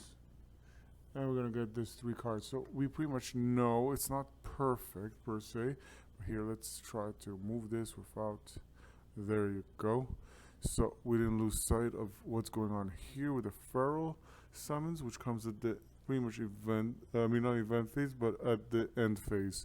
So that will be another issue we're gonna deal with later. Okay, so when that comes into turn, we did that, completing the encounter. Okay, special rules when crystal as many as heroes as possible, and at the start of the encounter, first end phase roll a die for each of the. Okay, ain't gonna be fun. It ain't gonna be fun. What we got 3 of our health potions. And more importantly, we got also the elixir, and the other things we did didn't help us so far, so we don't know what we did. But either ways, we got lucky with this setup. But then again, it's just the way this marching order system design is just a little awkward in its own. So what we're gonna do is, first things first. Okay, so let's see. It's Fate Song's turn. Fate Song. Yeah, so Fate Song, what she's going to do is she's going to inspire Demon Blade. Alright, she's going to inspire Demon Blade using a Fate. Alright, now, she also has the power to reshuffle the margin or also to move certain things, aspects of the enemy, but that's okay. So, Demon Blade. Let's see what Demon Blade will do. So, yes, she will turn around as the heroes are now all looking, and there's lurking foes somewhere there, but we don't see it very well in the shadows. She'll step in. She'll take her 2 steps right in. But it's inspired. That will only get me here. So it doesn't make sense to inspire her because she just will use that action just to come here. But then that will help because she'll already be positioned right here, and that will help. So you know what? Hopefully this strategically works. So we inspire. It wasn't to attack, just to bring her here. Follow me that. The second thing that she will do, Fate Song. Let's see that. She already paid for that. with the fate. Now for her next thing she's going to do, she's going to use also fate, and she's going to use harmony. Harmony will allow her, as up to her charisma, to push an ally, and she's going to push forward Demon Blade a little bit more forward, and also bless Demon Blade, and she will use a second fate for that, by the way.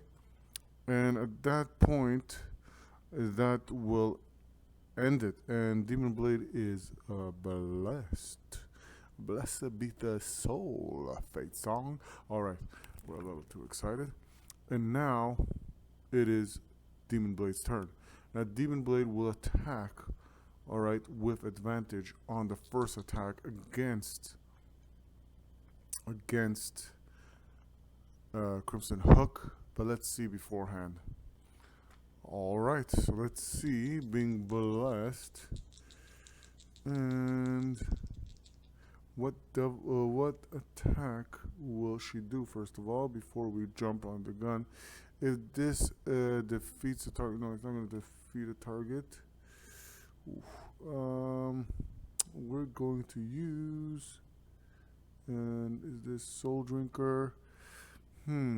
After resolving this attack, the demon card can be flipped if the attack hits and the target has higher initiative. Alright, so what she will do is the Devil's Lash, and she will have advantage, and she's attacking, and she rolls a 7 and a 9, and well, obviously she's going to use the 9. The 9 plus the 3, 12, plus the 2 of it on attack rolls.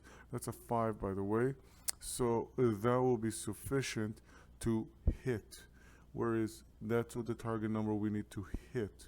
Alright, so that was a success for the Devil Lash. Alright, the next thing is we roll pretty much this against, and pretty much, I don't know what to say. That's 2 criticals, by the way. So either ways, it's a critical. So we're gonna remove, not remove, but this one pretty much becomes like this. All right, and I always wonder if you do 2 criticals, is it 2 different hits or just 1 hit? Well, that is satisfying, and that is either one would have been chosen, but what are the chances you roll 2 6s? That should be counted for something. But either ways, that was well done. So now for her second attack, and she is no longer blessed. Alright, so 2 6s, and that's amazing. Now for the second attack, and that is a 15, and a 15 strikes very well. And again, let's see if she's able to. 6 and a 5 is still critical. Ouch, watch where you throw it.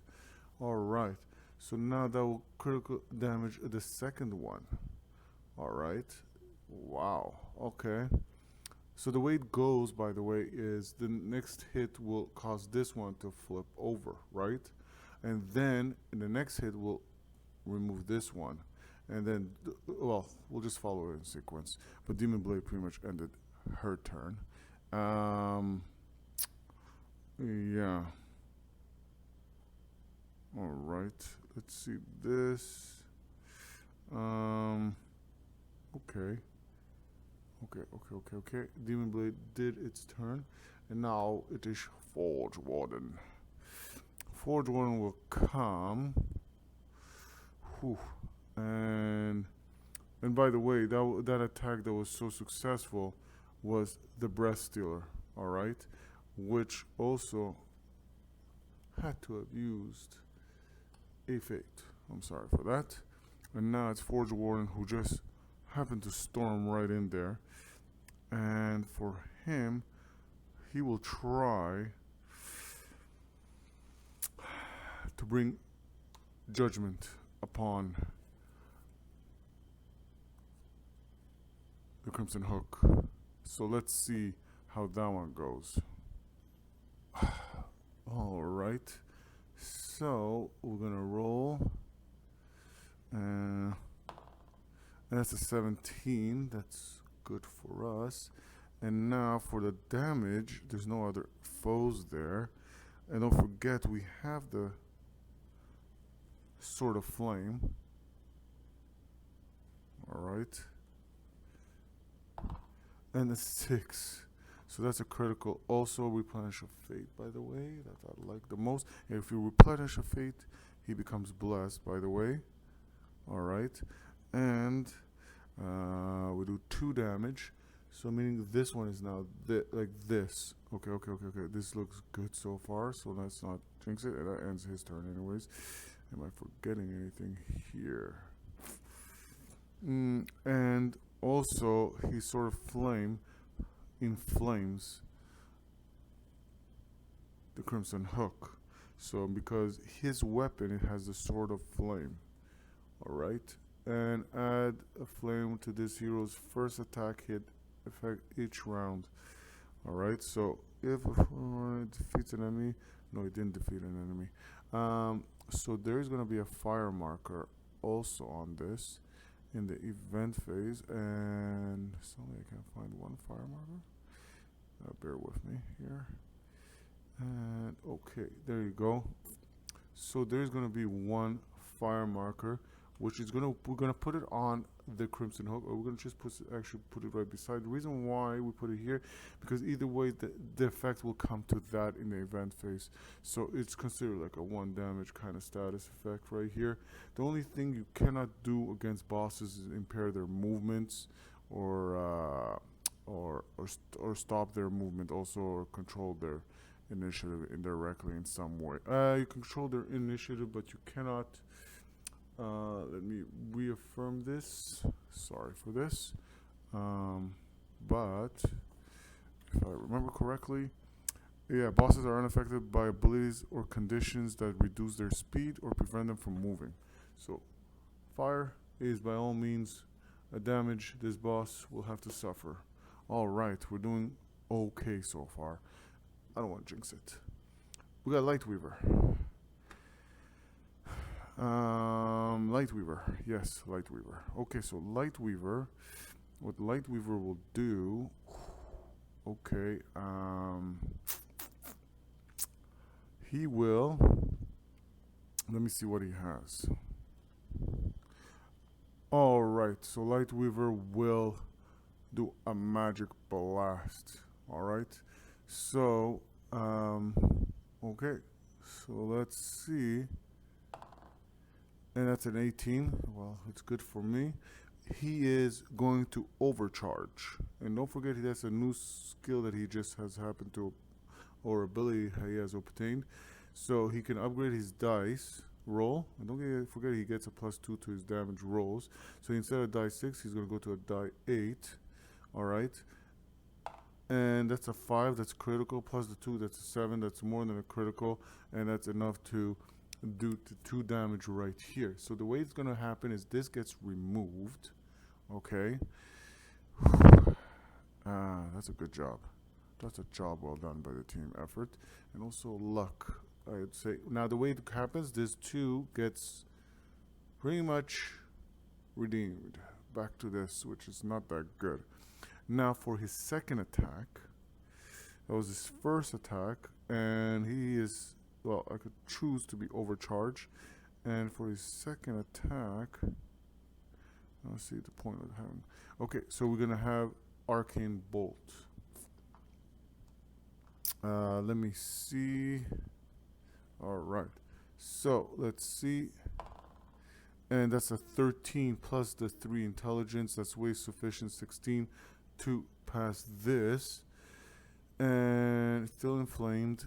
And now it's a question, and it's also going to be overcharged. And it doesn't say that it's only done once. It's once you agree to it before making a damage roll. So pretty much, that's pretty much right now. And it's a 5 again, so that's a critical. Based on this, because this is what we consider for attack, we do 2 damage, and this gets flipped over, and that ends Lightweaver's turn. All right, and then we jump right to Fire Soul, and then the pain comes, All right, so let's see what Fire Soul will do. All right. Alright, Fire Soul will unleash. She'll step right up here. She will unleash a fireball upon, and this attack may be re-rolled against enemies with a burn mark. And yes, thank God it will be. And that's a 19, and we could do it, because don't forget, he has a burn mark. Alright, and the attack roll can be re-rolled against an enemy with a burn mark. So that's a good thing. So now we do for damage. Alright, and that's a 4 plus 2, by the way, because luckily the last scenario in the long crawl, in the maintenance phase, we provided Deep Ruby to her, which gives plus 2 to the damage rolls, which makes it, by the way, it's a critical, and that means this will take damage. And by the way, she replenished a fate because she pretty much actually no, she doesn't, because she didn't cause fire damage. Hold on a second, this can be confusing. There's many things going on here.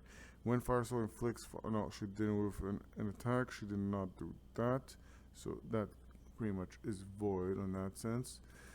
Whew, that was a close call.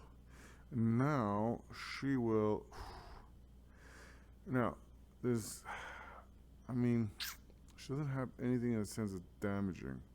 Alright. And let's see something. When the attack hits an enemy with a burn token, they suffer damage. When the attack hits an enemy. Whew, okay. That could be good, kinda. So we're gonna go for this one. Yeah, or we can go burning intensity. No, we're gonna go with this one, because when the attack hits an enemy with a burn token, they suffer damage. So let's see. She fizzles. Ooh, sorry on that. She fizzles on that attack. That wasn't very good. Alright. It is what it is. She tried. There's nothing she can do. So it failed. She didn't use much of the fate tokens. There's 2 fate tokens left. Not that we're worried. We have charm. We're gonna charm our way around. So now several things happen, because now it's pretty much, well, Crimson Hook's turn. So at the end of each Crimson Hook's turns, roll a die 4. Okay, so alright, so now it's going to be its turn. Lash out. Charge a hero with the highest initiative. Oh boy. And that's pretty much, oh, that's Demon Blade. Fate Song should have been here. Sorry about that. And that's what's gonna happen right now. Fate Song's gonna get it. And that attack, by the way, charge a hero and its radius is 1. So that means if any heroes were here, it would feel the effect because it radiates. That is a pulse. The enemy attacks every hero in their attack range, okay, which is 1. So it pretty much, okay, so Fate Song has to defend, every hero has to defend against this, so pretty much a miss will just push, so that's not a big deal. So first things first, Fate Song against 14, then she defends, but as a miss she gets pushed out, which is fine right here. And then pretty much now it's Lightweaver, and Lightweaver miserably fails and takes a wound. Alright, we can do that. And Light Weaver.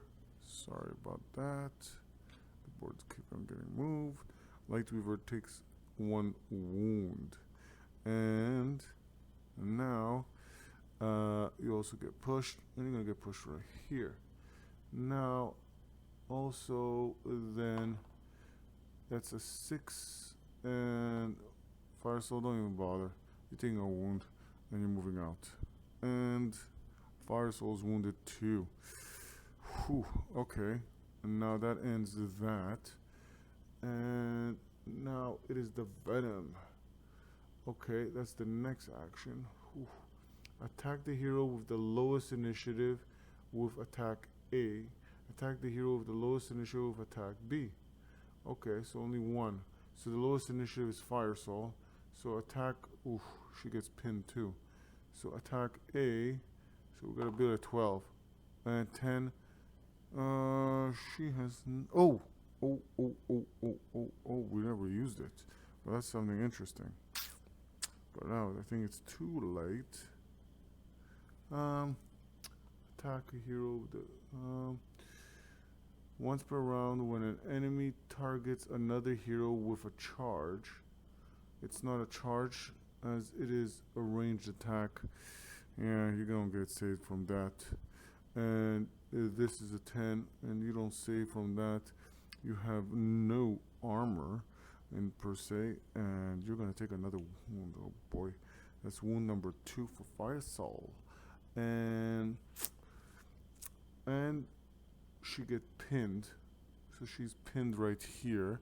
So that means that, let me put that, so she is pinned, as you can see there. And that pinned marker, what it means is the target gains a pin token, which means when the marching order is shuffled, this card is left in the space it already occupies. After the new marching order is dealt, discard this token. So it stays there for the round. So basically, next round, it's where it is, Fire Soul. So you have no choice but to be in pretty much the 6th slot. Alright, and that's saying that doesn't stop from the attack now B. So attack the hero with the lowest initiative with attack B. Whew, luckily, she defends against that. Whew, alright. So, damn. Range of 5. Alright. That's not nice. Okay, so that pretty much ends there. But it's not done yet. Because now, okay, we're not in the at and at the end of each hook's turn, roll a die 4 and move Crimson Hook to the corresponding zone. So I'm sorry, so each turn, so she had 2 turns, so we're going to roll this twice. So after the end of this turn, we're supposed to do this, and that's a 1.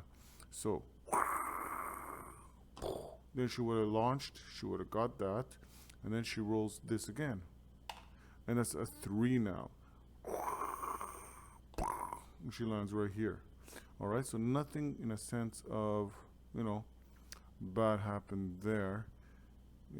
Okay, so we still have this burn mark. We have the dice over there. Let's move it away so no confusion. And nothing happens there.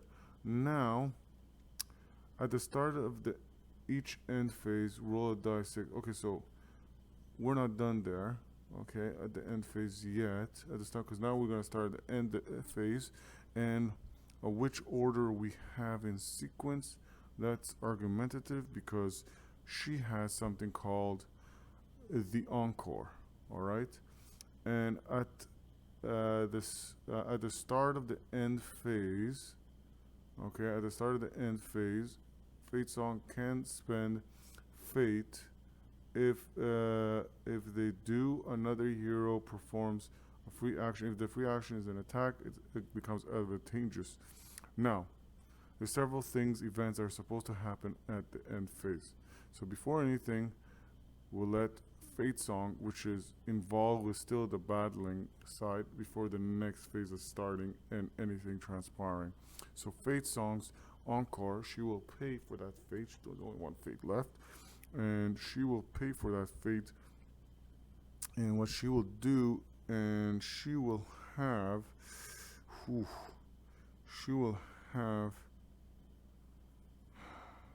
let's see. She will have, yeah, she will have Lightweaver launch and use one of the fate tokens and to pretty much, okay, so let's see what Lightweaver will do. Alright. So 18, that's good enough. That's very good actually. And don't forget we got this burn marker against Crimson Hook. So that's 18. So now it's a question just rolling, and we have overcharge. So that is another thing. And where is the over? Right here. And we could overcharge at any time. So it's not a question of when. We know we did a hit, so we'll keep that just to know if we did critical hit or not. So overcharges to quickly before making a damage roll. So it doesn't matter. And she gets +2 on the damage rolls. Whew, we're lucky. And that is a 5. So pretty much we survive on that in that case. So we get a 5, which is a critical. And don't forget, Lightweaver has the ruby cluster, which gives a +2 to damage rolls. So that's a 5 instead of a 3, which is a critical, which we don't get damage from the overcharge, and does 2 damage. So this gets removed. Wow. Alright, and this pretty much becomes like this. And now the heroes will need to face whatever cometh. This is where things get a little bit complicated. Alright, so that was that, and pretty much the heroes have no fate, and they can use a charm at any time. So they're going to use that now to kill the confusion, and we're going to replenish all the fate tokens just to save the hassle and the time. So this is what happens. So this is first that takes action, and it says at the start of each phase roll a die 6. Alright, so if the results are a 1 and 2, place a giant rat in the center zone. This is the center zone. If the giant rat is already on the, okay, so then okay, so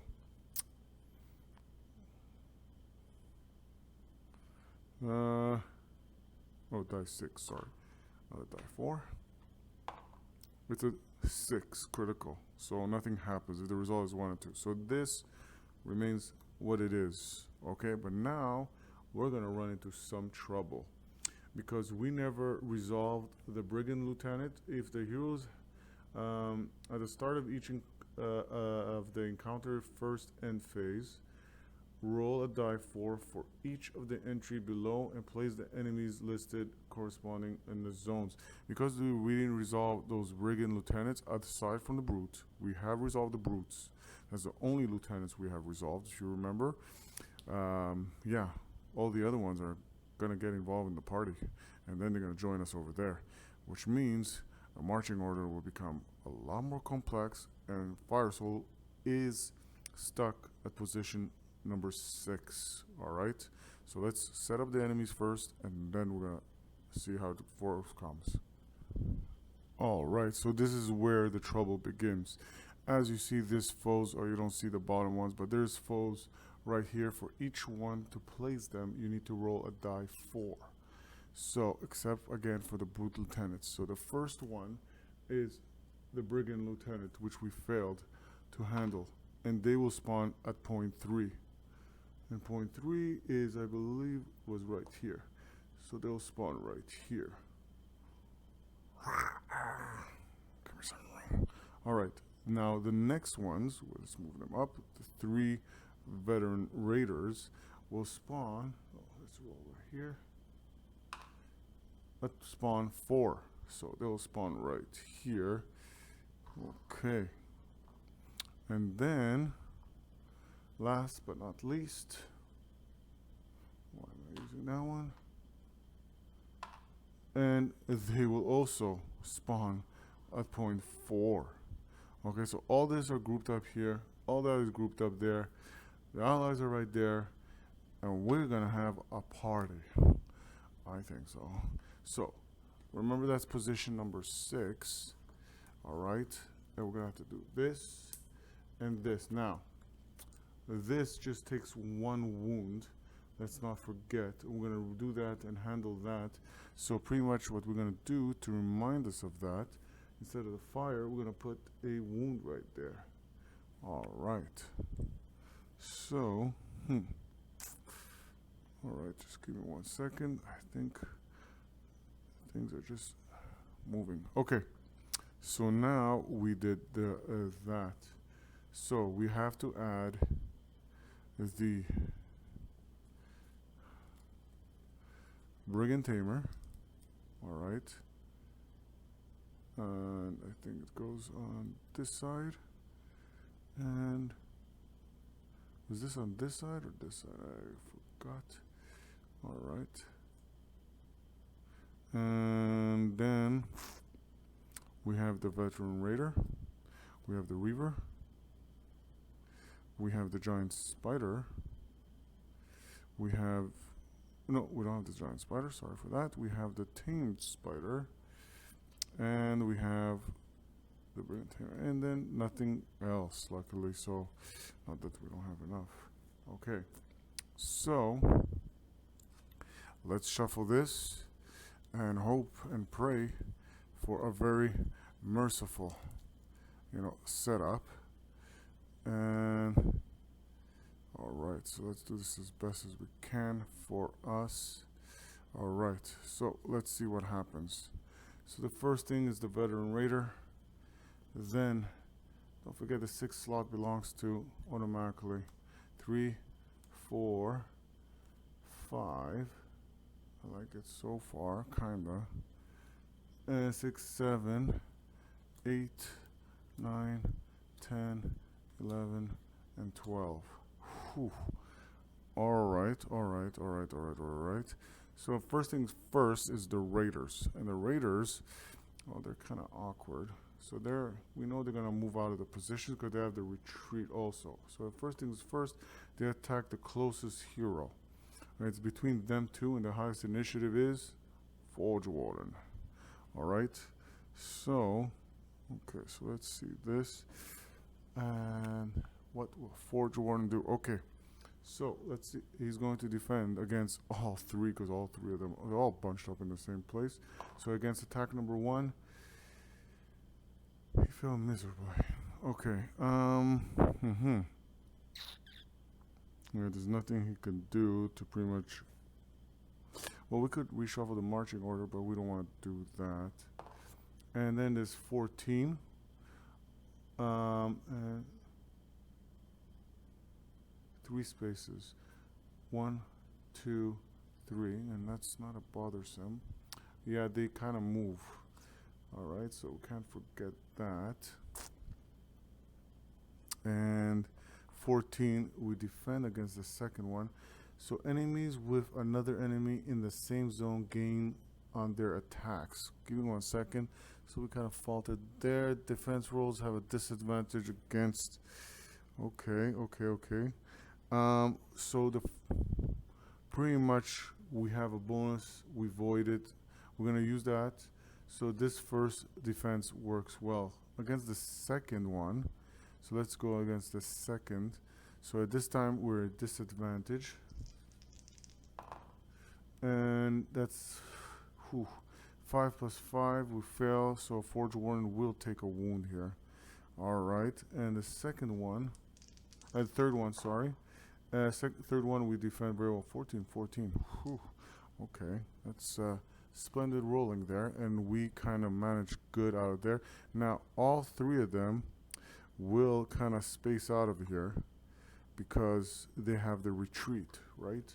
So that's the second thing. If they're in with the hero, they're gonna run away, rightfully so. So now it's Fate Song's turn.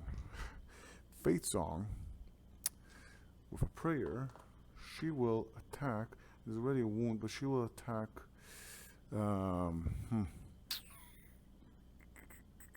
So she's gonna do 2 things. She's gonna inspire the presence of.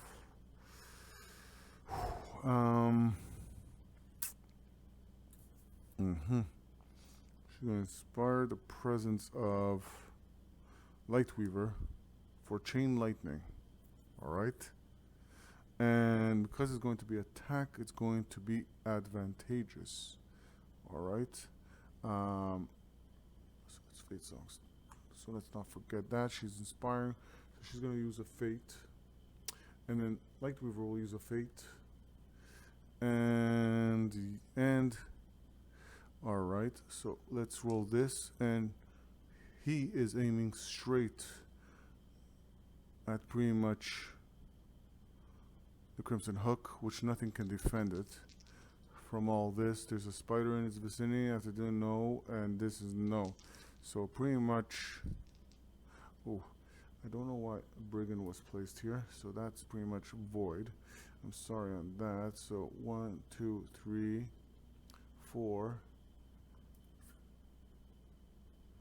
5, 6. It wouldn't change anything other than the fact this was a mistake, but it's okay. And sorry, it didn't do any damage. And that's 12. Whew. That's the highest, and 12 is good enough for the Venom Spit. Was already 1 damage to it, right? So, we can pretty much, we don't need to do anything. I'm not gonna overcharge it. We can overcharge it and give it a higher die. If we do this, we do the same critical damage to another foe right beside it. We could do it to a Brigand Tamer. So you know what? We're gonna do that. Let's do that. We're overcharging it. That's a 7. It's a guaranteed critical. So we're gonna remove this wound, and we're gonna flip this over, right? And more importantly, we're gonna do the same. We don't have to re-roll. So after resolving the effects, apply the same, and you don't do over damage. So that means the extra damage doesn't go on it. There's only that pertaining damage that just makes it spin over, even though it had 1 damage already. So it's not like you do 3 damage, so the 1 extra damage goes on this side. Doesn't work like that. So getting to the point here, apply the same effects to an enemy in an adjacent zone. Alright. Well, who cares? We did what we wanted to, and that's what matters, right, in the end? Alright, and okay, so that pretty much settles that. Alright, and then, let's see. Now we remove the pinned. She's no longer pinned, unless something else happens. We don't want to talk about that.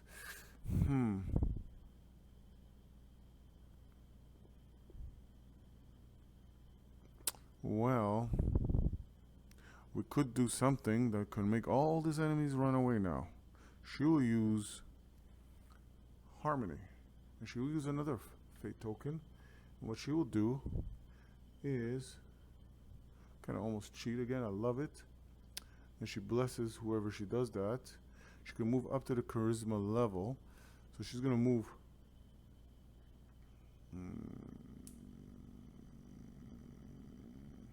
You know what? She's going to move Lightweaver next, which means right now. And Lightweaver will be blessed. And that was using also a fate token. And blessed. Lightweaver is blessed. Yeah, so now that it's Lightweaver's turn, Lightweaver has 2 actions, not that it. Okay, so we're gonna, first thing is going to try to do, he's gonna use a fate token, which is the last fate token. We might have to use another charm here. Okay, and what he's going to try to do is the Arcane Bolt. And when damage, okay, so there's no damage here. So he is blessed, so he will roll again this 2. And lucky. 9 plus the 3, 12, right on the count. Alright. And this is going to pretty much do it, I think. And okay, now the next thing is to do the overcharge. Now the overcharge, if I'm not mistaken, doesn't use, you don't need a fate token for that, and I like that. So I'm gonna put this like this. Oh, so we gotta see what the critical is. Sorry for that. When making a damage roll, roll an extra die 6. Discard the die with the lowest die. So because it's overcharge, we're going to 2 die 8s. Alright. Because we're overcharging it. Zzz. And pretty much we're going to use this critical. And this critical pretty much, well, we kill it. Let me know if that was wrong, because it says when making a damage roll, roll an extra die 6, but it doesn't matter really, because even though that was a 3 right there, if I believe I remember correctly, that was a 3, and you got the +2 either ways that he has from his ruby cluster, and this gets removed, and that will make it 5 either ways, which means this becomes annulled, and we just killed the Crimson Hook, and all the other foes just scatter. And it's well done. And I think the heroes have valiantly handled this. There was some luck, I won't lie. And more importantly, yeah, I think the heroes are getting slowly stronger. They're getting hits. It's sometimes, the roll can, the luck of the roll can have an effect. But overall, well done. The heroes have valiantly fought the Crimson Hook and beat the Crimson Hook. I believe it's a he, and based on the art, so I could be wrong. Yeah, it is. And either ways, well done. And we have beaten the boss. And sadly so, beating it, there is no reward of gold for it. But we're going to go to the... We're going to see what happens and transpires. But pretty much one can say, if you go to read what happens in the end, let's see what transpires here. Ichor streaming from its flanks and dispossessed of 2 of its legs, Crimson Hook's spider steed collapses in a heap, dutifully trying to shield its mistress' body. Even in its wounded state, you'd be touched if the beast had not been so ferocious an opponent. Regardless of this monster's loyalty, it's too late for the Crimson Hook, fighting for breath at your feet. For a moment, it seems she might plead for her life, until you realize the hacking sound tearing itself from her ravaged throat is laughter, spiteful and vicious unto the end. You think we're the monsters? Her breath comes in heavy wheezes as dark blood spills from her mouth. Soon you'll see who the real monsters are. We were the ones holding them back, deep in the darkness. Now they're free, and we'll come for you. With a last labored cough, her head falls limp, and her eyes glass over. The Crimson Hook has been vanquished, but if she is to be believed, there are greater threats yet to come. As you prepare to venture deeper into the ancient forge, you hear a pained screech behind you. The Crimson Hook's spider scrabbles pathetically at the ground. As by Forge Warden orders, you let her live. Has there been much death in this night? Well, Forge Warden has decided that in good faith we will not kill the Crimson Hook. There's been enough death and killing up to now, and these adventurers and heroes are valiant, and instead they'll take their 1 XP, but not that they wanted it, but just to send a message that they're not murderers, but instead liberators. And now they have done the greatest achievement, obtain a 3rd action. So every round they will have 3 actions they can perform, which makes them much more powerful. But I'm sure as we move on, and we are going to move forward, things are going to get much harder. So, and for the maintenance phase, the only thing I will do the last 10 gold, which I have, is I'm going to buy 1 firewood, and that's what Forge Warden would want to do. And all the fate tokens get replenished. We have 1 charm used, 1 firewood, and 1 toolkit. And thank you very much. Please subscribe.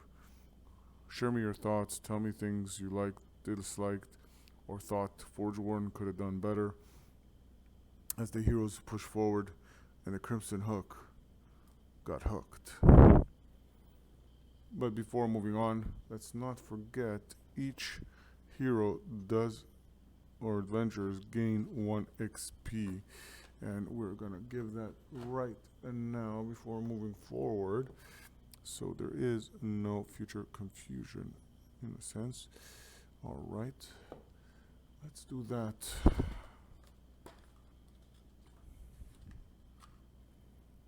We'll give that 1, 2. All right, and that is so far. We have 3 XP saved for Forge Warden. We have the 1 for Fate Song, 1 for Fire Soul, and also 3 for Lightweaver saved up. And we have 3 saved up for Demon Blade. No, actually 4. Wow, okay. Yeah, 4. Wow. Alright. I don't know what he's saving for, but it is what it is. The heroes have achieved amazingly so.